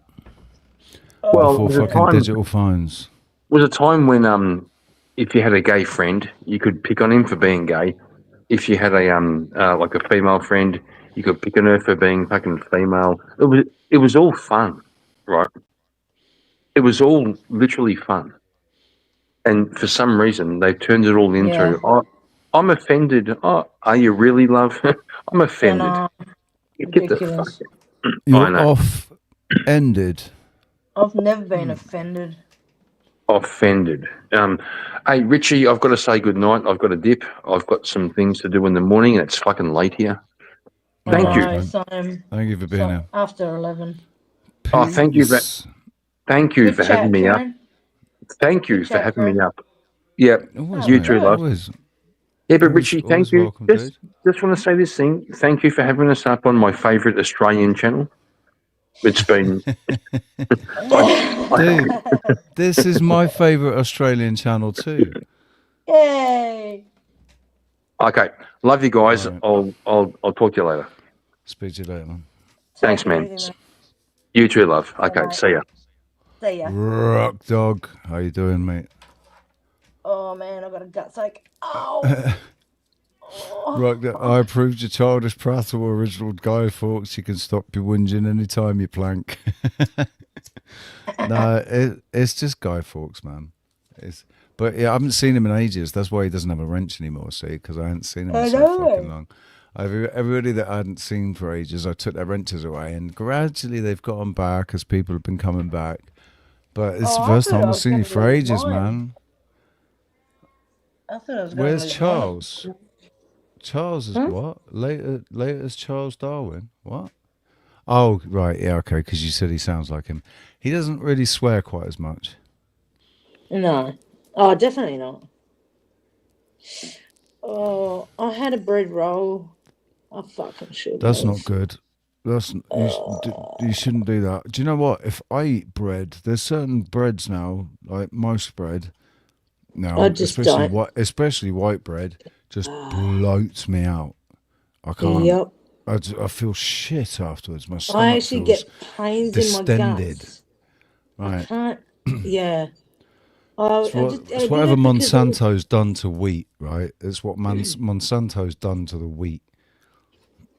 Yeah, it's That's what's fucked. done it. Yeah, but I can't have gluten anyway now. I'm very. My body just tells me, nah, just go, yeah, here, have a gutsache now, you fucking cunt. Rock, you should come up and join us, man. Basically, I do actually want to do something about this vocal acting thing. Getting some work as a vocal actor. You fucking should or at look least, into it. you know, putting a demo tape out there, see if I can get any work. Yeah. But yeah, I don't know. I guess, fucking hell, I need to dig out that recording that Callum sent me. He sent me a recording of his one, basically his demo for Oh, audio really? work. Yeah, it was really good. Yeah, right. It was really What bloody did he good. do? What did he do? on it? He just different. His was more for sort of announcements and adverts Oh, and stuff. yeah. The PR. So putting on the different, you know, advertising a bar, restaurant, or advertising yeah. something else, you know. Yeah. You could totally do anything with yours, to be honest. Like, I think. I want to do games, man. I want to work Video with game games. designers and be a video game vocal actor. You know, maybe who even actually gets turned into a computer character, you know, is actually like go in there and wear all the fucking little blue dots or red dots or whatever it is and do Oh, actually yeah, do yeah. the acting, like, you know. Yeah, all the movements and shit. Yeah. Because that's how they did all the shit like Last of Us and all of these like Call of Duty and everything. They're all based on actual movement. They film certain scenes and shit and Yeah. Yeah. Oh God. Oh. hit up Rockstar GTA 6 needs a POM.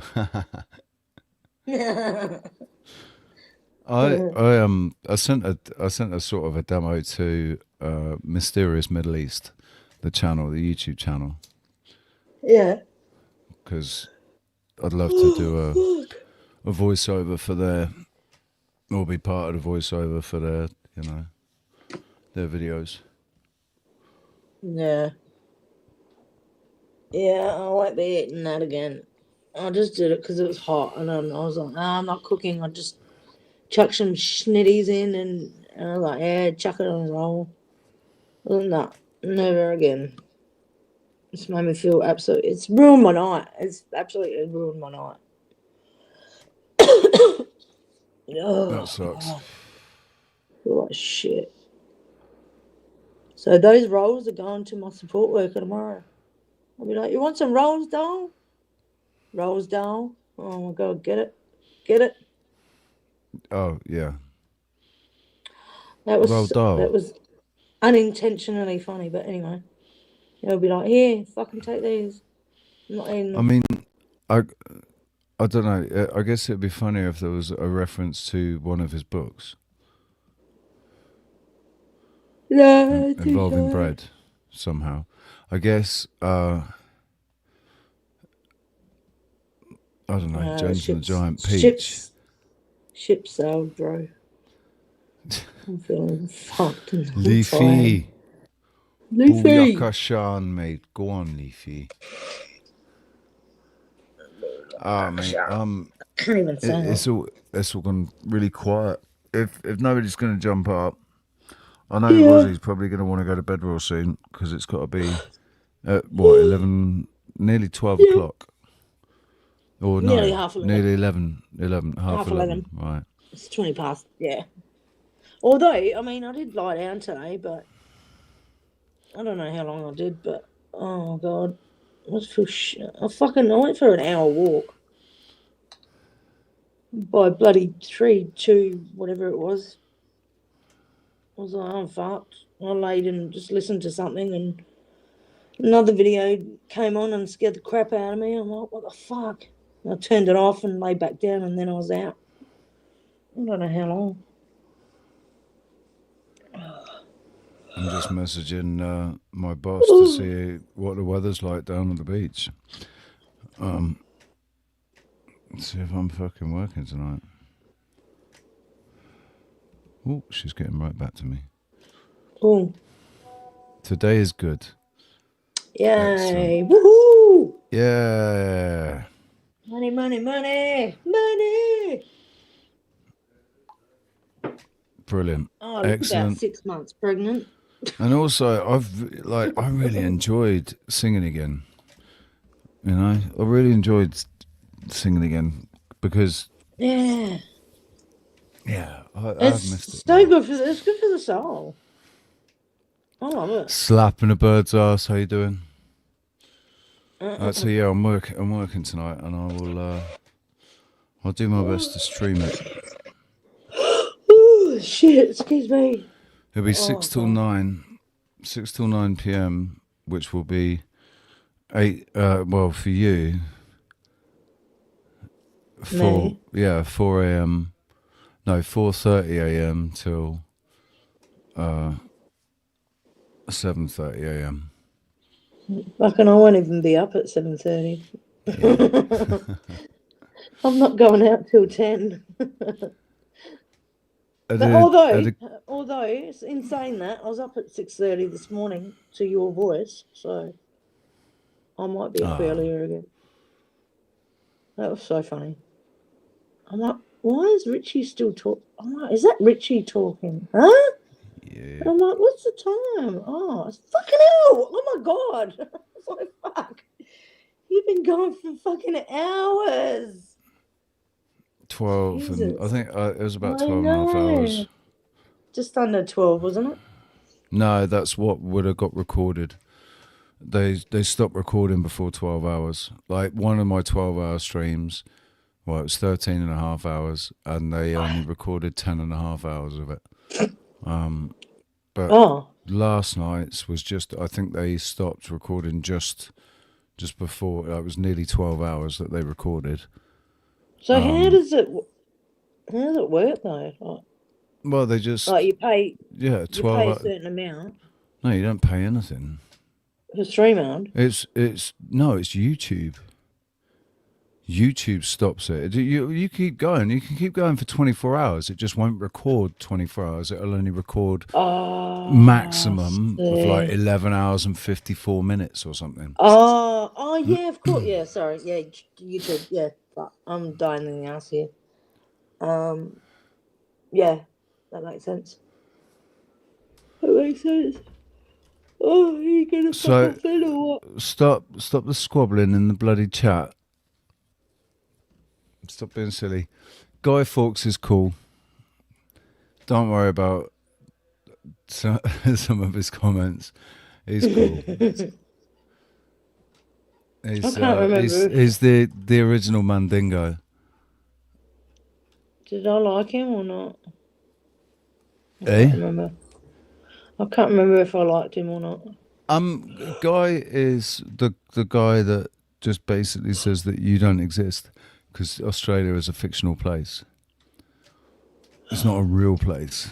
We've all been lied to. You've been lied to. You think you're living in Australia, but you're not.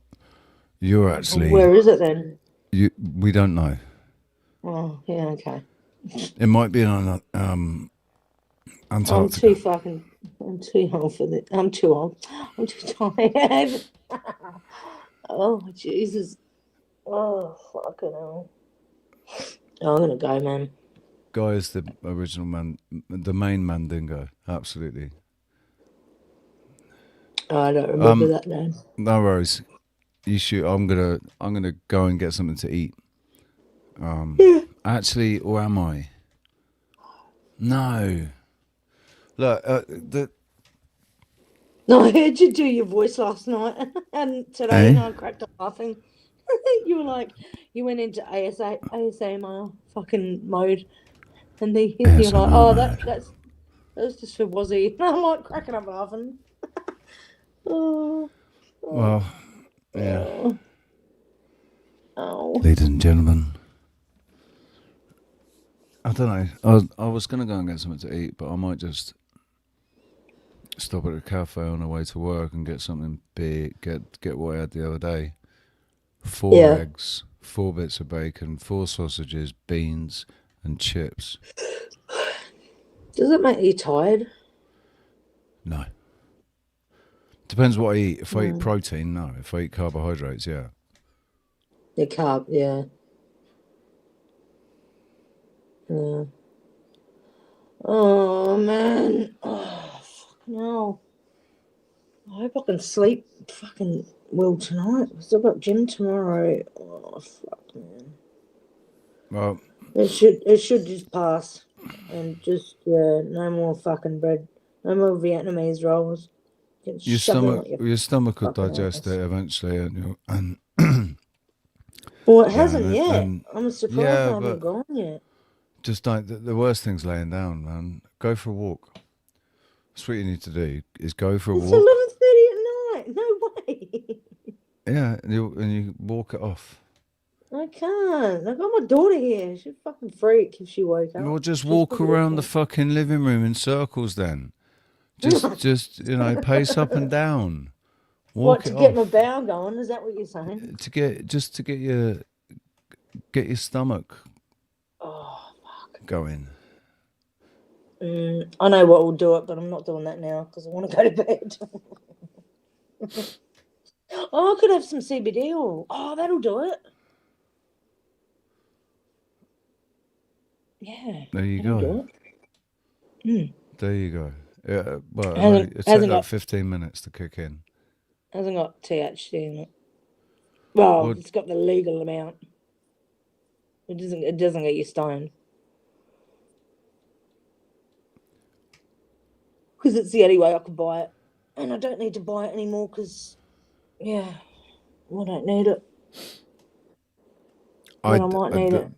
The CBD oil just did not make me want to sleep at all. It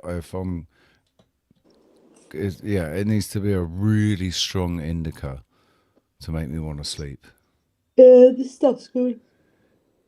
It's got different grades, but it's still got the legal amount of THC.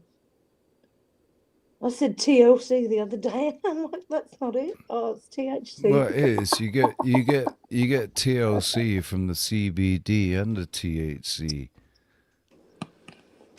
It's all about TLC from Mary Jane. Is it? Okay. Right. I'll take your word. Once again, you go to bed. Have a good sleep. Yeah. I'm gonna fucking die in the house.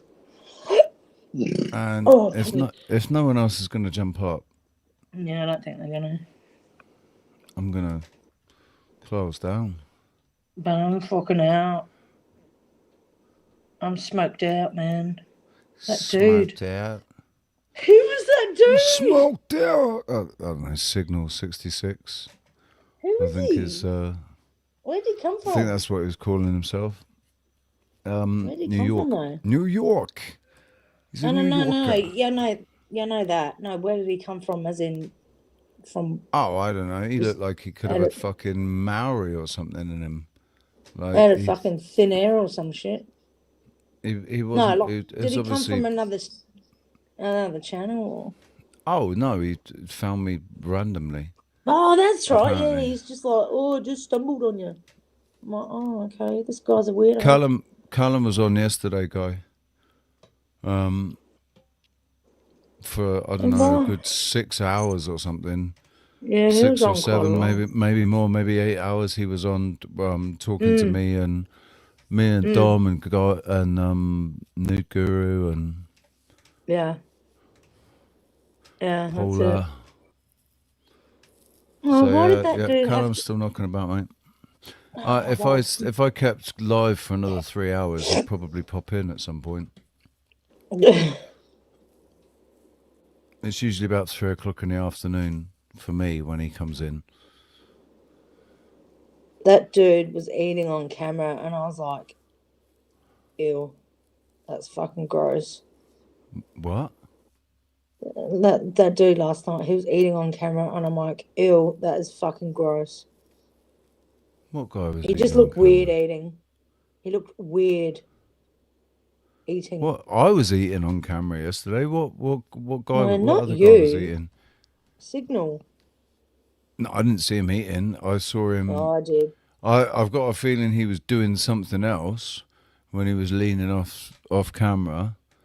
I didn't hear anything. I kept my eye on him, but I thought he was doing something else when he was leaning off camera, and I just saw him drink a shot of vodka, and then start ripping on that bong.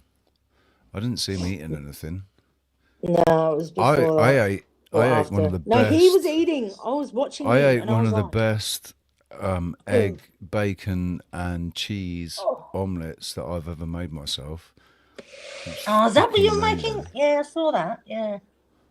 In fact, I might even make it again instead of going to the cafe. fucking I might over just it. make that again. I'm fucking over eggs. 4 eggs, 12 bits of bacon, some cheddar 12? cheese. What the fuck, man? 12? Yeah, 12 bits of 12. That eggs. was 4 eggs? That was a massive pan.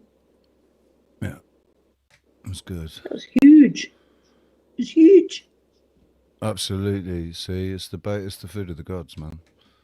So What is? Egg. it should be a staple diet for any real man. Egg. Egg, cheese, and bacon. I don't know what else you need, really. I mean, the sausage is alright, but you can just have egg, cheese, and bacon. And beans. Got to whack some beans on there as well. Don't you get... Because I used to make egg and bacon like fucking every weekend, and I'm just like, I'm fucking sick of it now. You're a Can't fucking stand it. weirdo. Like, there's something wrong with you. How could you get sick of eggs and bacon? I mean, I don't mind Because I used back to eat it bacon, every weekend. but yeah, so Because I and get sick of food. I like to have different shit. no, Yeah, I do. no. Yeah. Like Same with I could eat pancakes.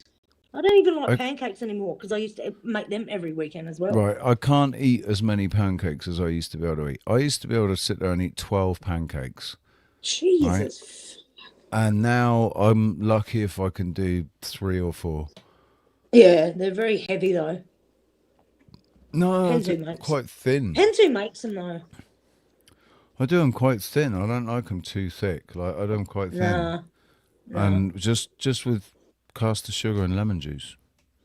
And my brother used to make them Just when I was roll them kids. up, eat them down Yeah. like four Roll 'em mouthfuls, and it's up. gone. Get fucked. And then You roll them up like too.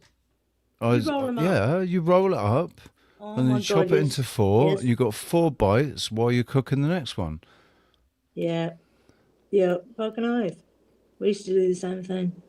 That's disgusting, Guy Fawkes. That is just disgusting. What do you say? The Richie needs to do a mukbang video. You I don't want to know what that is, do Chris. I? No, you don't even need to know. You can guess. Ew. You Yeah. can guess exactly I can what it guess. means. Yeah, yuck. That's fucking ew. It's like it's probably something Jesus. similar to bukkake or something, or as a lot of guys call it, buckache. No, it's bukkake. It's buckache. Ah, no. It could be worse. It could be buttache. Mukbang isn't rude. I don't even know. I don't even want to know what it is, man. What is it? Do you Because know it sounds Do you know what Japanese. What's a filter? Do you know that? Oh God. So gross.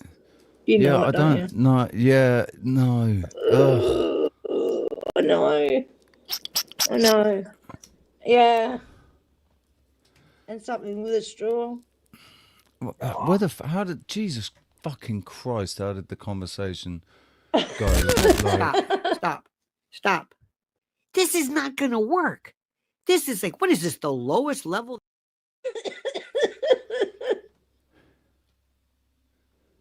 Oh God, because I'm tired and I'm deluded. I've still got fucking 19 people here, man.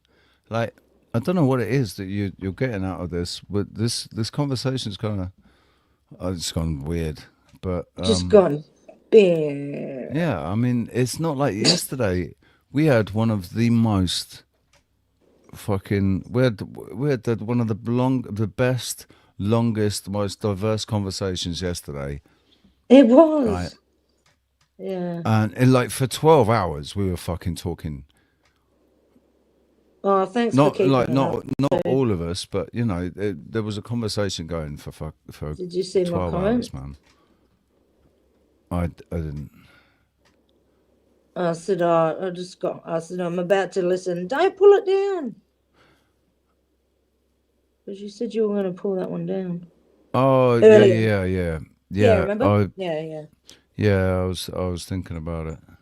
And I managed to put it on 150 speed and just fucking rush through it. I still could get everything everyone was saying. Is it just, dude? Is it just eating food on camera? That's what it is, right? Just eating food on camera. Who are you talking to? Mukbang. You talking to a chat?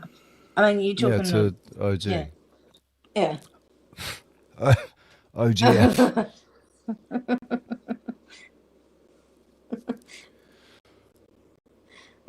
Oh, fucking hell. I thought you were going to bed. It was. Well, it's only 11:30. Pardon me. If I go to bed too early, I'll be up too early and then I'll be farting around waiting to get picked up. And that annoys me because I've got to kill the time until I get picked up. So, yeah. So, like, the time when you're getting picked up, you go outside, take your shoes off, plant your feet in the soil, sit down at the base of a tree, and you meditate. You I've ground. got a tree. Well, you don't need a tree, just sit in the dirt. Or just Oh, yeah, stand 'cause I've there. got Stand there with Because your half feet, my- with bare feet. Stand there with your soles in the dirt, or in the sand, in the half grass, or My whatever. grass is all. No, I've got no grass. It's dead. Right, but it's got dirt No underneath fucking it, water. right? There's still Yeah, I know. soil there, Yeah, right? So, yeah, like literally just go out and ground for 15 minutes. Should. But I'll find other shit to do, or fucking listen to something. But yeah, I No, might but the actually point do it. is to just quieten your mind and rebalance your brain, right? Rebalance the hemispheres of your brain. And especially if you're going to go out and do something, just do that for, like, yeah, if you're waiting 15 minutes, just go out and stand outside with no shoes on, fucking stare up at the sky and, you know, think about the fact, don't completely blank your mind or clear your mind. Think about the energy flow between your biofield and the earth, and you know, like visualize that exchange, right? That exchange of energy, taking away all the negative ions. Yeah, I haven't done it for a while. I did. I went to the beach. Fucking swear by it. I went Well, to no, the I beach. don't, Yeah, because so that's what? not good. You shouldn't swear. You shouldn't swear by anything. But it's like, I absolutely. I do too. One of the best things that I People have got no started idea. doing, and one of the easiest ways to meditate as well. Yeah, it is. I did 2 walks at the beach last week. So good. It was awesome. I'm not fat, but yeah. He's not fat. I'm not fat. Sounds becoming very crackly. I don't know. I don't know if that's a you. Hello. Is that me? No. What are you talking about? I can't even say I'm fat. What are you talking about? I'm gonna wrap it up. Take off your druggo. I'm gonna wrap it up, man, because I need to have a shower and get myself ready and get something to eat. I'm gonna get something to eat. I'm gonna eat twice today. I'm not eating nothing now. Fuck that. It's too late. I don't want to be full going to bed. It's horrible. Much love to everybody that came up. Much love to you, Odysee, and Sylvie, and much love, Landry Richie. earlier, You too. and who else? Perot, Everyone. Yeah. and everyone in the chat. Guy Fawkes, JP. Sylvie, Grandmummy Annie. Shout out to Grandmummy Annie. Oh, Jesus. Stretch it out, girl. Slapping a bird's ass. How you doing? Shout out to you. And Leafy. Go on. And JP. Oh, and Chris. I think that's everybody that's been chatting. Were you coming about the same time tomorrow, Rich? Yeah.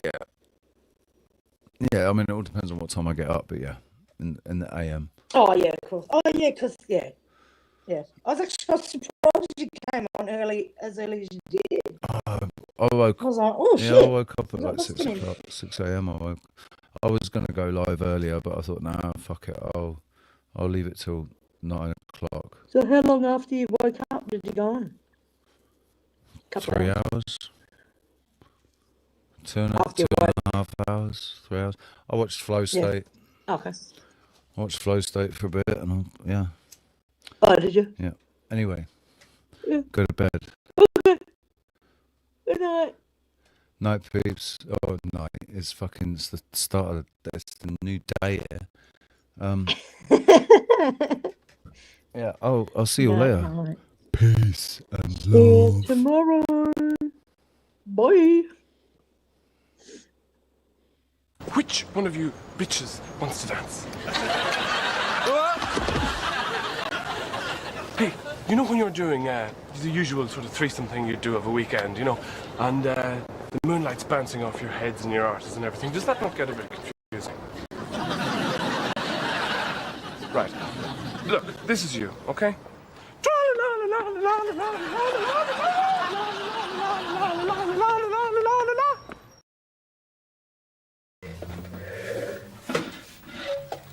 Right, the shop is closed. Everybody get out. What? Time to go home. Come on. It's only 2:45. Yes, but it's my shop. Come on, go home. Bye-bye. Thank you. That's hardly fair. It's not fair at all. Get out. Bye-bye. I expect better service. We'll expect away. Get out. Bye-bye. Come on, all you time-wasting bastards. Back on the streets. Come on. Bye-bye-bye. Goodbye. Thank you. Bye-bye-bye. Back to life. Back to reality. Thank you. Shut it down!